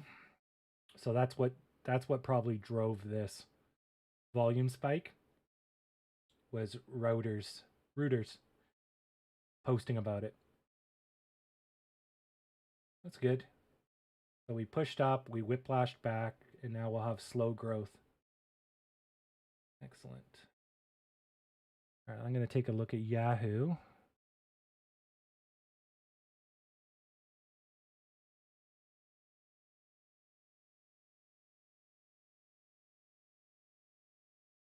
Six up 25%.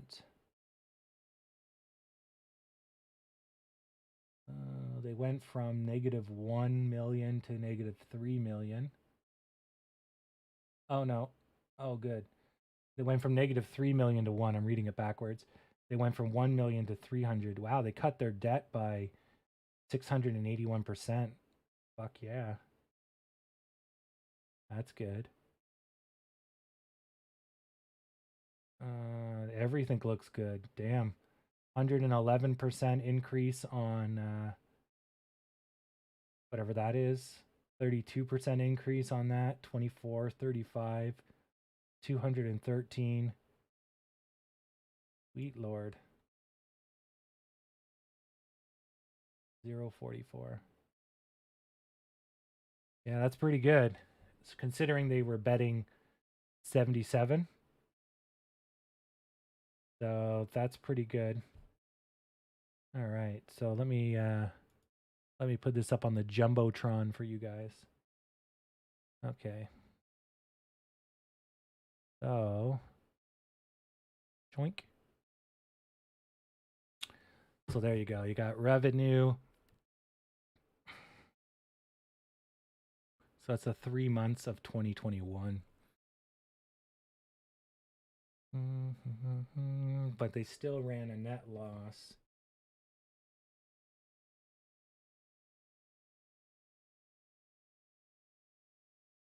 Still going to beat estimates. Oh, that's so good.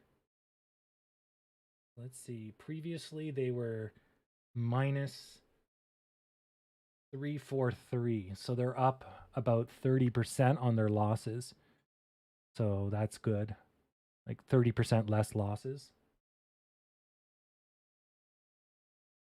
Yeah.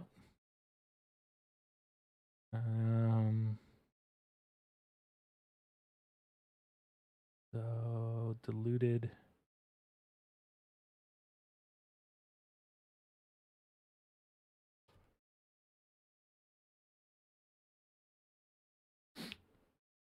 They're $5.09 in the hole.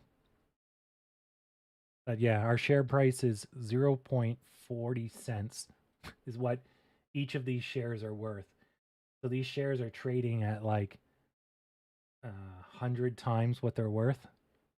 If they're worth negative 4 cents, right? So yeah, the attendance is slightly down.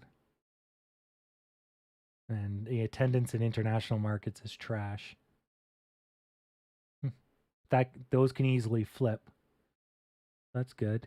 Now the question is, our dollars per person, I guess, is up. I don't really know, but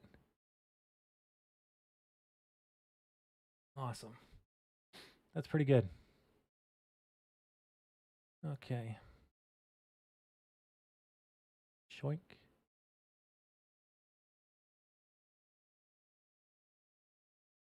Yeah, all of that is good.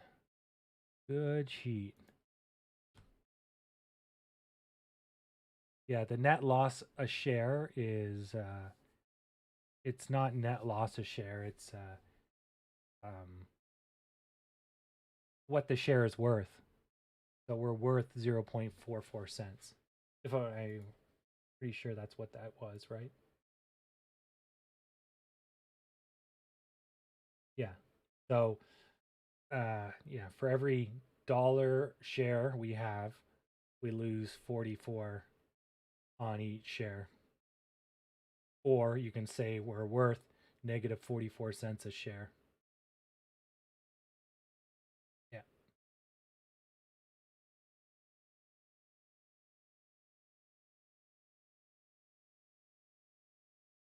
Now, the takeaway is that it only cost us $113 million to run. 224 million is other shit. So half of our losses is not operational, which means we can fix that. Which means if we're only, let's say, 113 million away, and we have almost double in basically interest rates and other bullshit stuff, then we can be almost 3 times clear. Or actually, well, we would only be 1.5 times clear if we manage to get rid of all our debts. And some of the debts are probably on paper because we have over $1 billion, right, in the war chest. So we could write off all those debts and make the books look good, but there's no point in doing that early. There's no benefit. So Yeah, so all in all, I think we're looking good.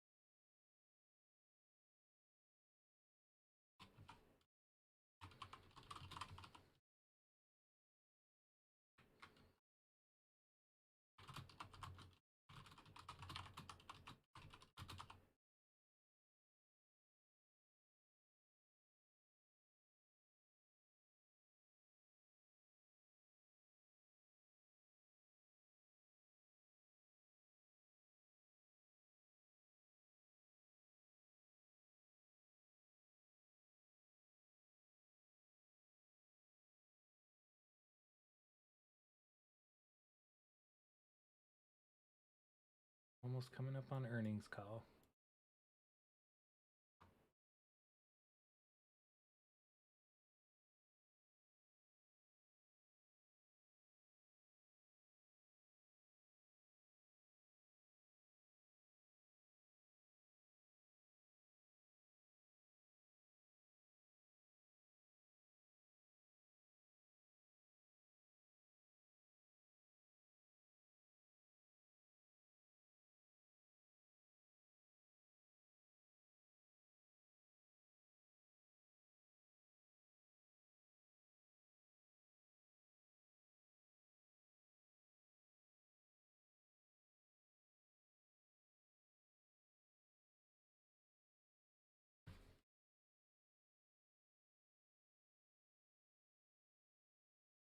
See here.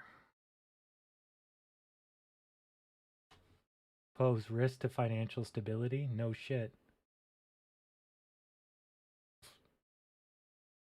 Well, they're erratic people that when they lose all their money are going to cry. So what the Fed and everyone else is trying to warn people ahead of time is just don't be a pussy. Either be diamond hands or get out now. Because it's going to blow up and you either got to ride it out or you're just going to crash and burn. But I think if you made it this far, good to go.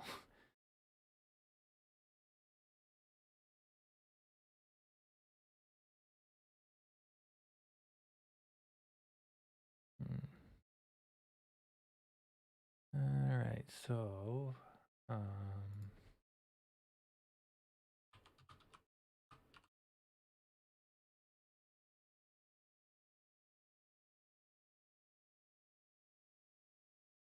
actually, I wonder if I can. If I got the object and I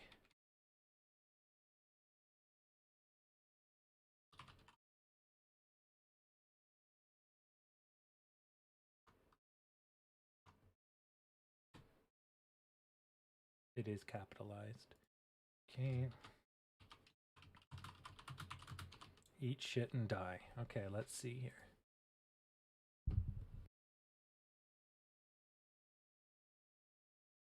Let's see if that shows up.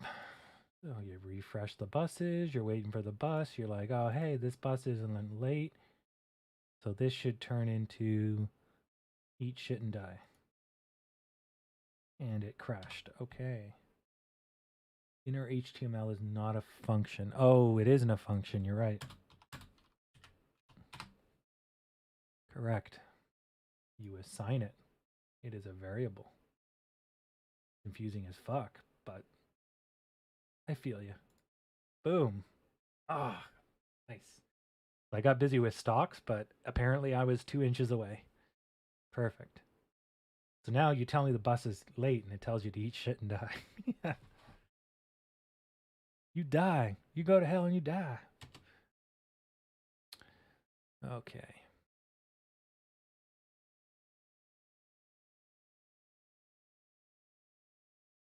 Now it's going to plop a radio button. Oh, sexy, sexy Sexertons.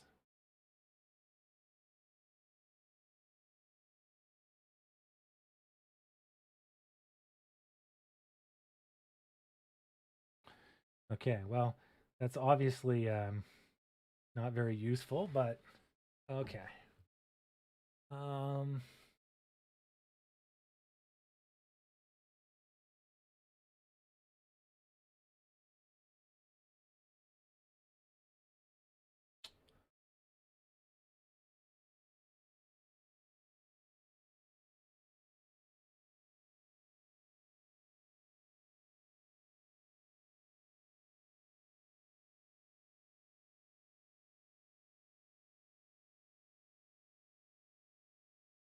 hmm.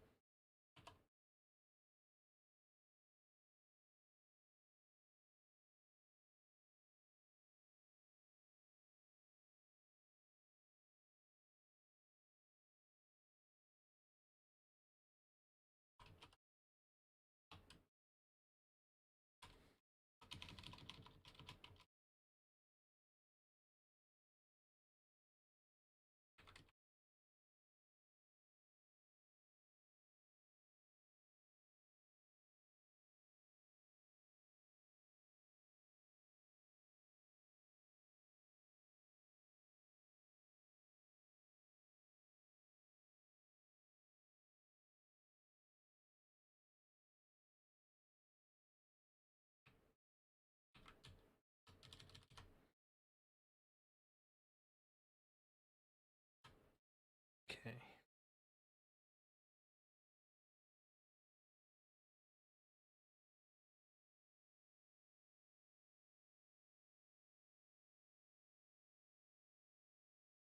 Um,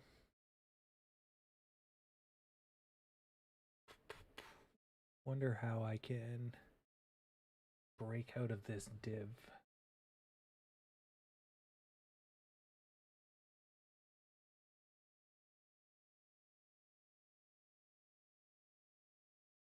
Oh.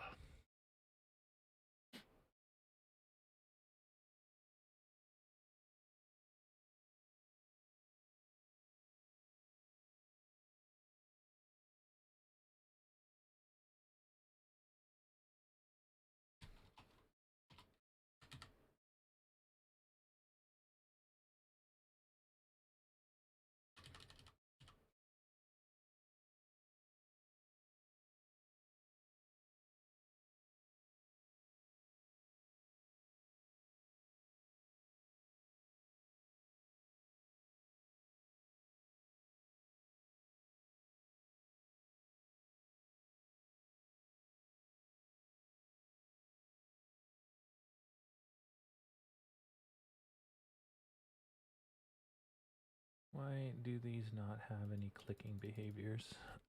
I guess because I gotta get rid of.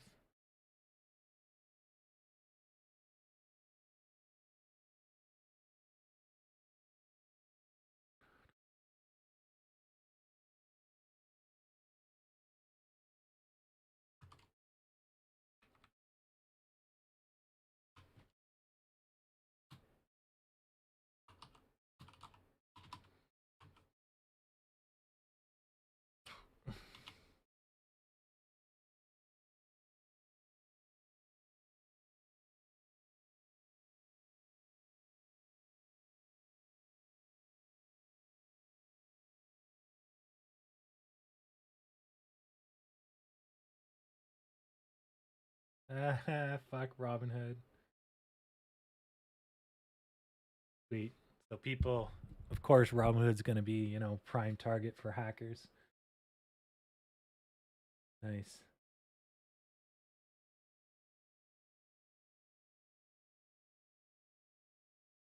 Oh, wonder if that's affecting them in the after hours. Oh yeah.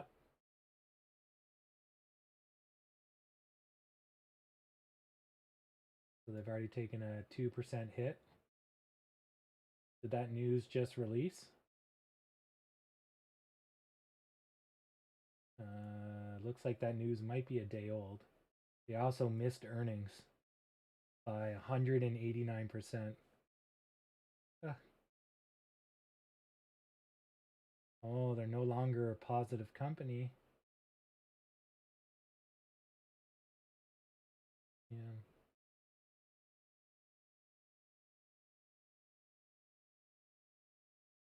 So they had over $10 billion in assets in 2020, and in 2029 they only had 3.9. Wow, they just grew off like no one's business.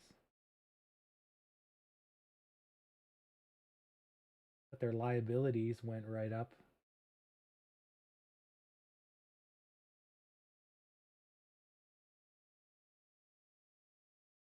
Debt went right up. But the book value per share, they were $2.50. Now they are negative $2.50.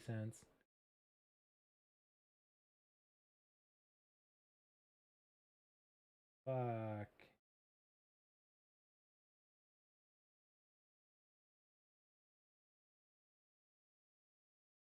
Oh man, wow. So they didn't report for all of the quarters through 2020. Then they come out in 2021. They're like, oh, we only lost 1.9 billion, but we were up to 2.2 billion the year before.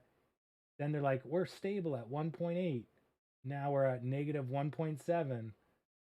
Like, they're losing money from their operations. Negative $16 million lost.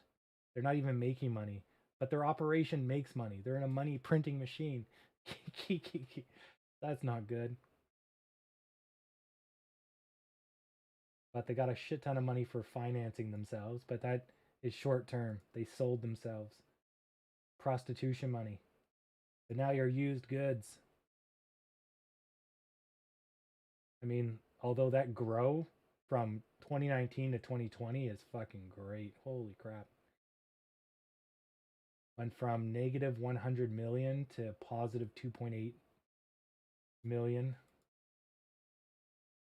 Jeez. Revenue went from 277 million to basically a billion. Crazy. Yeah, and see, that puts a lot of money on the balance sheet, which is great. Debt to assets is 80%. Not too bad. Still pretty high. Let's take a look at AMC's financials. I haven't looked at them in a little bit. Go. Okay. So this is COVID, so it's a write off. But balance sheet, boom, 2019. Crank up the dollars. They got 13 bill, liabilities 12 bill. Debt to liabilities is almost 100%. 2020, debt to liabilities over 100%. That's pretty bad. Got 13 billion in liabilities and 10 billion in assets. But that could be temporary. They put on more liabilities so they can burn them off. Let's look at the quarterly. So debt to assets 121, 127, 121. Now we're at 112.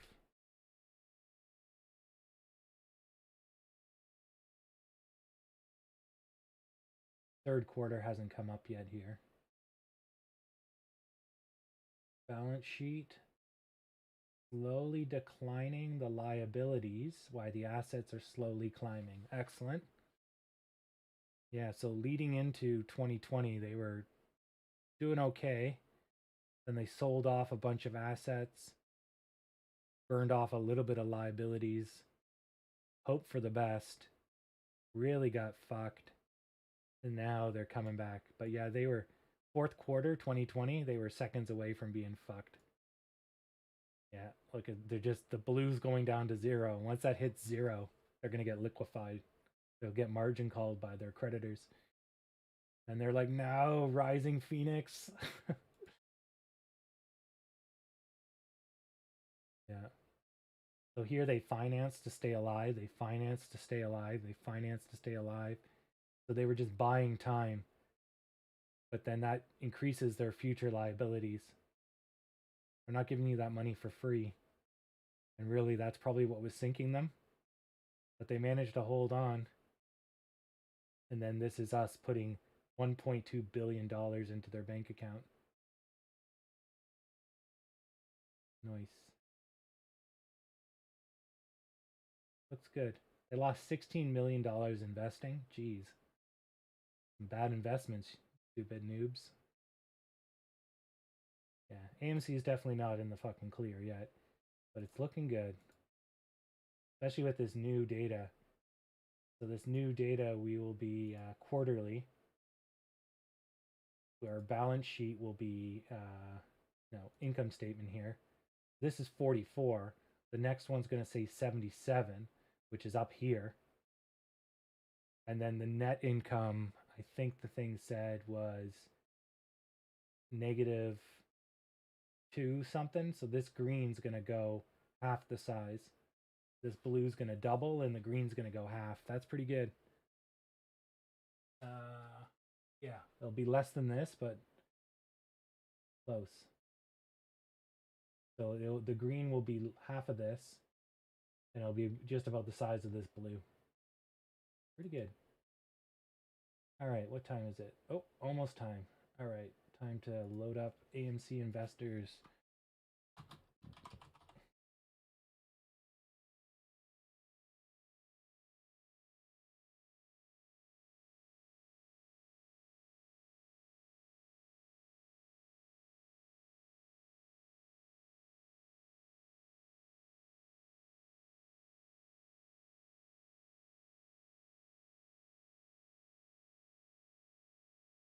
All right. So we'll broadcast live from somewhere. I don't think they're in New York. They're out of a weird place. Kansas? Yeah, Kansas. Leawood, that's right. I wanted to say Leamingwood, but I knew it wasn't. Leawood, Kansas. Live from Leawood, Kansas. This is AMC third quarter webcast.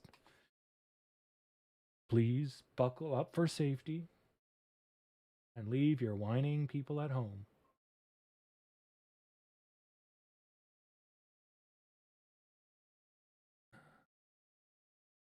Okay, actually, I can listen. I can listen to it on low. There we go.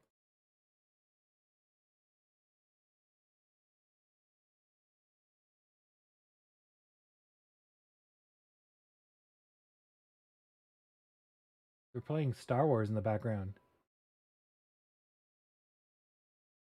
Duel of the Fates.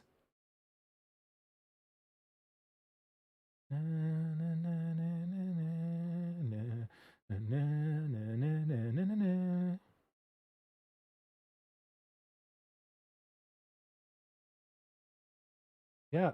Oh, ha, ha. Yep. That's one of my favorite Star Wars songs. The Duel of the Fates. Dun, dun, dun, dun, dun. Bimp, bimp, bimp, bimp, bimp. Oh, so good. Ah, now they're playing the classic French song. Oh, this one is they're playing the Cantina song. All right, we should be going live now. Nope. Now they're playing the Rebel Alliance music. Dun, dun, dun, dun, dun, dun, dun, dun, dun, dun, dun, dun, dun.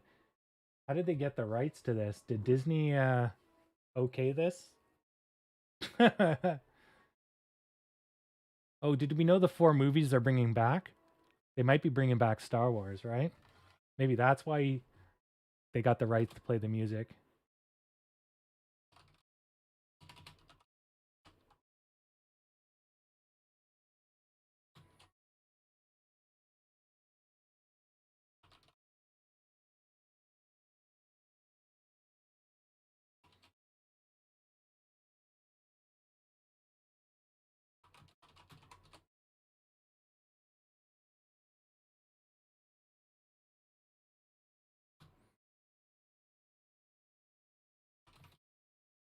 Oh, here we go.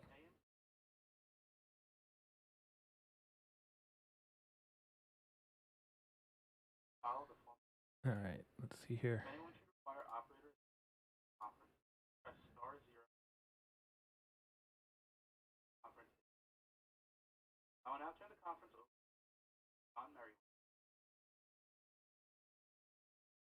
Let me just get it up here for you guys. Good afternoon, everyone. I'd like to welcome you to AMC's third quarter 2021 earnings webcast. With me this afternoon is Adam Aron, our CEO and Chairman, and Sean Goodman, our Chief Financial Officer. Before I turn the webcast over to Adam, let me remind everyone that some of the comments made by management today during this webcast may contain forward-looking statements that are based on management's current expectations. Numerous risks and uncertainties and other factors may cause actual results to differ materially from those that might be expressed today. Many of these risks and uncertainties are discussed in our most recent public filings, including our most recently filed 10-Q. Several of the factors that will determine the company's future results are beyond the ability of the company to control or predict. In light of the uncertainties inherent in any forward-looking statements, listeners are cautioned to not place undue reliance on those statements.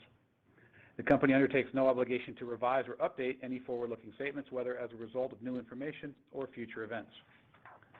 On this webcast, we may reference measures such as adjusted EBITDA, free cash flow, operating cash burn, and constant currency, among others, which are non-GAAP financial measures. For a full reconciliation of our non-GAAP measures to GAAP results, please see our earnings release posted in the Investor Relations section of our website earlier today. After our prepared remarks, there will be a Q&A session.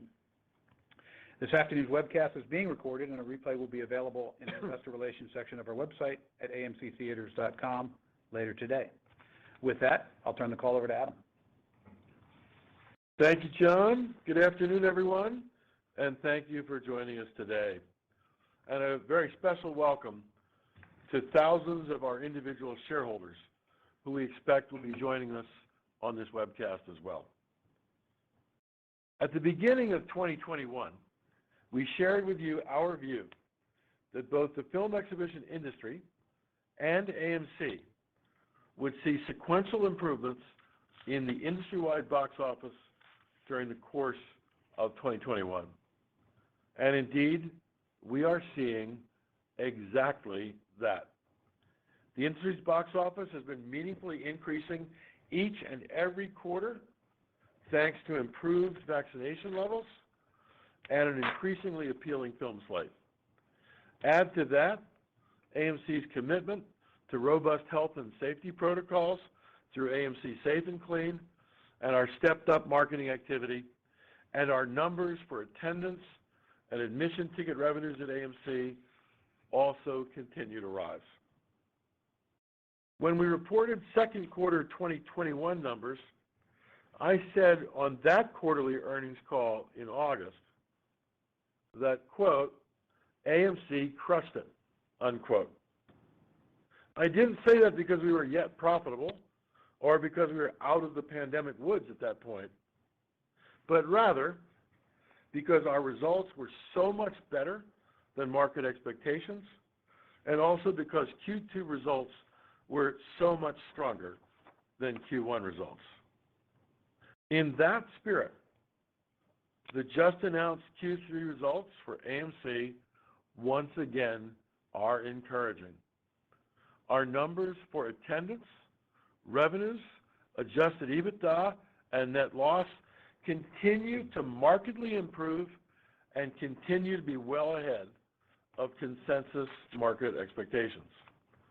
Looking at our industry, the third quarter of 2021 posted the largest domestic industry box office of the year at nearly $1.4 billion, 66% higher than that of Q2 2021 and 486% higher than that of Q1 2021. And as for AMC more specifically, here are just a few snippets of the improving performance that we reported today. The global attendance count for AMC in Q3 2021 was 40 million people. Now, we'd not normally be smiling at an attendance level that was not even half of what it was 2 years ago. But again, this attendance count of $40 million in Q3 of this year is so very much larger than the 22 million guests we had with us in Q2 of this year, or the 7 million guests we had in Q1 of this year. And for that matter, the 40 million guests in Q3 are so much higher than the 8 million guests we had in Q4 of 2020, the 6.5 million guests we had in Q3 of 2020, and the mere 100,000 guests we had in Q2 of 2020. 40 million AMC guests in Q3 2021 was up 81% from our Q2 2021 attendance and up 488% from our Q1 2021 attendance. And look at this positive trend another way.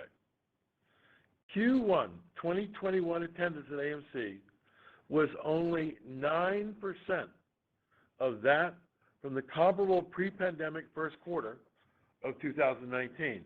However, Q2 2021 AMC attendance was 23% of the comparable Q2 of 2019, and Q3 at AMC, just completed, was 46% of the comparable Q3 of 2019.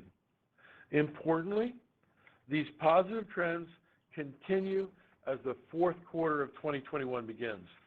Thanks to Venom, Bond, Halloween Kills, and Dune, 4 different film titles that each won the first 4 weeks of October respectively. Last week we announced that October 2021 was AMC's biggest month for attendance and admission revenues since February of 2020. And we can tell you now that our attendance in October 2021 was 72% of that of October 2019. And admissions revenue is even stronger, almost 90% of that of October 2019. The upward trend is clear and unmistakable. The story is similarly compelling for AMC's total consolidated revenues. $763 million in Q3 2021 was up 72% over 2021 Q2's $445 million. It was up 414% from 2021 Q1's $148 million. And if you want a year-over-year comparison, $763 million of consolidated revenues in Q3 of 2021 was up 539% over the $120 million of revenue AMC had in Q3 of 2020 a year ago. How about we look at adjusted EBITDA? We essentially broke even on the EBITDA line in Q3 2021 with an adjusted EBITDA loss for the combined 3-month period of only $5 million. That number is much better than consensus market expectations, and it is $145 million, or 96% better than the Q2 2021 adjusted EBITDA loss. It's $329 million better or 98% better than the Q3 2020 adjusted EBITDA loss for the same quarter a year ago. But let's also look beyond the numbers. There were many bright spots for AMC during the third quarter of 2021 and the first 5 weeks of the current Q4. High notes that are of interest to consumers generally and what our shareholders tell us make them proud to be the owners of AMC.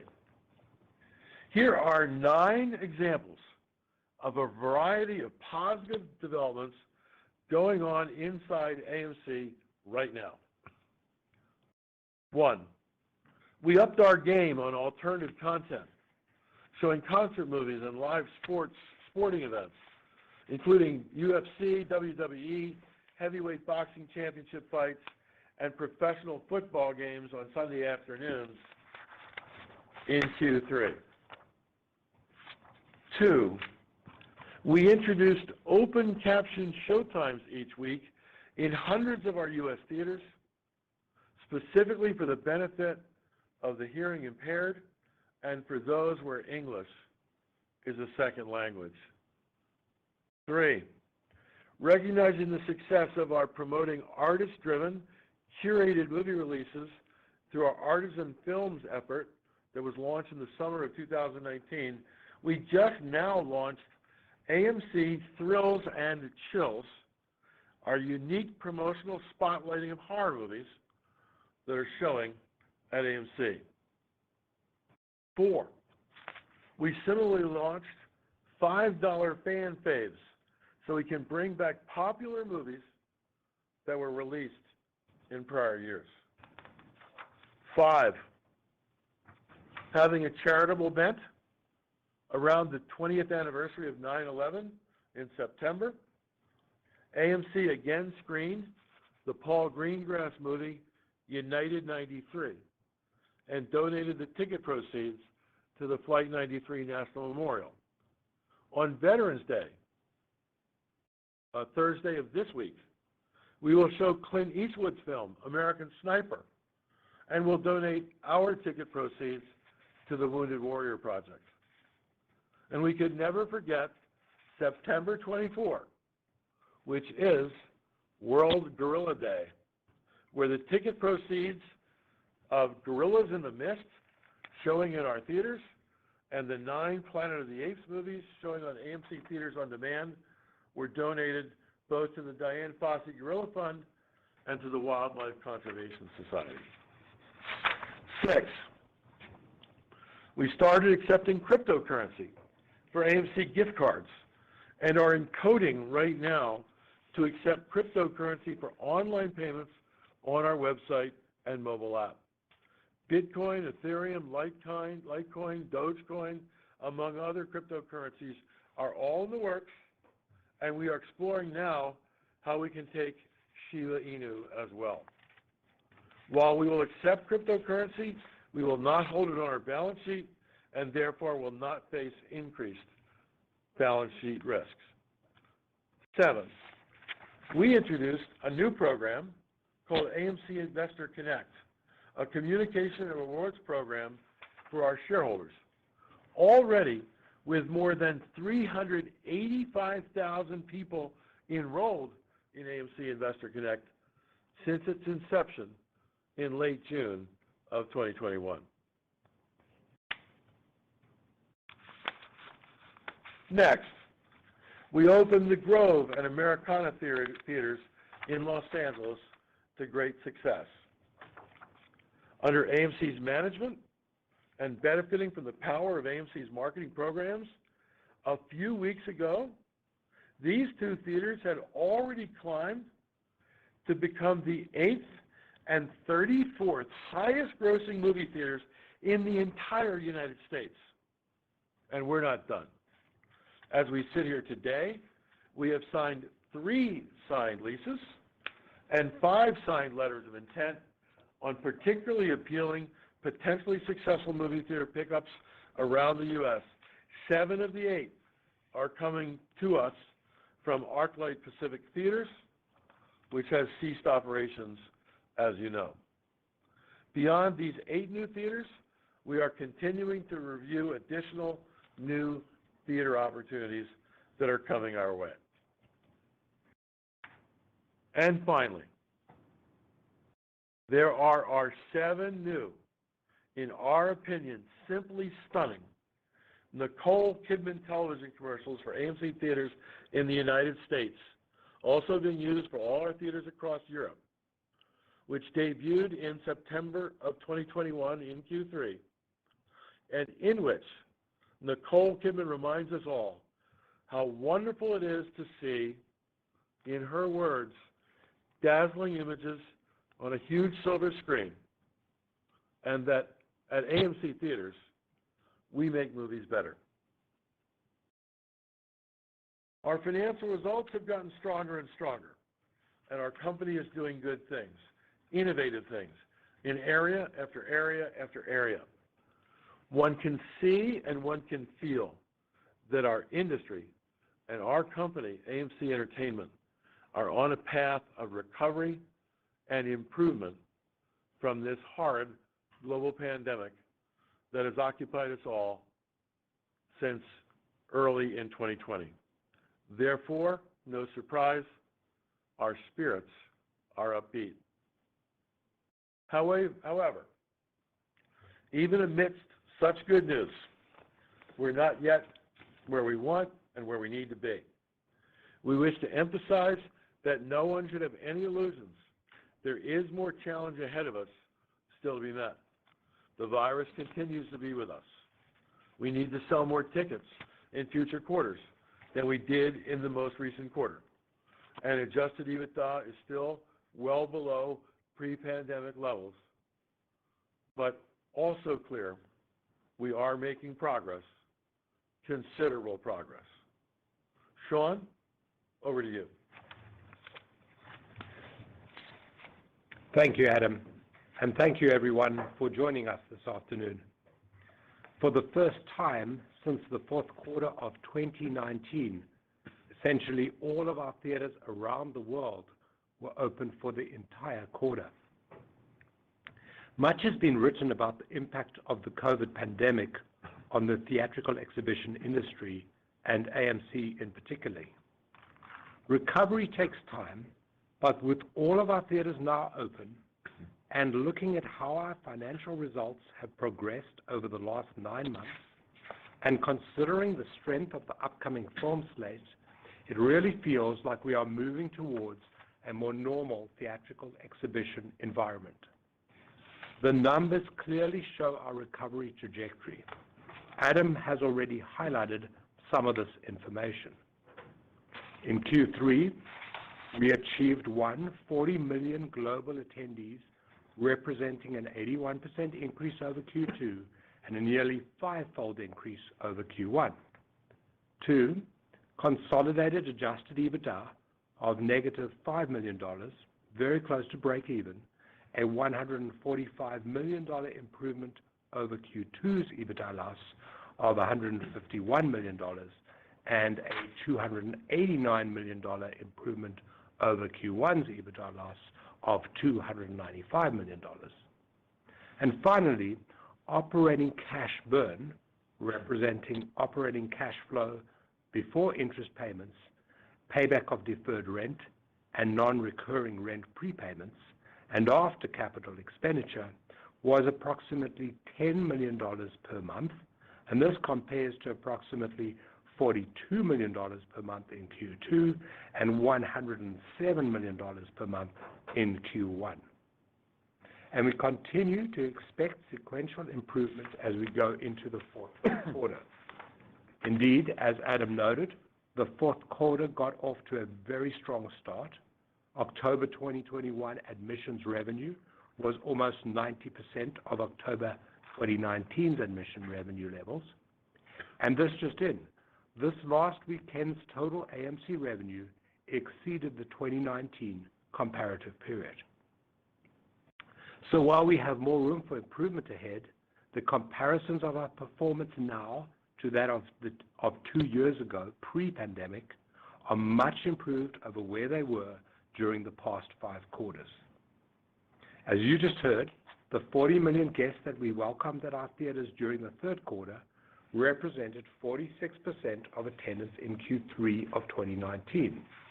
But that was also 67% of attendance per showtime during Q3 of 2019.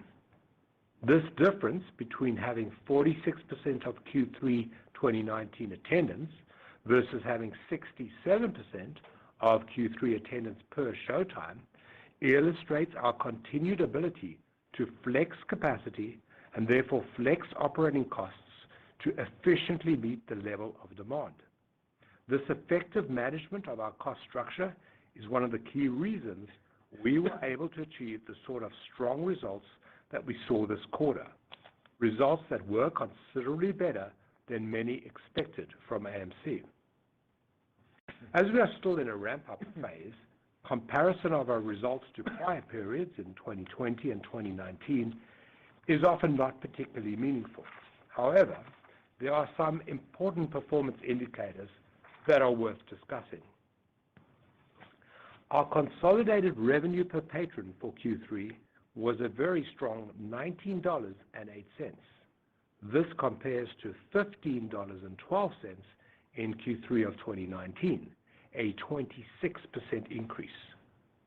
In the domestic market, revenue per patron was $20.15, up $4.28 or 27% from Q3 of 2019.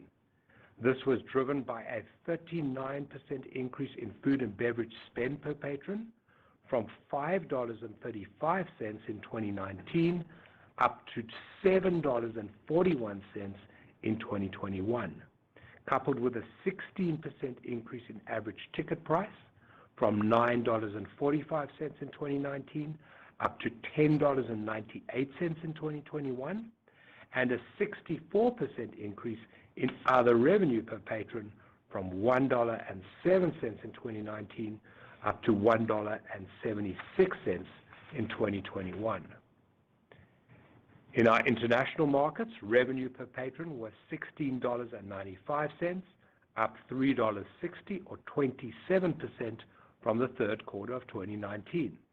This was driven by a 41% increase in food and beverage spend per patron from $3.59 in 2019 up to $5.07 in 2021, coupled with a 17% increase in average ticket price from $8.45 in 2019 up to $9.91 in 2021, and a 50% increase in other revenue per patron from $1.31 in 2019 up to $1.96 in 2021. Clearly, across all of our markets, we continue to see significant strength in average ticket prices, food and beverage spend, and other revenue per patron. The strength in average ticket price has been helped by pricing actions taken during the third quarter, plus a high utilization of our premium large format offerings such as IMAX and Dolby Cinema. Our guests view going to the movies as a special occasion, and they increasingly choose to splurge on the best possible sight and sound experiences available through our premium offerings. Likewise, the increase in our food and beverage revenue per patron is a reflection of guests' enjoyment of the full theatrical experience at AMC. The significant outperformance compared to 2019 is mainly driven by an increase in the proportion of guests choosing to enjoy our industry-leading food and beverage offerings. Moving over to the balance sheet. We ended the quarter with $1,825 million of total liquidity. This is comprised of $1,613 million of cash and cash equivalents and $212 million undrawn under our revolving credit facilities. Regarding capital allocation, we continue to pursue a balanced and disciplined approach to capital allocation. Our priorities remain: 1, ensuring that we do have sufficient liquidity; 2, strengthening our balance sheet by reducing our debt and associated interest costs; 3, investing in our business to enhance the guest experience, and 4, opportunistically pursuing value-enhancing initiatives, including those that lead to diversification of our business.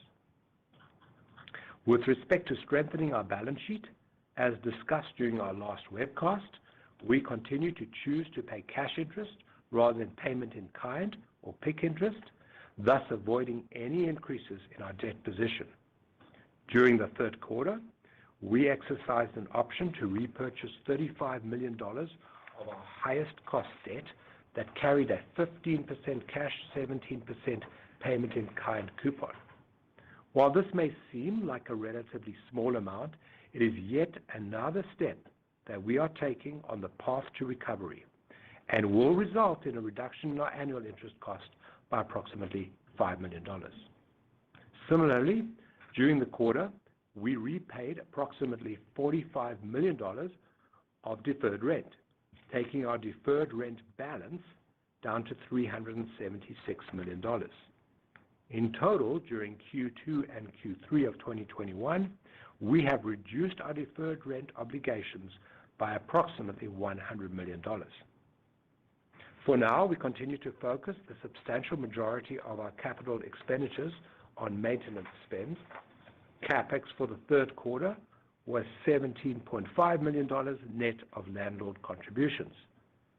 And net CapEx for the whole of 2021 is now expected to be in the range of $80 to $100 million.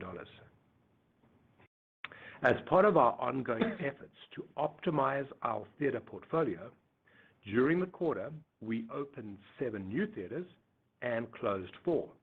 This brings the total number of locations closed in 2021 to 17 and the total number of new locations opened to 18 for a net add of 1 location as we continue to effectively manage our portfolio by adding new high-performing locations and eliminating lower-performing ones.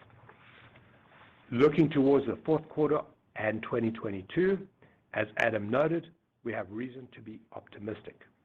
Based on a Q4 domestic box office forecast of approximately $2 billion, we currently believe that our adjusted EBITDA and our operating cash burn is likely to turn positive in the fourth quarter. While we are buoyed by our Q3 results and the momentum going into the fourth quarter, we do recognize that there is much work still to be done. We are very focused on the task at hand, and we are confident that we are well positioned to capitalize on the improving and increasingly more attractive industry box office as we close out 2021 and head into 2022. And with that, I will pass the call back over to Adam. Thanks, Sean. Before we open this up to your questions, I'd like to talk about our strategy going forward for a moment. It goes without saying that we're going to do all in our power to bring back AMC as you used to know it pre-pandemic, the biggest and most successful movie theater company in the world. And true to our company's heritage, we will strive to be as creative and innovative as we possibly can as we do so. But you don't drive a car by looking only in the small rearview mirror and only ponder where you've been. Instead, you also look through the much larger front windshield. You look forward, you gaze at where you're headed in addition to where you've been. When some people have looked at AMC, they've made the mistake of only looking back to the company that we once were pre-pandemic. They don't factor in that our enthusiastic new shareholders have armed us with a war chest currently of more than $1.8 billion in liquidity. Now, we intend to be extremely careful with that liquidity, using it first to get to the other side of this global pandemic. At the same time, however, these monies should allow us to think hard and boldly about how we might transform AMC into a new and different company that does a lot more than just show movies in cinemas. You've already seen, for example, our announcement of last week that at AMC, we will be entering the multi-billion-dollar popcorn industry in 2022. There are two significant advantages that AMC enjoys in that regard. First, our brand, AMC Theaters Perfectly Popcorn, has credibility. After all, our company has been selling popcorn for 101 years. And on a peak day, we already sell some 50 tons of the stuff. And I ask you, is there anything that tastes better than real movie theater popcorn? Is there anything that tastes better than popcorn from AMC? And second, we have terrific, long-standing business relationships with the biggest and best mall operators around. So, AMC, starting in 22, will open kiosks, counters, and stores in retail malls around the country. We also are in discussions with manufacturers and co-packers to introduce an AMC Theaters line of ready-to-eat and microwavable popcorn to be sold in grocery stores and convenience stores under the AMC Theaters brand, again, hopefully commencing later in 2022. And given that we are now cooking popcorn right now, this very minute, at nearly 1,000 theaters in 12 countries, we also intend in 2022 to introduce new to-go packaging so we can offer pick-up and take-out options, and partnering with existing home delivery services to offer home delivery as well.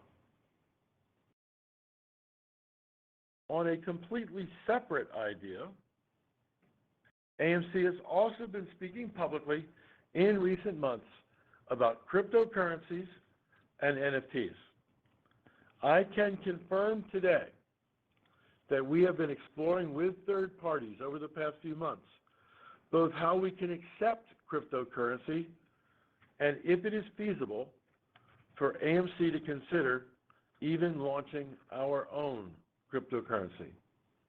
Similarly, I can confirm to you today that we are now in conversation with multiple major Hollywood studios about the concept of joint venturing commemorative NFTs related to major film titles that show in our theaters.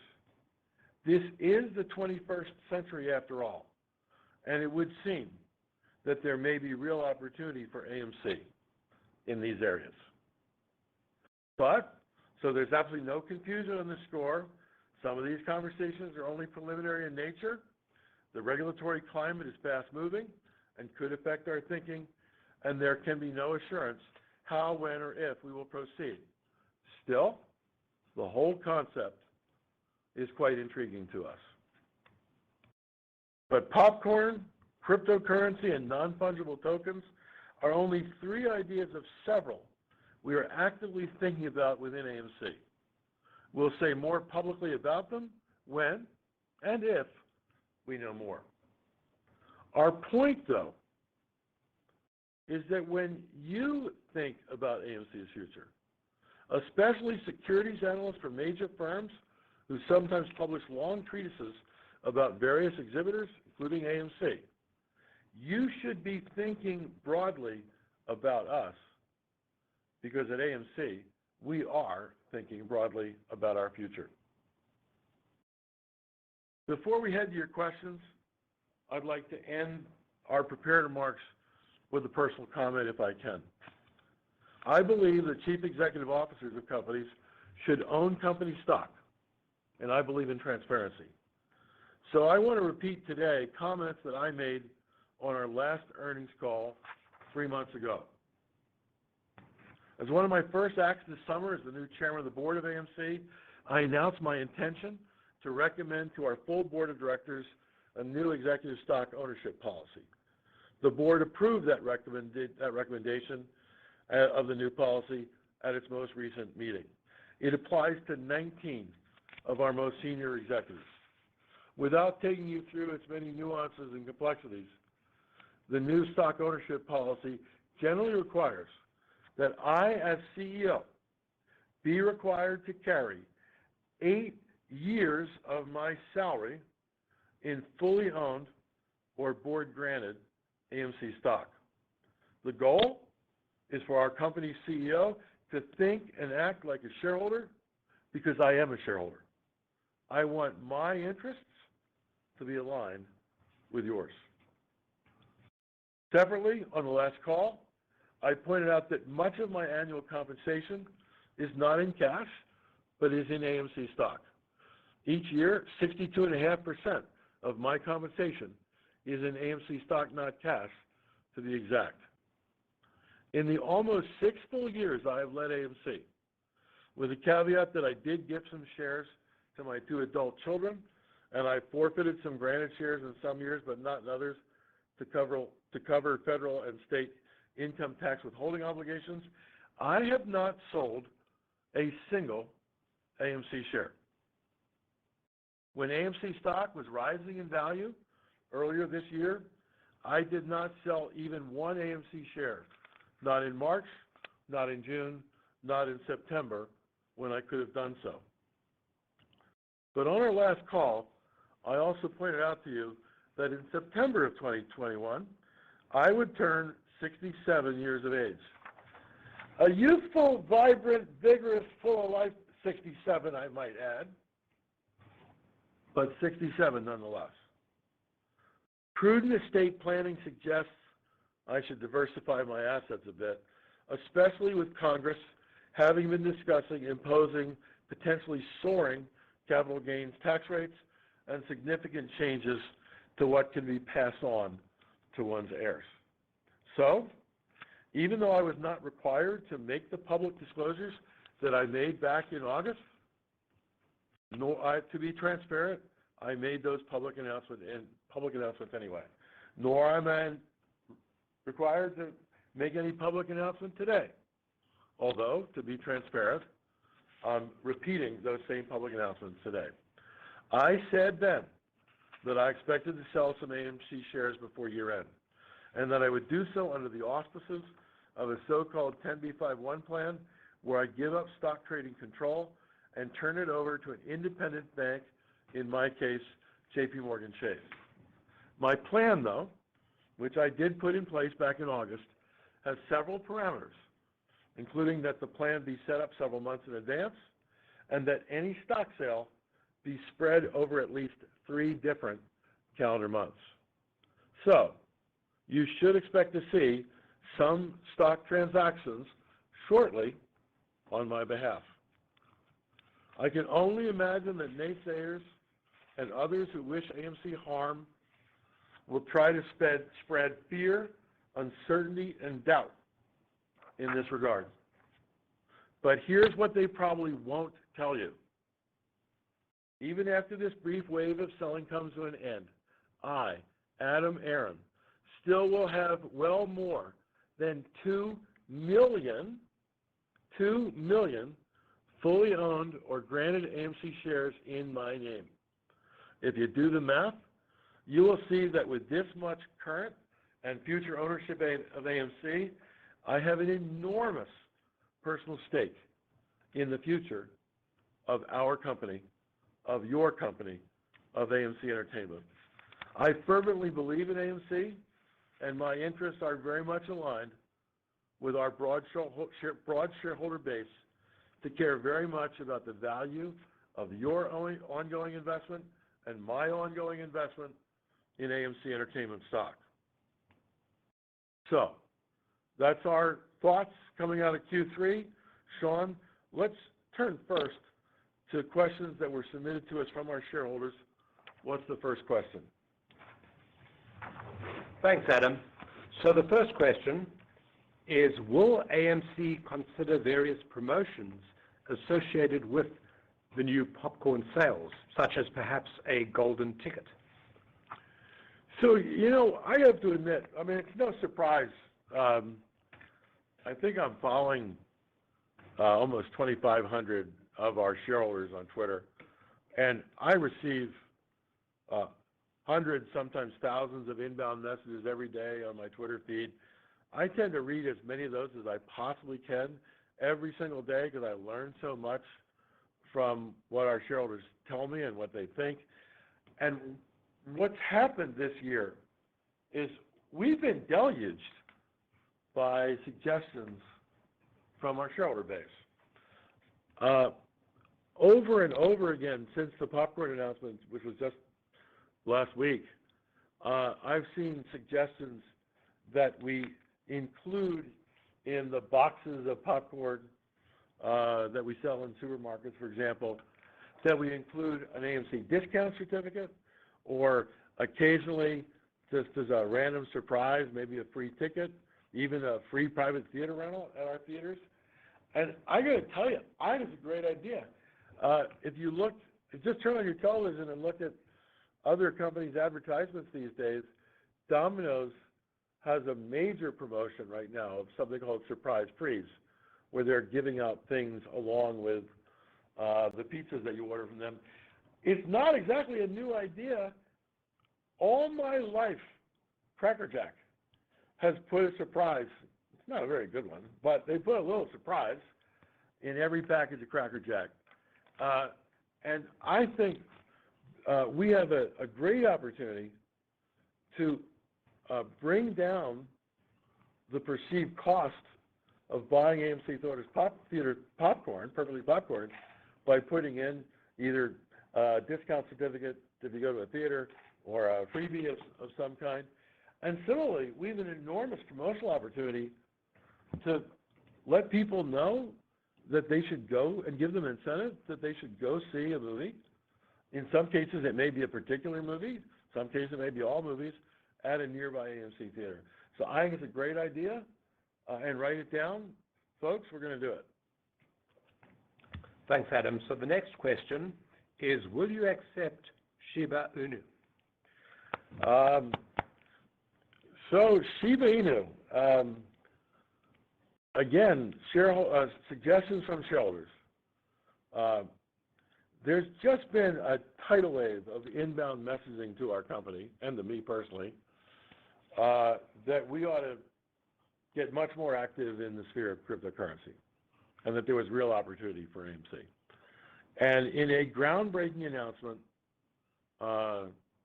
back in August or September, we announced with some bravado that we're going to accept Bitcoin by year end for online payments either on our website or our mobile app. It was very well received. So we figured out a way to increase the currencies that we would take, growing it to include Ethereum, Litecoin, and Bitcoin Cash. We then received so many messages about Dogecoin. We took a quick look. I did a Twitter poll. A lot of you voted. A lot of you voted yes. So we're in the process of figuring out how to take Dogecoin. More recently, once the Dogecoin announcement was out there, we announced that we'd already figured out a way for people to buy AMC gift cards right now using all these currencies that I've mentioned heretofore. And we are on track right now to accept, as we promised, Bitcoin, Ethereum, Litecoin, Bitcoin Cash, and others prior to year end next month. We believe that we'll be in a position, that's for online payments directly with us through our website and app. We think we'll be able to launch the acceptance of Dogecoin in the first quarter of 22, just a few months from now, again on our website and smartphone app. And as we made those announcements, which was making a lot of you happy, the flood of commentary came in about Shiba Inu. So again, I did a Twitter poll. And again, a lot of you read the tweet, a lot of you voted, and a lot of you voted yes. And we are now figuring out how we can take Shiba Inu as a currency. That's the next one on our cryptocurrency hit parade. I might add that we believe we have figured out ways where we do not have to hold cryptocurrency on our balance sheet. So we're not taking increased balance sheet risk with all this potential acceptance of cryptocurrency. And as I said earlier in the remarks, as we learn more and more about the opportunities available to AMC with cryptocurrency, it does really raise the question in a serious way. And we are engaged in serious thought and discussions with third parties on this subject. Do we just accept cryptocurrency, or do we issue an AMC cryptocurrency of our own? By the way, that one I might hold on the balance sheet because we might own a lot of that. And be interested to see what value creation could occur for the benefit of our shareholders if we do. Thanks, Adam. And the next question is, what are the opportunities for AMC with respect to NFTs? Here again, our inbox is filled with ideas from our shareholders about NFTs. I remember reading the first tweet that came to me. It was either a tweet or a DM, a direct message, that said, you really ought to launch the issuance of commemorative movie tickets in the format of an NFT. And I instantly thought, that's a really smart idea. That's just a really smart idea. And then I realized as I kept reading, that wasn't the only inbound message I got about NFTs or about commemorative tickets. And the more I saw this cavalcade of advice from our shareholder base that we should explore commemorative movie theater tickets as NFTs, the more they set us down this path. We have already commenced serious discussions with multiple Hollywood studios, major studios, about launching NFTs in conjunction with some of the major titles of movies that are playing in our theaters. As I said in the prepared remarks, there's nothing to report today, but stay tuned. This space is very intriguing to us. Thanks, Adam. The next question is, will AMC offer a method by which people can buy retail AMC merchandise? Well, you seem to be on the hit parade of suggestions from our shareholders. Over and over and over and over and over again, people are telling me that we ought to launch various lines of AMC merchandise.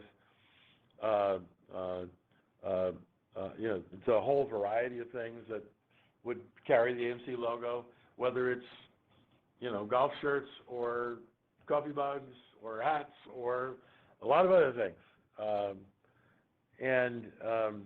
Again, it seems like a good idea to us, especially if we can connect it to major movie titles that are playing in our theaters. And so we're going to be exploring this area very carefully as we enter the new year, 2022. Will AMC offer esports and gaming in the theaters? Esports and gaming. This is something we've looked at repeatedly over the 6 years that I have run AMC. There are reasons to think it might be one of these many ideas where we could branch out our company and do something different going forward than we have done in the past, hopefully creating shareholder value in the process or living up to the shareholder value that's already implied in our share price. Interestingly for us, on our board of directors is another Adam Sussman, who's the president of Epic Games. And not a week goes by that I don't receive suggestions in my inbound Twitter feed that we form some kind of partnership with a company called GameStop, which apparently many of you have heard of.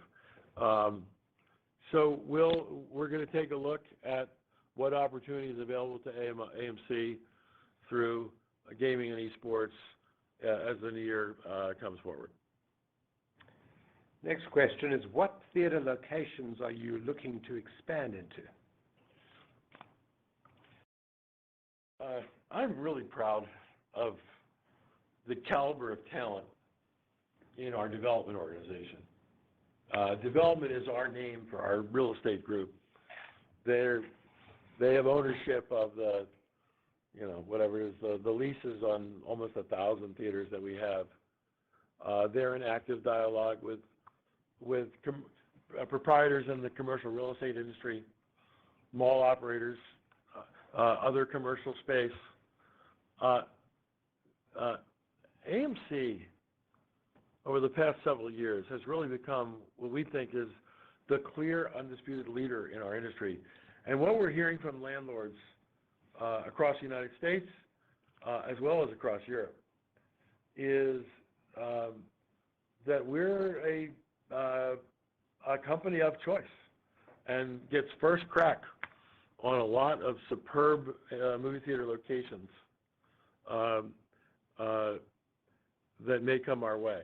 So in addition to the 8 theaters that I mentioned are in the pipeline right now, either signed leases or signed LOIs to go to the next step with these leases, our development group is out there looking at and fielding proposals like every week for a new theater here or a new theater there, based on the intriguing commercial real estate opportunity that's in front of us. I think it was in your remarks on the call earlier, Sean, you talked about how we're adding high-performing theaters like the Grove and Americana in Los Angeles, which a month after we took them over were the 8th and 34th highest grossing movie theaters in the United States. At the same time, we're pruning out of our network of almost 1,000 theaters, low-performing theaters that essentially make no money at all or even lose money. We'd love to be in a position where we can refine our fleet so that we can continue to add high-performing, profitable theaters and chase away leases that are far less attractive. Thank you. And what about issuing AMC-branded credit cards? That's another great idea. Although that one, I don't remember seeing that on Twitter. I think that came from within our company. I thought about doing that when I joined AMC back in 2016, because earlier in my career, when I was the chief marketing officer of United Airlines, United Mileage Plus reported to me, and therefore United's co-branded credit card reported to me.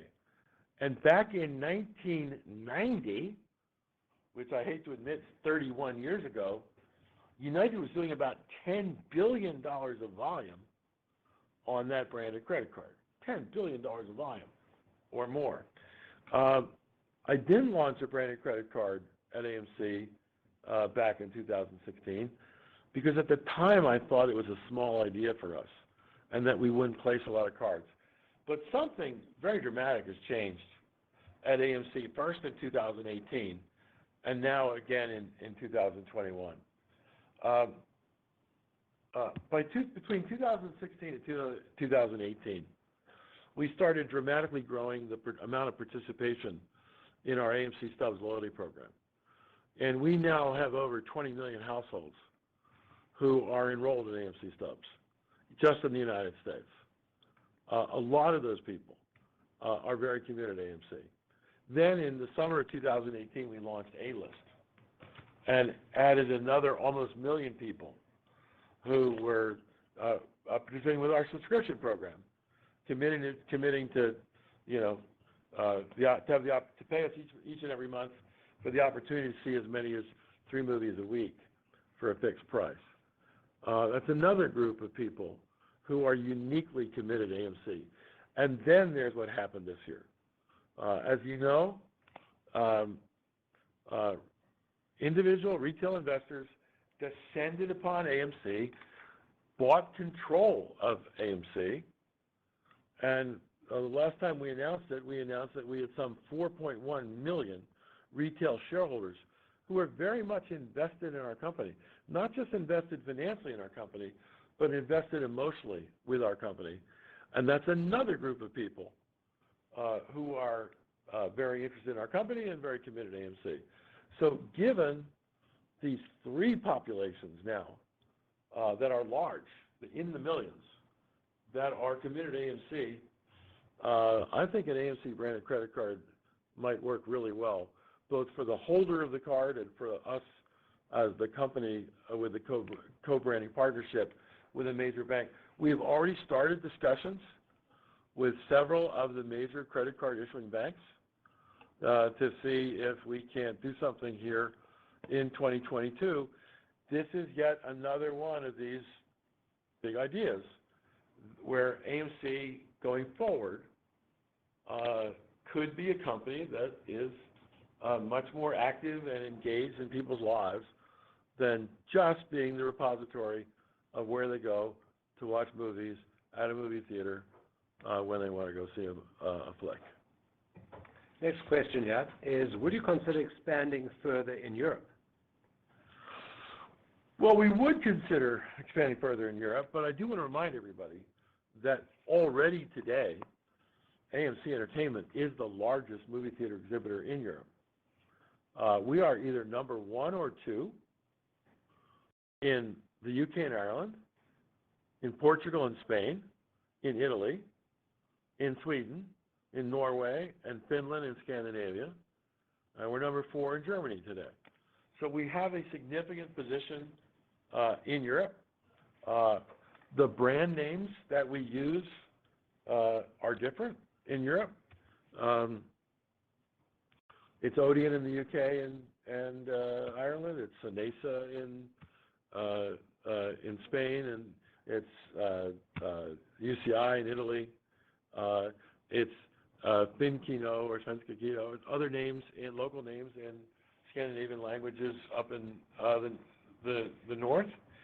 But we're a big player in Europe, and we're always looking to see if we can become bigger and stronger still. Will AMC consider making its own movies? Yet another interesting idea that has come into us of late, especially after we raised the $1.25 billion of equity capital in the month of May. When our shareholders facilitated our raising capital, equity capital, that puts our company in a position where we can consider how to deploy that capital and do so to create value for our shareholders. This is not entirely a new subject for AMC. Many years ago, AMC became a 50% owner of something called Open Road Films. I was the co-chairman of Open Road Films back in 2016, and you'll recall that in 2016, Open Road Films won the Oscar for Best Picture of the Year for a wonderful movie called Spotlight. And so we've made content before. I do think in this day and age when so much content is being created, it is interesting to contemplate, should AMC fund content? Should AMC fund exclusive content that might only be seen at our own theaters? These are all possibilities. Again, possibilities that we'll be exploring in 2022 and beyond.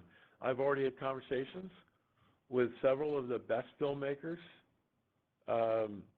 in Hollywood, very experienced movie makers that, thanks to our shareholder base who armed us with what I called earlier on this call a war chest of equity capital to think differently about our future than some of you look merely at our past, that possibly going into joint venture with movie makers is something that we can consider. But again, no promises, no decisions have been made. It's a decision we'll make later in 2022. So the next question, Adam, here is, can you increase the pay for loyal, hardworking AMC workers? So that is a fabulous question. There are so many reasons why AMC survived calendar year 2020 when the pandemic was at its height. Our landlord community sided with us and gave us a pass on not forcing us to be current in rent when our theaters were closed and we had no revenue. In 2021, our new retail shareholders who were so enthusiastic about AMC literally gave us billions of dollars of additional equity capital to strengthen the company's reserves and its financial strength. But there's another group of people who you just can't say enough good things about, and that's the people who work at our theaters. We call them our film crew. And these are, in some cases, they're the general management of our theaters. In other cases, they're hourly workers who are manning the box offices and the concession stands and cleaning up the theaters and keeping them clean and making sure that we institute all the AMC safe and clean health and safety protocols, which have made it so possible for people to come back in big quantities to our theaters.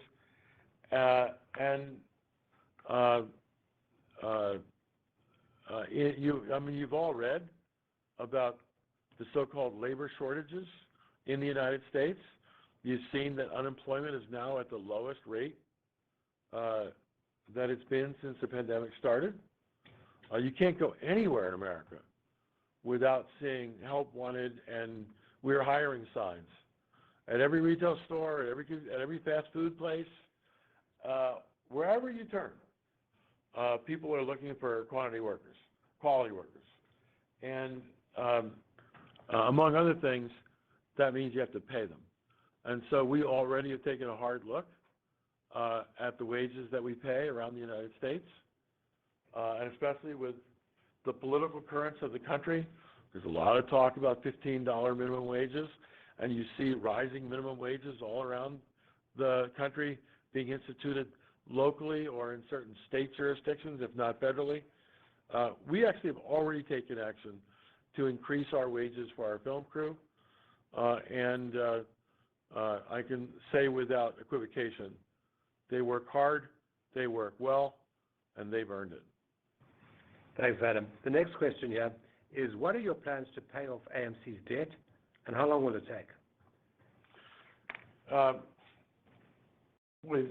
This question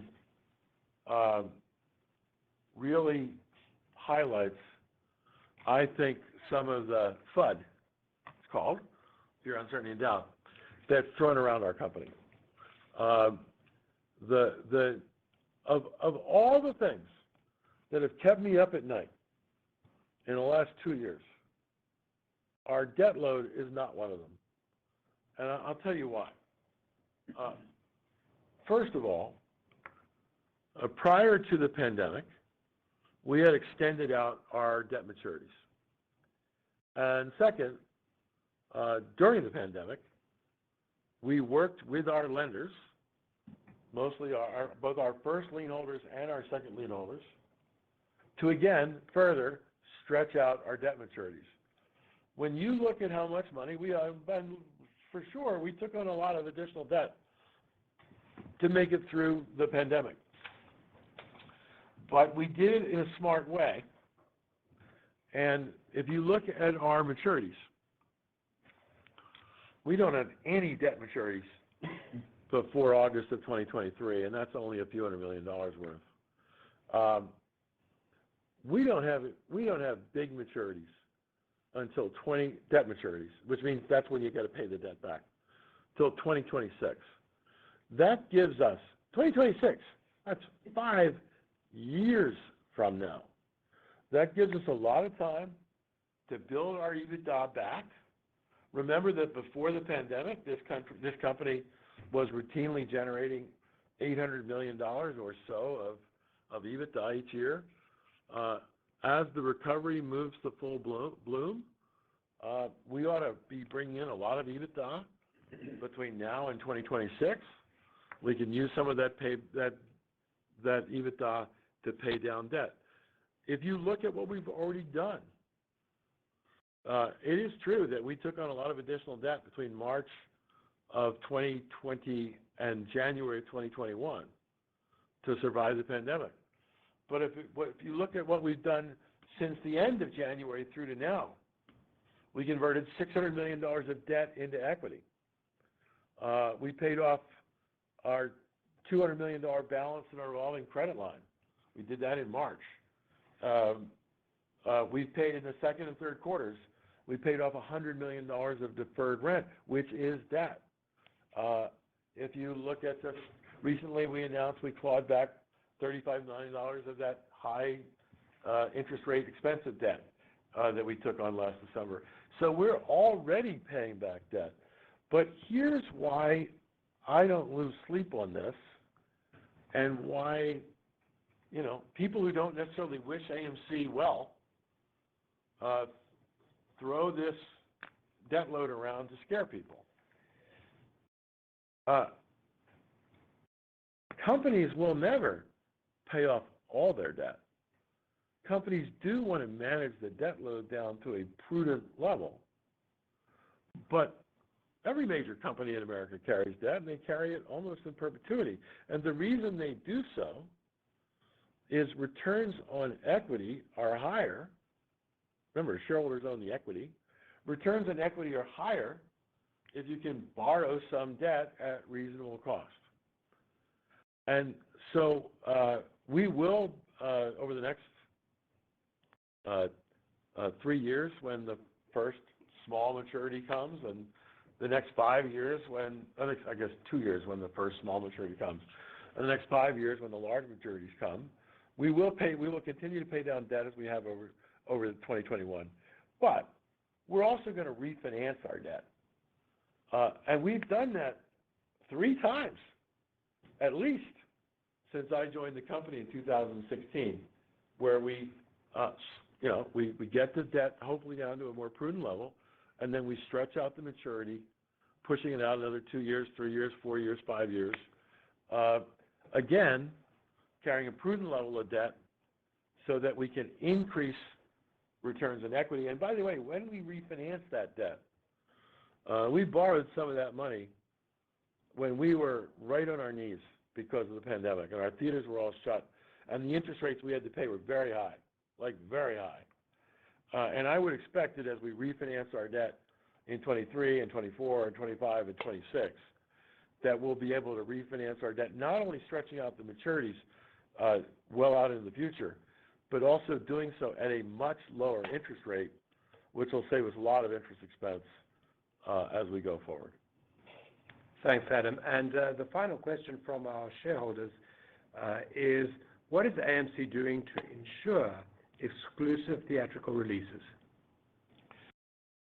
The issue of exclusive theatrical releases, the industry jargon is a window, the window that movies are in theaters solely, as contrasted with when they go to the home when they're still in theaters, has been one of the biggest issues that we've been tackling since when the pandemic started. Some studios started taking movies to the home right away, simultaneously. And it makes it easier for people to watch at home instead of coming to one of our theaters. So no surprise, AMC, as the largest exhibitor on the planet, and having actually very solid relationships at the top of every major studio, engaged in constant dialogue with studio chiefs about how important it was for our business, but as we articulated to them, how important we thought it was to their business that we both get the benefit of the monies that are flowing in the movie theaters.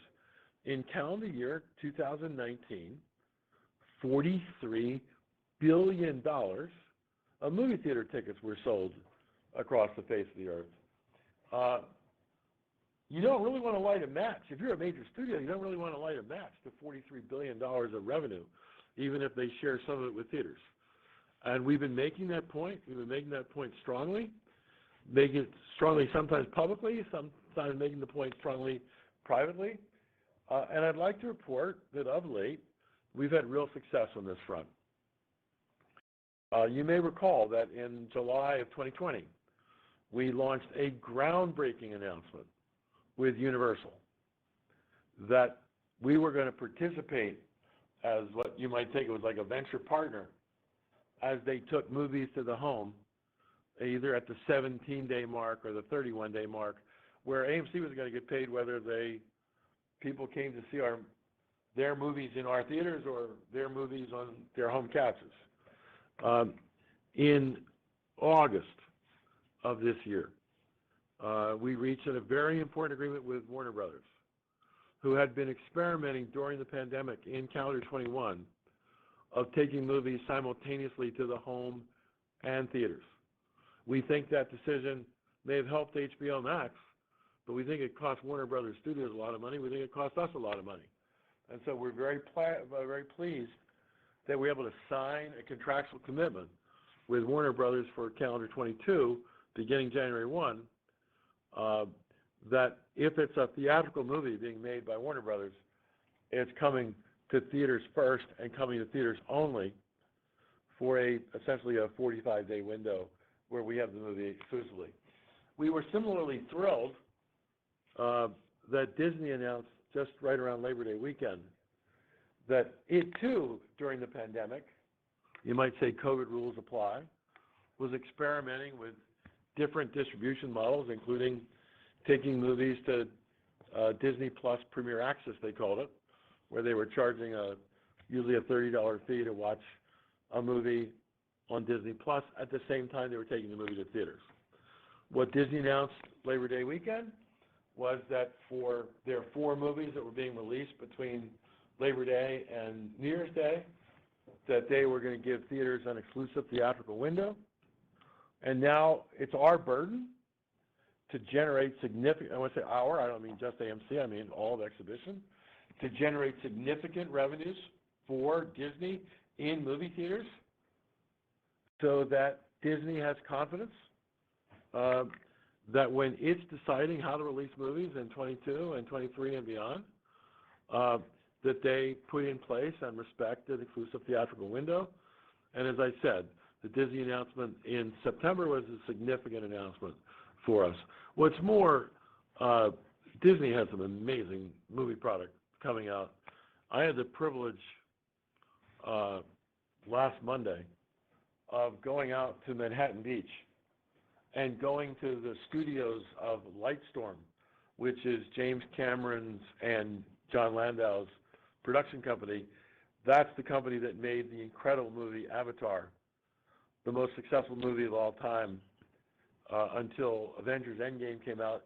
And I'm told Avatar just repassed Avengers Endgame as the #1 movie of all time. Avatar 2 is coming out at Christmas of 2022. I've seen footage from it. It's mind-blowing. Avatar 2 is going to be such an incredible movie. And I can tell you right now, there is one and only one place to watch Avatar. And it's not on your telephone, and it's not on your tablet, and it's not on your home TV. It is on a big screen. To quote Nicole Kidman, dazzling images on a huge silver screen. So I'm quite upbeat about what's coming, about as COVID lessens the degree to which Americans have been trapped in their homes and apartments, and we start getting out and about again. I think you're going to see a revival of an exclusive theatrical window, and that clearly is to AMC's benefit. Having said all that, we weren't exactly wallflowers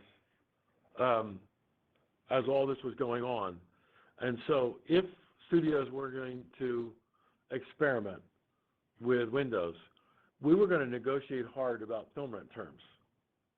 And if you look at the third quarter financials that were released in a little over an hour ago, or 2 hours ago, I guess, you'll see that our film exhibition costs in the third quarter were in the low 40s. And I compared our film exhibition costs to those of Cinemark, who just announced their earnings a couple of days ago, And our film exhibition costs in the third quarter were 1,100 basis points lower than Cinemark. So make no mistake, AMC as industry leader knows how to negotiate hard for the benefit of our shareholders. Thank you. Operator, we have no more questions from those who are on the call. So I'm going to conclude. Oh, we do? If there is one, I'm sorry. That concludes our shareholder questions. And I guess there is a question that we have from someone on the call. Yes, thank you.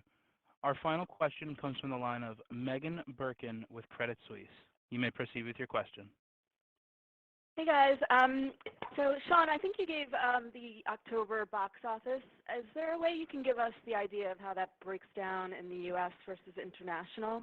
And I think you said that based on a $2 billion box office in the fourth quarter that you'll be adjusted EBITDA positive. Is that total consolidated company? Is that U.S. and international? Is it a just U.S. number? What exactly was that? And then how are you doing with A-List? You know, I think you talked about the almost 1 million subscribers, but are they still subscribing? Because I think you turned that back on recently. Thanks. Yeah, Megan, couple of questions there. Let me try address them. Firstly, on the expectation for Q4, what I said in the prepared remarks was assuming a $2 billion domestic box office. And the expectation then is both positive from an EBITDA point of view, or adjusted EBITDA point of view that we disclose, and also from an operating cash flow, operating cash burn point of view as well. So that's the expectation for Q4.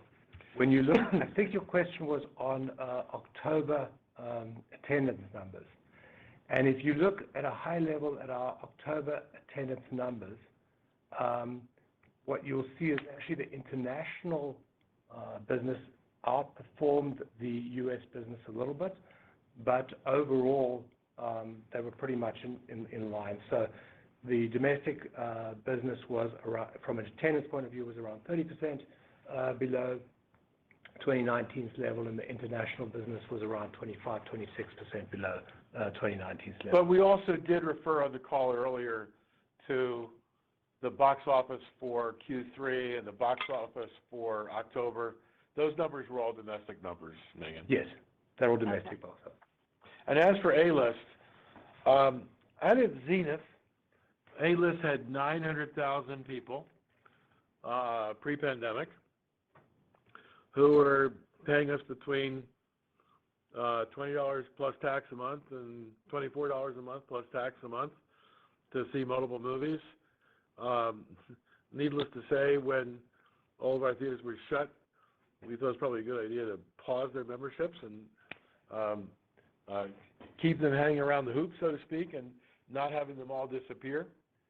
And we did turn A-List back on in the July-August timeframe, just a few months ago in this quarter.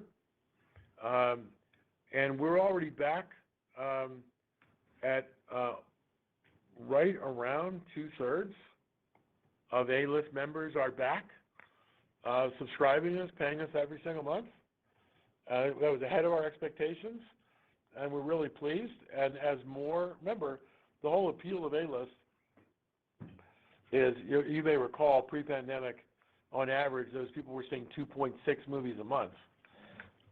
If you look at the titles that were released early in 2021, we weren't always seeing 2.6 movies a month that people wanted to see.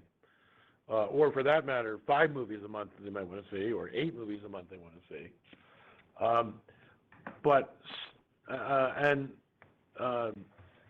But things, started to get big when Shang-Chi opened up Labor Day weekend. But then the new releases in September were a little light. But if you look at October, we're back to an old pattern of big new movies coming out every single week.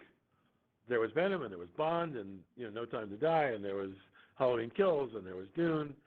I also got to see Ghostbusters Afterlife. You all need to go see Ghostbusters Afterlife. What a movie.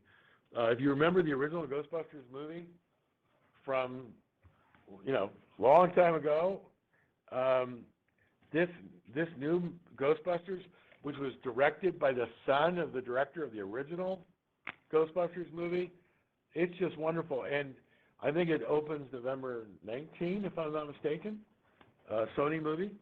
And when you look ahead, there are so many big movies coming out. Eternals just opened up a couple of nights ago.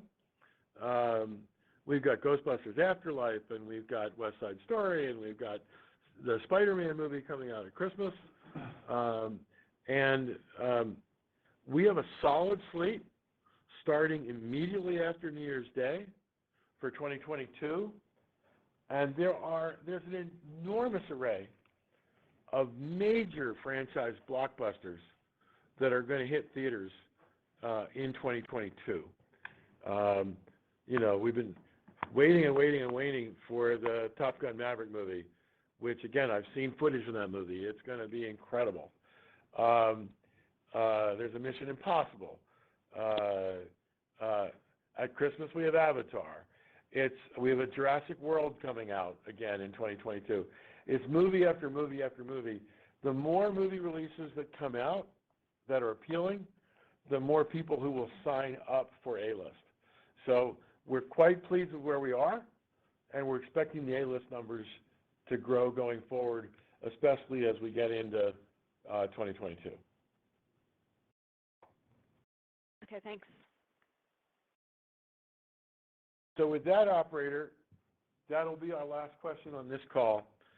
I'm going to end the call by repeating something I just said. There are some incredible movies coming to an AMC theater near you really soon. They're in theaters now, and new ones are coming really soon. So, see you at the movies. See you in an AMC theater. Thank you for listening to our webcast today. Thank you. This concludes today's conference. You may disconnect your lines at this time. Thank you for your participation, and have a great day. Good day. You mean good afternoon. All right. So that was a long day. But yeah, so we leveled out in the after hours. Nothing too big. But that was a pretty good earnings call. It's nice to see them confident. The numbers are good. 47% up, or no, 27% up on money per person in the theater. So that's not really sustainable forever, but at least they did it now. So when interest rates go up and inflation kicks in the US and Canada, they're not going to be in a pinch. They've already gutted the person for the money. So then it actually looks like a discount as everything gets more expensive. So it's good to do it early. Or when the demand is high. So that's good. So yeah, pretty much everything they said was good. They dodged a little questions about, kind of some of their shitty, like he mentions he's been in the company for 6 or 8 years or 12 years or whatever.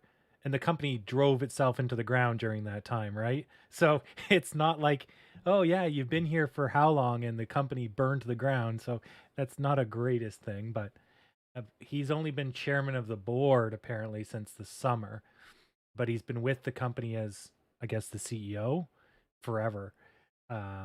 So I don't know really what the difference there is, that he's not allowed to make decisions and now he gets to make decisions. But all in all, though, the books look good. The numbers look good. Everything looks good. So for us, tomorrow should be pretty good, especially if we open up down 5%, we're probably going to jump. But we'll see that tomorrow. So for all of you that are overseas right now, this is pretty damn late for you. And for the rest of you, have a good night, and I'll see you all tomorrow for another round of this. And thanks for staying for the long haul. See you tomorrow.